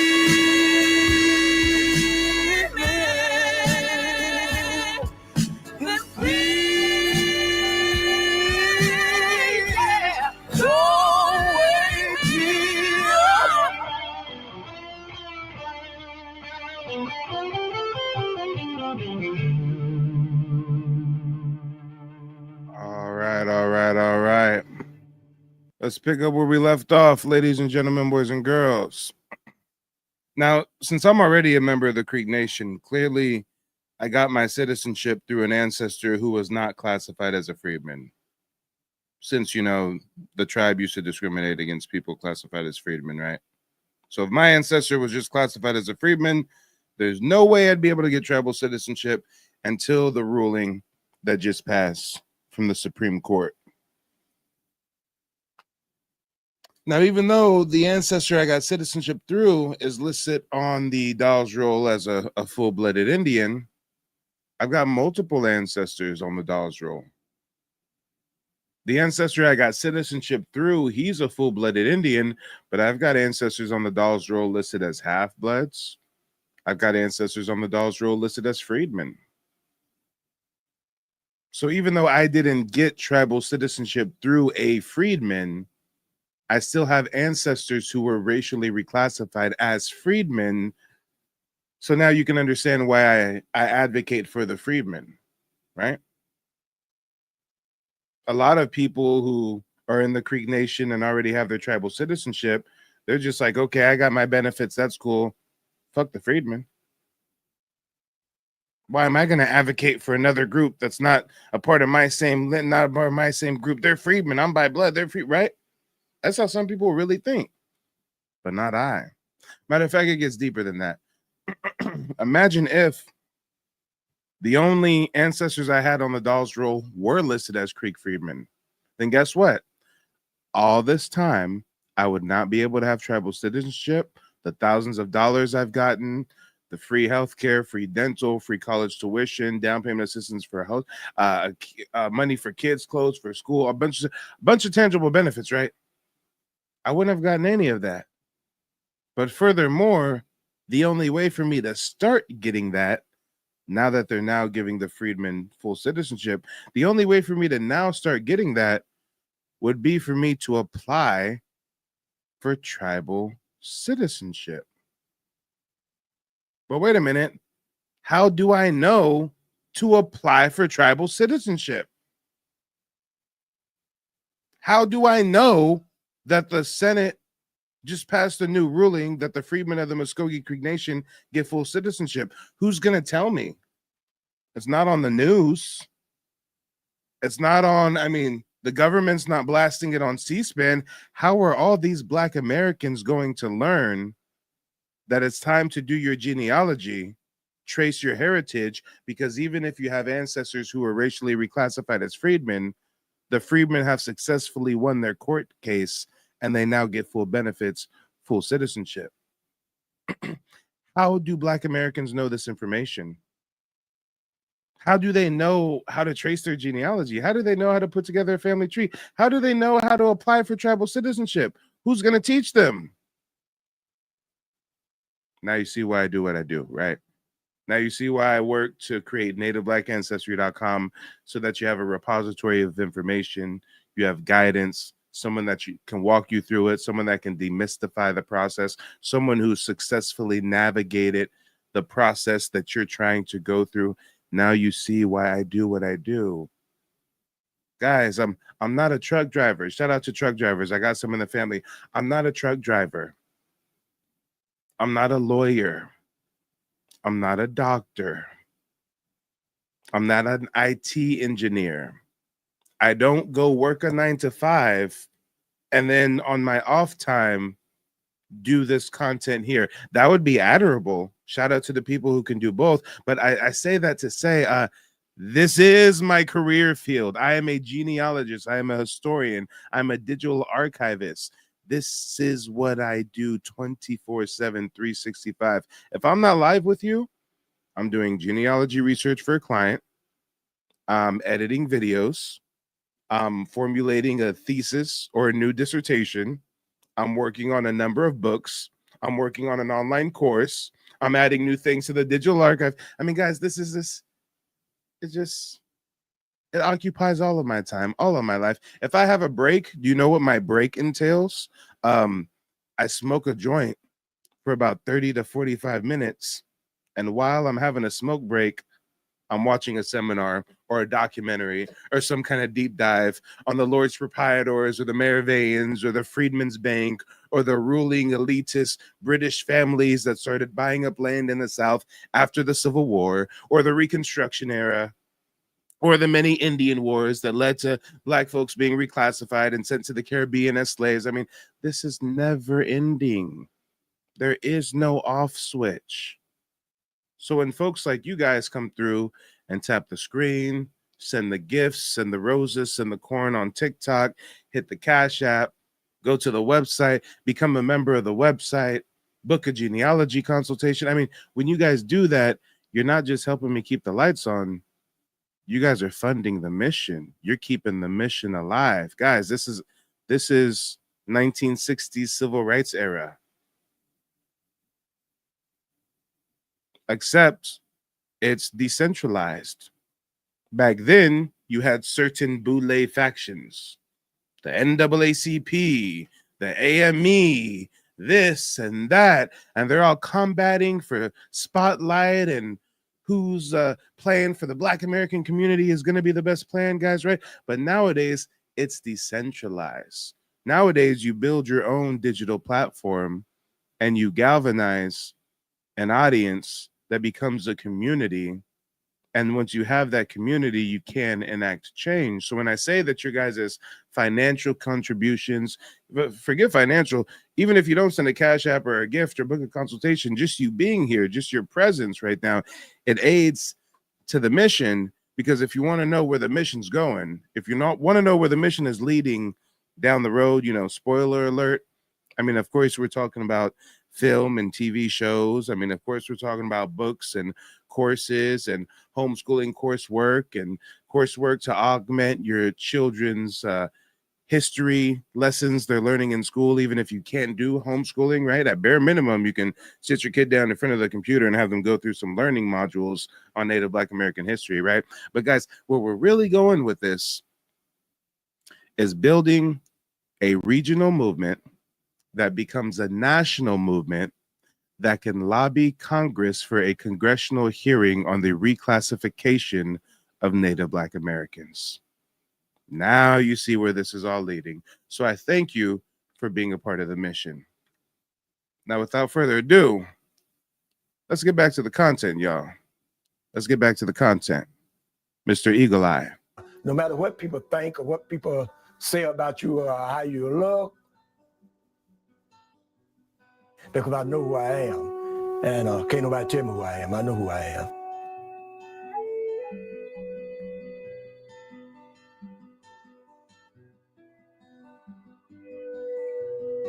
I didn't go and join no tribe and like a lot of people do. Why should I join them? I don't need to join nobody to give me no rules what I should do.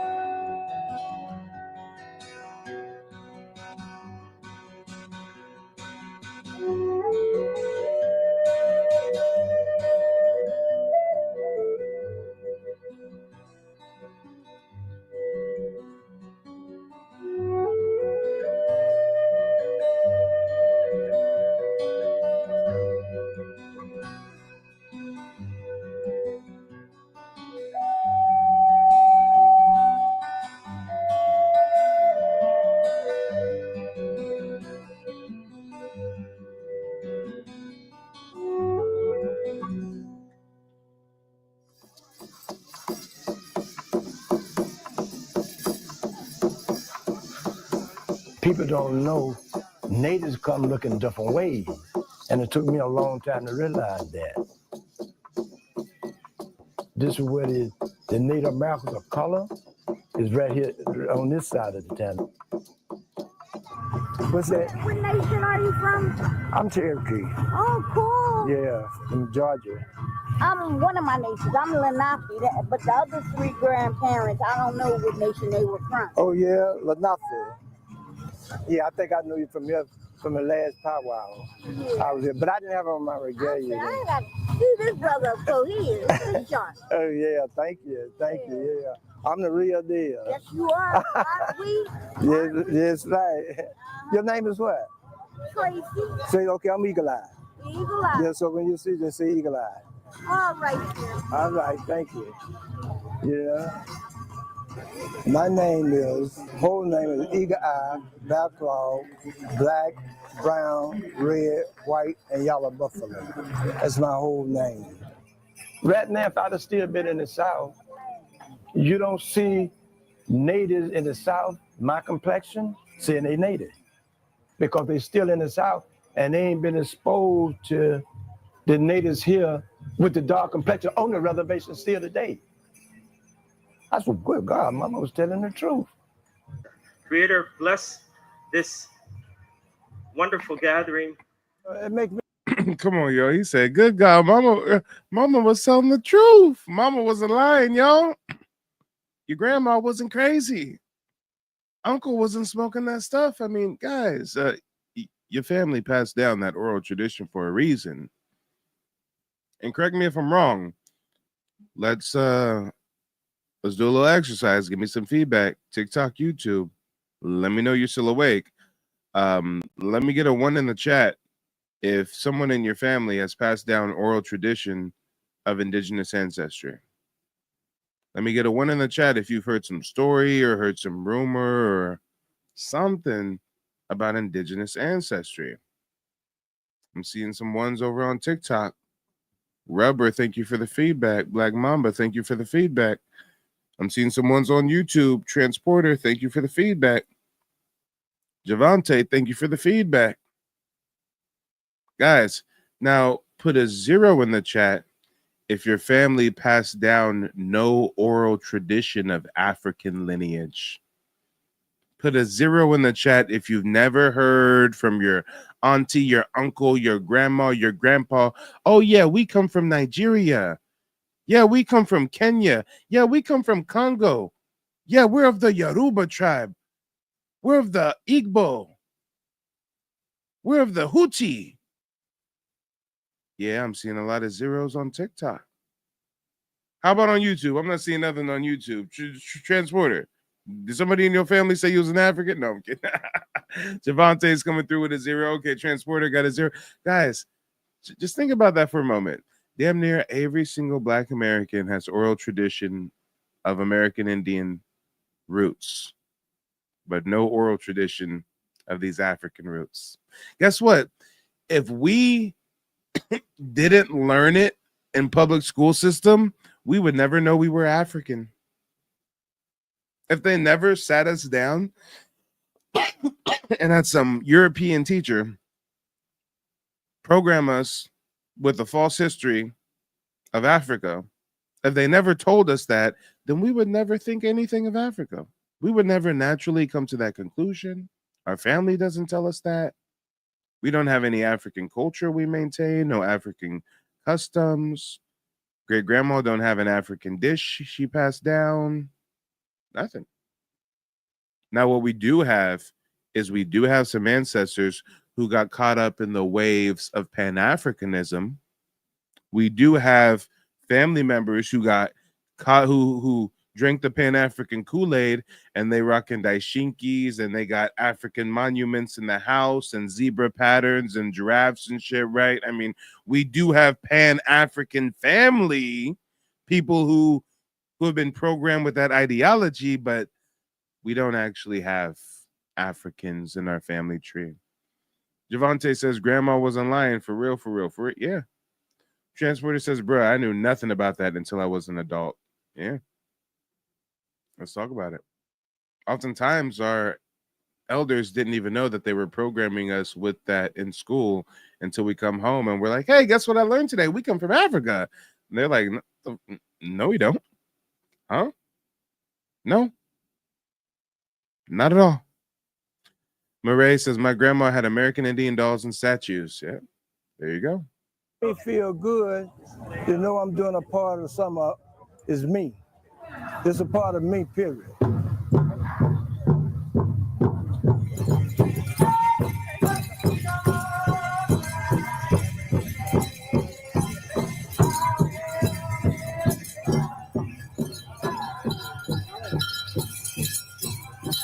She went the wrong way. You all right? Oh, wait. He said she went the wrong way. He said she messed up this power sugar right here. Sisters need to get it together because that's the wrong direction.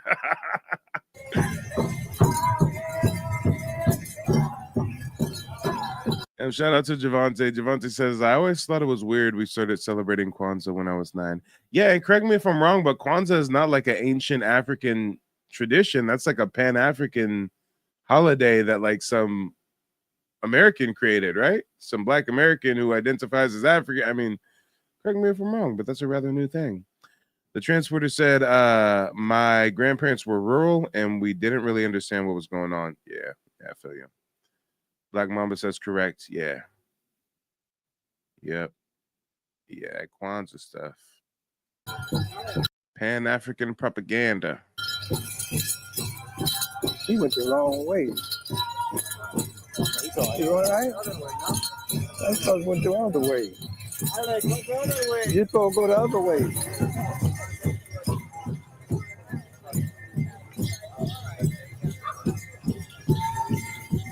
Every day I walk out the house, I am who I am. What's in your spirit and what's in your heart that make you who you are.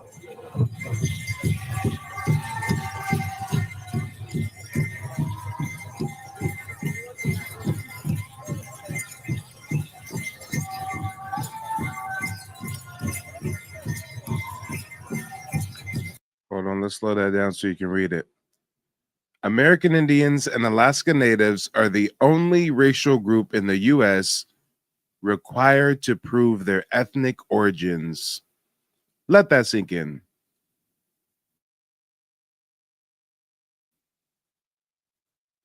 American Indians and Alaska Natives are the only racial group in the U.S. required to prove their ethnic origins. You know another fun fact? The only thing in the world that goes by blood quantum are dogs and American Indians. Things that make you go,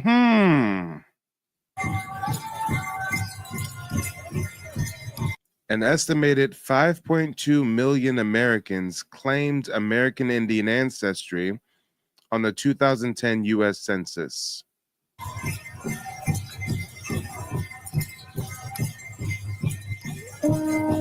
The federal government recognizes the authenticity of roughly half of those claims. So essentially, we got half of the Indians living on the res identified as Indian, or rather, I shouldn't say living on the res. We got half identified by the government as Indian, and then we got another half who claim their heritage but have no tribal connection.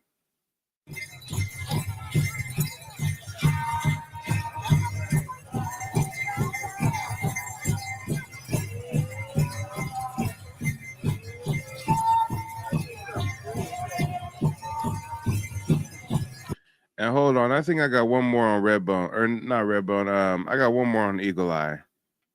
Hold on, we got one more. This one, he shows some of his artwork. Eagle Eye, American Indian. He shows some of his artwork in this one. In the future, I get some young kids and I teach them how to do it, because I can't do the things I used to do.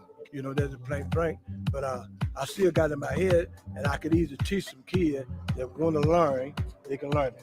Okay, so I'm Eagle Eye, black and brown and white, buffalo. That's my Native American name. I'm a Muskogee, Cherokee Indian. I don't tell nobody I'm a Cherokee. Why?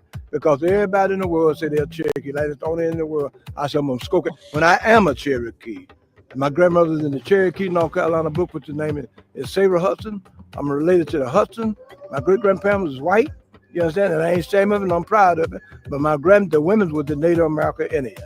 This is one of the cups I had done of the Ukachuk, and this is a chief Ukachuk, the first sculpture I did years ago.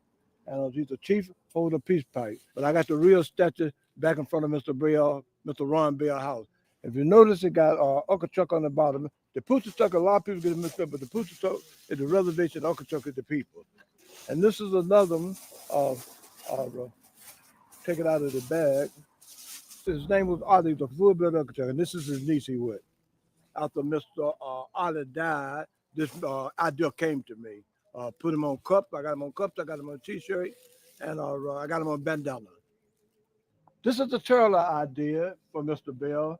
It's called America was called Turtle Island, and the Poochatuck, Native American, they wished it the turtle. He had me to do a turtle for him. The turtle stand about 15 or 20 foot tall, and it's all made out of cement. If you look, it's very, very, very solid. This is a piece of plywood. You know, got all the symbols of the deer, the beaver, the moon and the star, and the quail. If you look down here, you can see my name in it. Eagle Eye.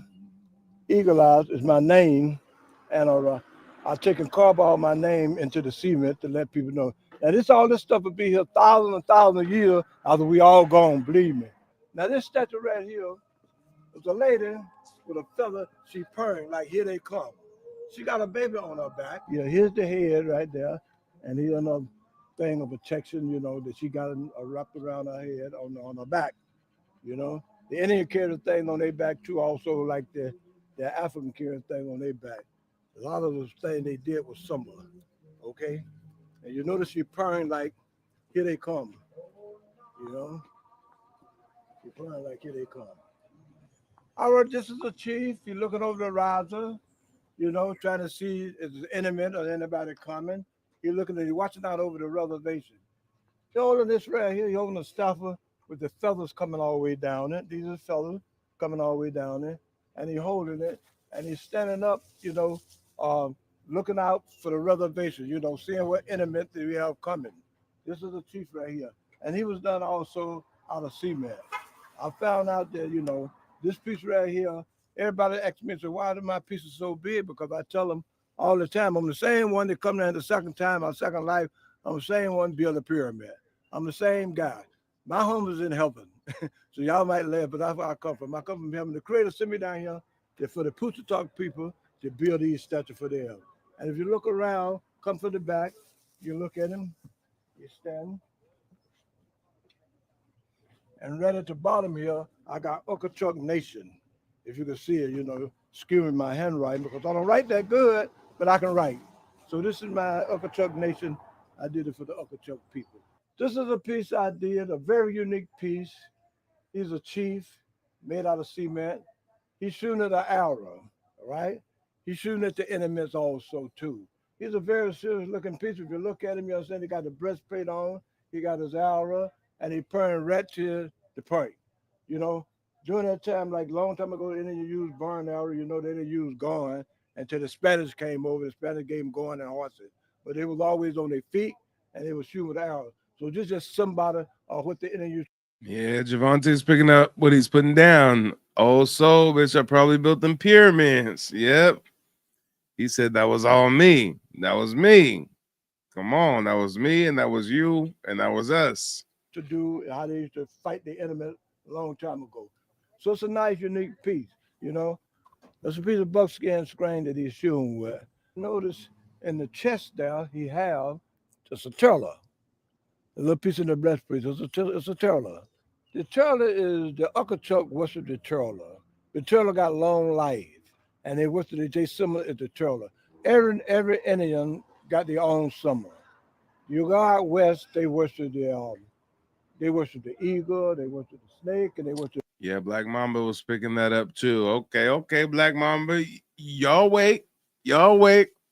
Let me know if everybody tuning in. What y'all on the clock right now? Y'all at work? Or y'all just up at 3 a.m.? Buffalo. The East Coast, the Shinnecock, the Okeechobee, and the Poochatuck, they summit at the turtle. So if you notice, that's why you see him when I put in the first interview me, I showed you the turtle. And if you notice in the chief chest on the breastplate, he got a turtle. If I got another piece around the back, I'm gonna show you. We walk around the back. This is an Indian chief I made years ago. I'm amazed about him. He just had body. Transporter says we live way longer than they tell us. Facts. I think they kind of try to like mentally, spiritually handicap us to limit our perception of lifespan. I don't know. It's just kind of a fringe theory of mine, but I feel like if we think that we die at 80, then I think we have a high likelihood of dying at 80. But if we realize a lot of our ancestors lived to 120 plus, maybe we move a little different. I mean, if we're maintaining our spiritual fitness, so to speak, our indigenous fitness, I mean, back in the day, we would have been, the ladies would have been doing agriculture, farming, harvesting. The men would have been hunting every day, running around, building shit. I mean, as long as we stay active, we stay around for quite a while. Remember, they got the saying, black don't crack.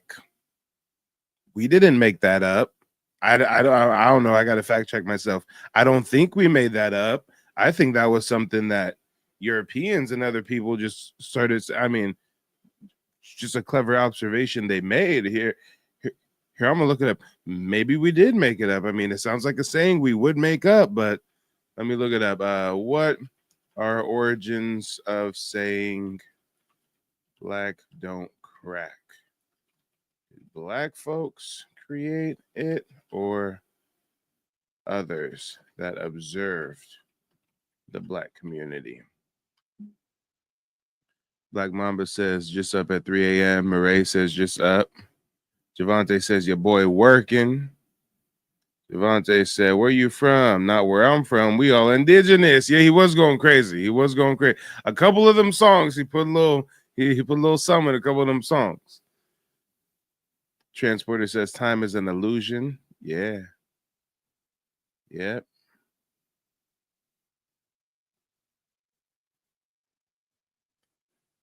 Okay, here we go. So it looks like we did create the term. It looks like the earliest documented usage is 1975 Jet Magazine. Lawanda on page, Lawanda Page was 65 years old, and a white woman was talking about how she looks much younger than 65. And Lawanda told her, well, you know, black don't crack. But still, I mean, we came up with the phrase, of course, but still, that was kind of spawned from Europeans seeing us and observing and being like, damn, you guys age really well. And then our retort is, well, hey, black don't crack. So again, them folks was picking it up. They were noticing, wait a minute, us Europeans look like spoiled milk by the time we're 35, and you guys look 25 when you're 45. I mean, come on. Shoham says at the plantation right now, well, hey, brother, folks like you is who I do it for, okay? If I can give you some entertainment mixed with the education while you at the plantation, come on now. Come on now. That's what I do it for. Now, I do have to catch a flight in an hour and a half. So we'll see how much more time we have here, but let's keep it going. He ain't got a leg or nothing, but for some reason, this piece, it just struck attention to me. It seemed like this is the most interesting piece I am out of all the pieces I made. I'm very much interested in this. I made this here years ago. He holding a peace pipe, and he's a chief. And you notice he got on a necktie.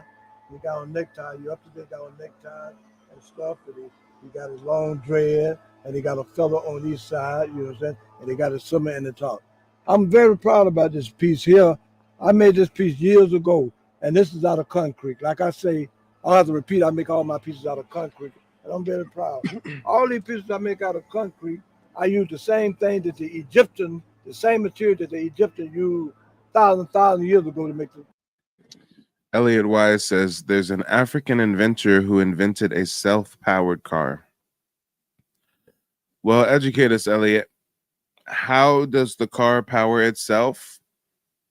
And why did you just give us that random fun fact? I mean, what prompted you to lay that info on us?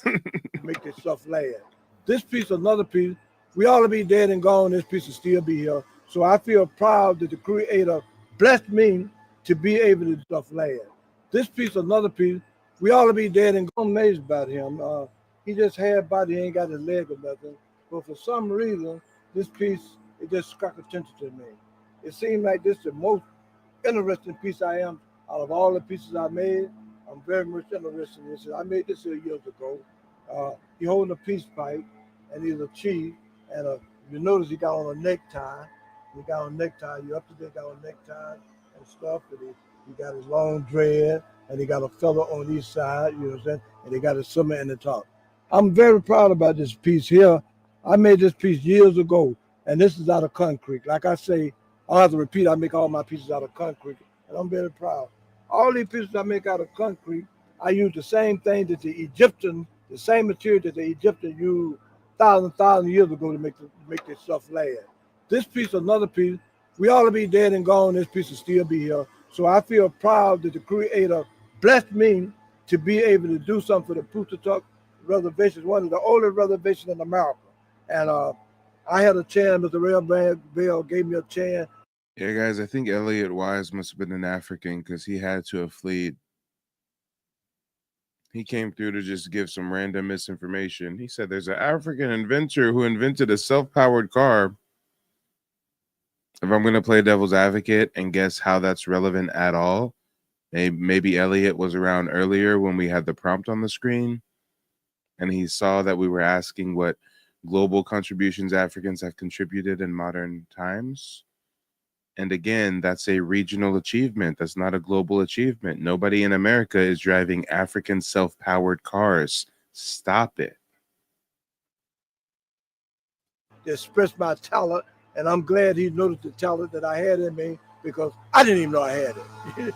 But he recognized my talent. At first, I did a drawing for him for his grandmother. I did a drawing of paint. Black Mama said he's been trying to find someone on the side. For real, he was on the broadcast like 3 hours ago, and he's been typing this whole time trying to find an African inventor, an African global achievement. And 3 hours later, he came up with African self-powered cars. Damn. Now, here's the crazy part. This part is diabolical. If you're at work right now, make sure that like your manager or supervisor is in nearby. They might have an issue with your black ass laughing spontaneously, right?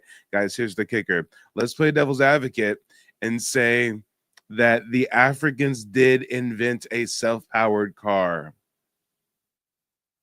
Well, goddamn it, ain't you hustling backwards? Shouldn't you create roads before you go inventing cars? Lord, oh Lord. They invented self-powered cars before they even pave the roads. We can't turn the dirt roads into concrete and then start making self-powered cars. I mean, y'all just don't know the order in which things typically get done. You gotta crawl before you could walk, and before you can crawl, you gotta squirm around a little bit. Let's talk about it. It's levels to this shit. All paint, because I do all paint too. I did all paint for him, and he recognized Chuck. So why don't you try doing a sculpture out of cement? I said, cement? I never even thought I could do it, because I know I could do it out of wood. And then he figured if you can do it out of wood, you can do it out of cement. And that's why I got started. He gave me the inspiration and the up go to pull something out of me I didn't know I had in me myself. So I feel very proud of Mr. Ron Bell for giving me the opportunity to do all this stuff on the Poochatuck Reservation and to be able to come on Earth and leave something for people to remember me by. Javante says, hey, Mike, chill. No, I ain't got no chill, damn it. I ain't got no chill. How this African gonna come colonize my comment section talking about African self-powered cars, and y'all don't even have African freeways? Can you have an African interstate first? Can you build an African I-5? Can you build an African I-5 corridor and then start trying to build cars? Matter of fact, why don't you just focus on roads, and in the meantime, you can just like get your cars from China or something. I mean, let's get the roads going, guys. Let's get the roads going. It's not that hard to mix and pour cement. It's not that hard. Thank you. What I do, I take my layout right here. If you notice, you can see you can see a spot right here where I take and prick my cement and I fix my sculpture. If you notice down here, you can see the spot. I take and get my foundation right here, and I pull my cement, I get my sculpture right. And this is where I started right here. After I sculpted, he got a lifter. He got a lifter, and he lift it up, and he carry it over there. But I do my sculpture right here. I do my finished work right here. I do my Elliot said our communities have much bigger pressing issues. Javante said, talking about pressing issues, bitch, go handle them then. Yeah.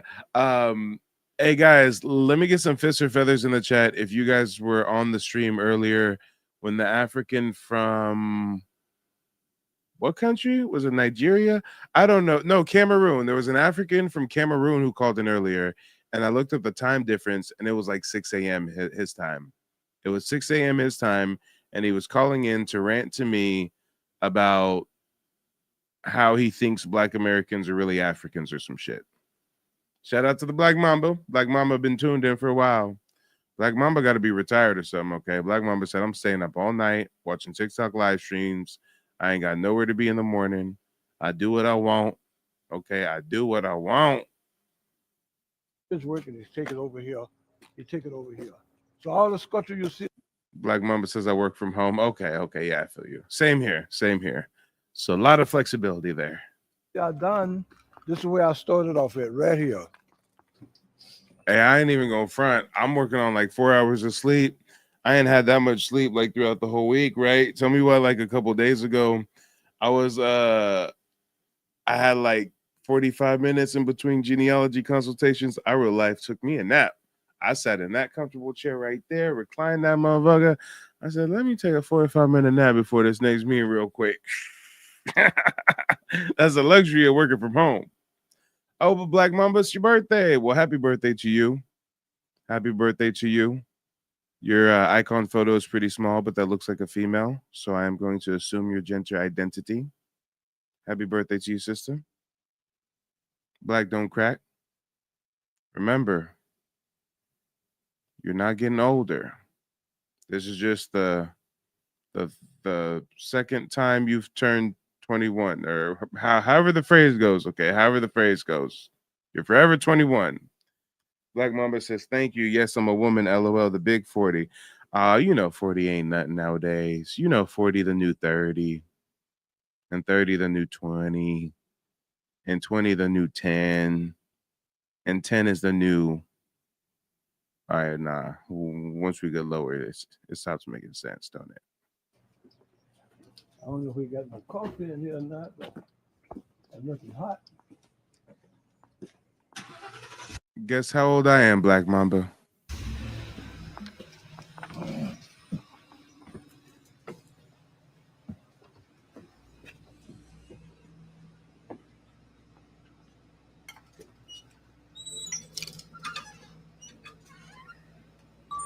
You got something hot in here you can drink? This is Mr. Ron Bell store. This is smoke shop. And if you notice, it's had the cigarettes and so on. Black Mamba says, I would say in your 30s, but you're too wise, so I don't know. Oh, well, gee, thank you. Gonna make me blush. No, I'm joking. No, I'm 30. I'll be 31 this October. Coffee. My life is flashing before my eyes. I'm having a quarter-life crisis. Soda machine. I don't know what's going on. I don't know who I am. Am I an African? Am I an Indian? Am I an American? Am I an African American, Moorish sovereign citizen, Hebrew Israelite, Moorish Science Temple, Nation of Islam member? I don't know. Show him says Libra Gang, let's go. That's right. Gang, gang, Libra Gang. Oh, these are the cups. These are the cups I did. With the olive, the one with the peach pipe. I mean, that's a red and black storyteller. Storyteller was a book. Tita G says, when you do the genealogy, do you pull up land patents too? Yes. That's something that is involved in the genealogical research. Now, that's not something that's involved during the genealogy consultation. Now, the genealogy consultation is focused on teaching you how to trace your heritage, apply for tribal citizenship. But at the end of the genealogy consultation, sometimes people are like, well, hey, Mike, thanks for teaching me, but I don't have the time to do this type of research. Or, hey, I'd rather just hire you to do it. So, when it comes to folks hiring me to trace their heritage during the process of me tracing their family's genealogy, that's where we find information on land patents or bills of sale, land allotments, et cetera, et cetera. Black Mamba says, very wise for 30 and you have a baby face. Oh, shucks. Thank you. I feel like I'm 45 on the inside. I have to remind myself I'm 30. It's very challenging. See, I think I messed with my mental growth, we'll say, because at 18 years old, I was a realtor in California. So as you can imagine, when you're a teenager managing the largest financial decision of most people's lives, and your average client is mid 40s to mid 50s, and you don't want them to question your age at all, yeah, you just naturally got to come off a whole lot more mature. And years of doing that now has me spiritually at the age 45, but trapped in the body of a 30-year-old. I know, guys, it's challenging. A book that people in Oklahoma and New Mexico decided to put out on me. And it was a book that sold out so quick, I didn't even get a chance to get one. Headed in museum, and this particular picture was it's on a flag, and it's all in Mexico. What you laughing about, TD? T-Da? T-Da-G? What the fuck is funny, huh? This is my life, damn it. Don't laugh at me. This is my life. You can't walk a mile in my shoes, motherfucker. Laughing at me, at my pain, at my struggle. You don't know what it's like being 18 years old, having people think that you're in your mid to late 30s. You don't know what kind of mannerisms you have to adopt, what kind of sophistication. You don't know what it's like. You don't know. All my life I had to fight, nigga.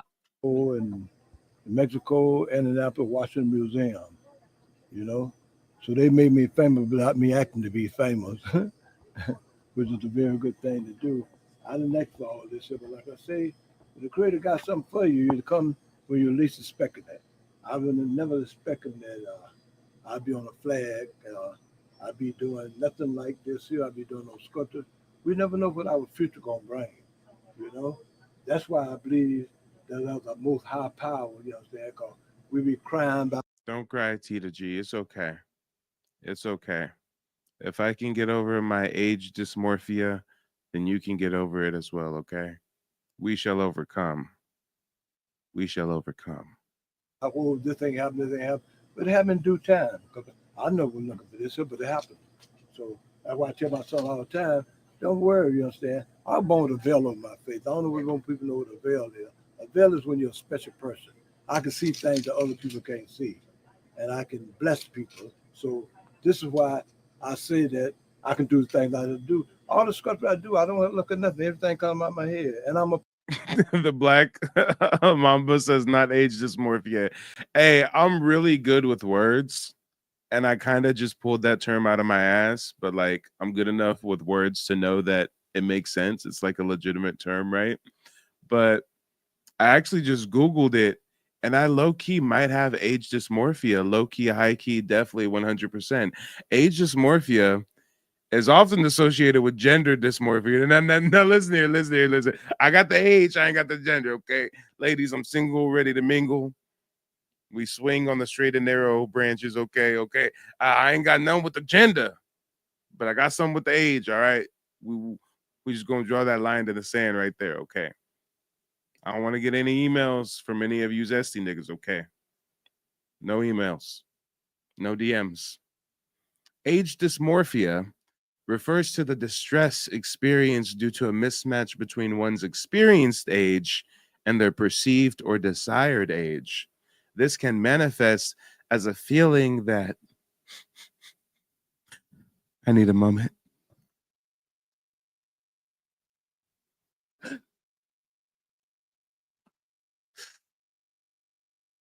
This can manifest as a feeling that one's body or mind does not align with their actual age, or that they are experiencing life at the wrong stage. Oh. God, this is so hard. You don't know what it's like. On the outside, I look like a 30-year-old sexy caramel black man. But on the inside, I'm a middle-aged white man named Chad Bradley. And Chad Bradley's here to sell your home at top dollar.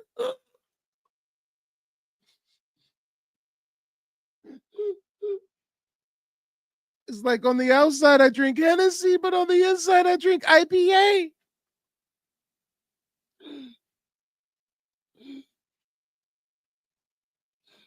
It's like on the outside, I watch Martin, but on the inside, I watch Friends. I don't know who I am. Hey, yo, I gotta stop playing. You motherfucking trolls are gonna clip that shit up. Watch. Y'all motherfuckers gonna clip that shit up and have a field day. Oh my God, I gotta stop playing with y'all. Hopefully you guys are sufficiently entertained. Shout out to everybody grinding at work right now. I did that for you. Okay. Let's continue with the content. No more talk about this age dysmorphia I experience. But real talk, that's probably why I typically do date women that are, at least a good 7 years older than me.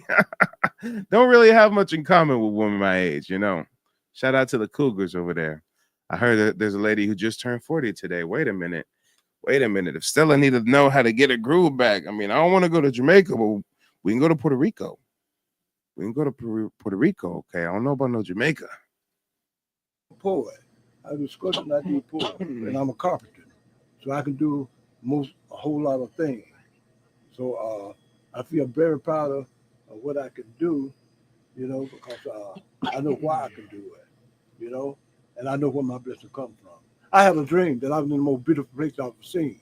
Everything was twice as tall as the Empire State Building. What a beautiful city I was in, was made out of gold. I even looked at my skin, it was even gold too. What a beautiful city I was in, was made out of gold. Boy, it was a beautiful city. But wait a minute, I didn't see nobody there but me, but I wasn't even lonely. But then my grandmother told me if I do the right thing, that's where I will go, because I already been shown what a beautiful city I was in that made out of gold. Why, what a beautiful city I was made out of gold.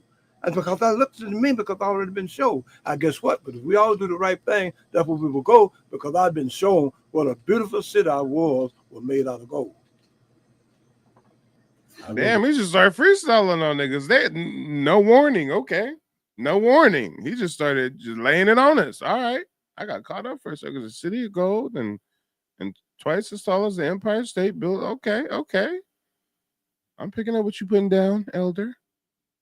Okay. Black Mamba says, hey, I'm in Texas. Hold on now. Don't threaten me with a good time. I'm over here in Indian territory, girl. What part of Texas you in? It's a true poem. I'm gonna make one of these bag of cocos right here. Make a little bag of cocoa. What? Oh, you know what, guys? I had another video I wanted to share with you as well. I wanted to get into, what time is it? Damn, it's 3:54.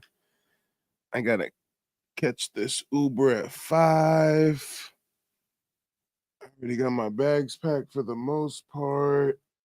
Bags already packed.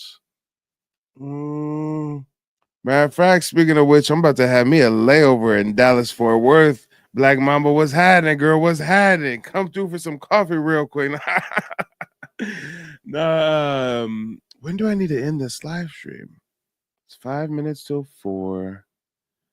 I gotta catch the plane at 6. Wanna be at the airport by 5:20, which means I'm gonna leave the house at 5. Smoke a joint for about half an hour. Don't really feel like playing video games. Bags already packed.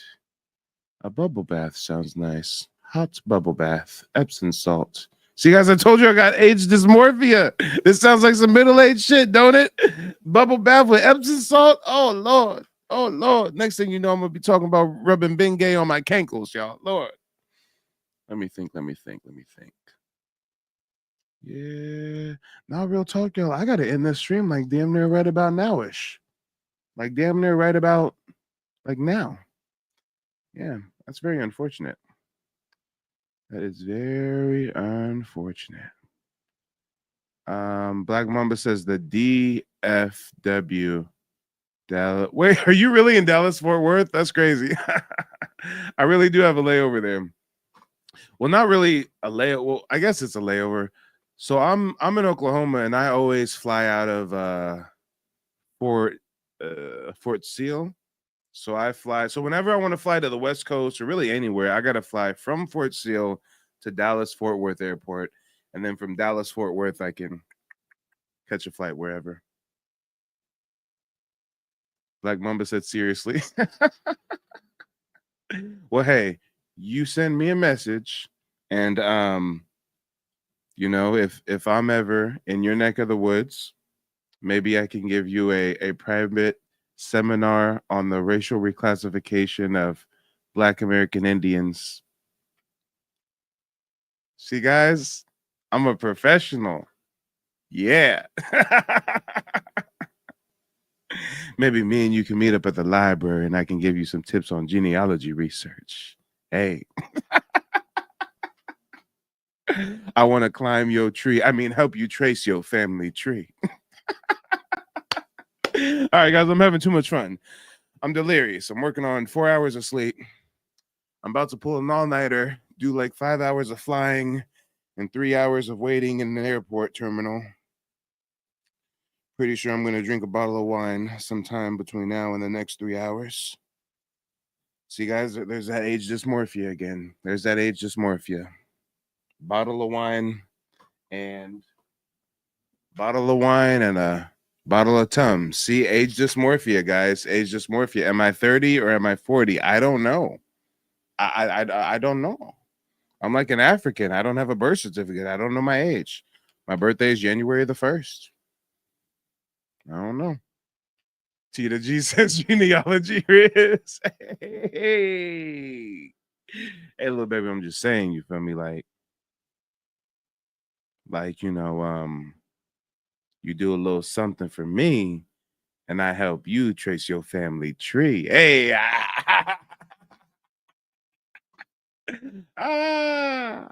Wait, hold on. Baby, I ain't just trying to help you trace your family tree. I'm trying to be a part of your family tree. Oh, shit. Oh, shit. Oh, shit. I'm too smooth. I'm too good. Oh, wait. The Black Mama's even better. She said, I see a mixing of tribes in your future. Hey, come on. Hey, Black Mamba. I'm not sure if you've done your genealogy. Do you have some creek in you? Do you want some creek in you?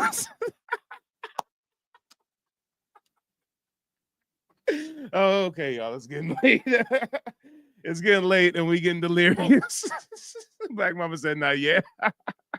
Hey, once you go creek, you never go back to them streams you visited before.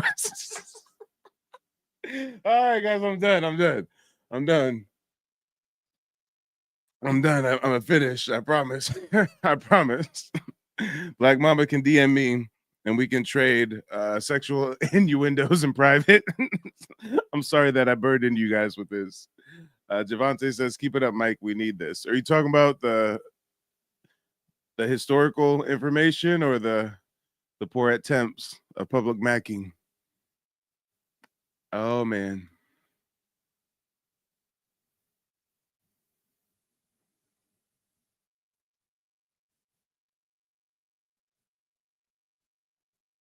Y'all, this is crazy. I was telling y'all earlier that TikTok is so sensitive, y'all. My live stream on TikTok just got removed for sexual activity and services. Me flirting with that chick in my chat qualified as sexual activity and services. Oh, Lord. What are we going to do with TikTok, y'all? What are we going to do with TikTok? We can't even spit no game on TikTok Live, y'all. We can't spit no game on TikTok Live without getting your live suspended for sexual activity and services. TikTok is a place where people can come to discuss or learn about sexuality. We was discussing and learning about sexuality. What's the problem? Or reproductive health. Hey, we was discussing reproductive health. What's the problem? Wow, so sensitive. So sensitive. Well, I guess that's one way to end the live stream, right? Javante says they dirty macking. For real. Super dirty macking. Well, all right, y'all. Thanks for tapping in. I'll see you later. Make sure to check out the website, nativeblack.ancestry.com. It's been real. Shout out to everybody grinding at work. Peace. They don't want you to remember this. You not no slave, you indigenous. Fuck how they painted them Indians. You went to war with the French and the British men. Quite frankly, you was kings, Merovingians. They took the women and men, made them prisoners. Raised up the children to worship their images. Set up a lab to the genes and they mixed them. And this shit get way deeper than your pigment.